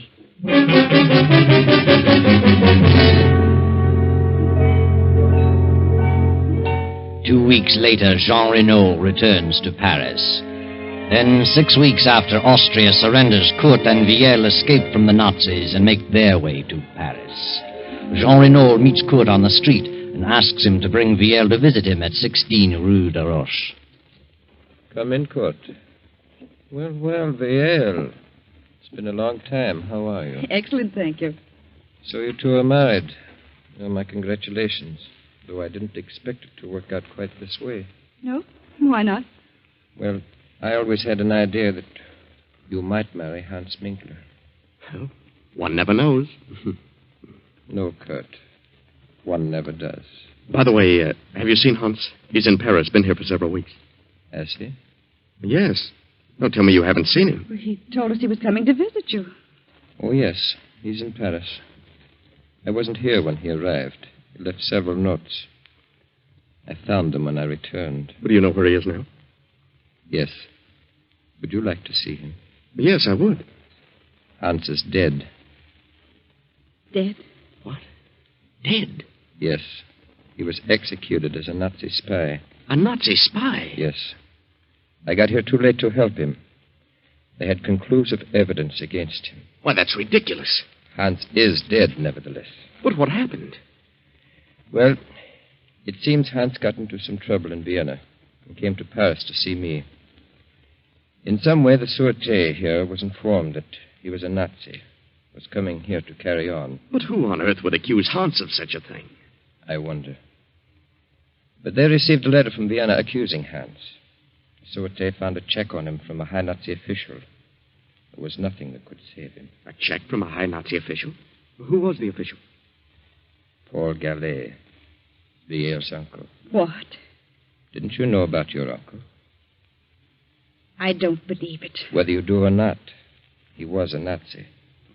The Secret Service has known it for years. He may or may not have given the check to Hans for Nazi purposes. But the evidence was against Hans. Then the letter came to the Sûreté saying Hans was a Nazi agent. They found him here, arrested him. That's all there was to it. But who would write such a letter?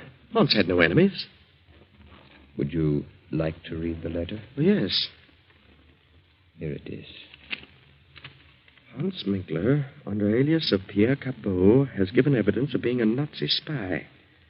Locate him at 16 Rue de Roche, Paris. And that's all that was necessary. How awful. I can't imagine such a thing. Notice the handwriting, Kurt. What? Ah, yes. Viel, this is your handwriting. It is not. I'm positive. You wrote this. No. Don't lie to me. I know your writing. You wrote this letter. All right. All right, I did. I was convinced that he'd deceived me. I was convinced he killed Uncle. Yes, I wrote it. How could you? Oh, I never dreamed Uncle was a Nazi. I thought Hans was a Nazi. I was determined to make him suffer. You believe me, don't you? Yes, Viel. I believe you. But I'm awfully, awfully sorry for you. Poor Hans. Poor Hans. Oh, I'll never forgive myself. Yes, Viel. What a terrible injustice you have done. But someday, perhaps you'll learn what really happened to your uncle. It wasn't Hans who killed him. Hans didn't even have a gun, just a pipe. But Hans wanted to get him safely out of the country. And Kurt knew that Hans would never go through with the order of the Secret Seven. So he followed Hans. And when he saw what was happening, he shot Gallet and disappeared and let you think Hans did it. Because Kurt was in love with you, too, Viel.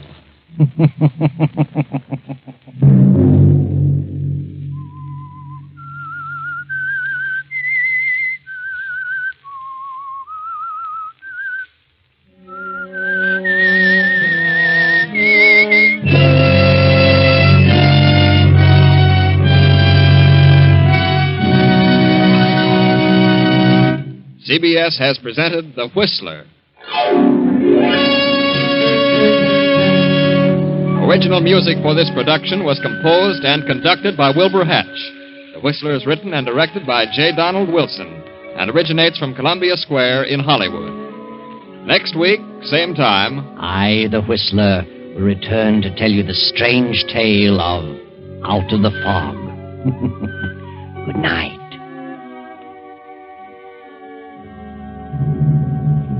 this is the Columbia Broadcasting System.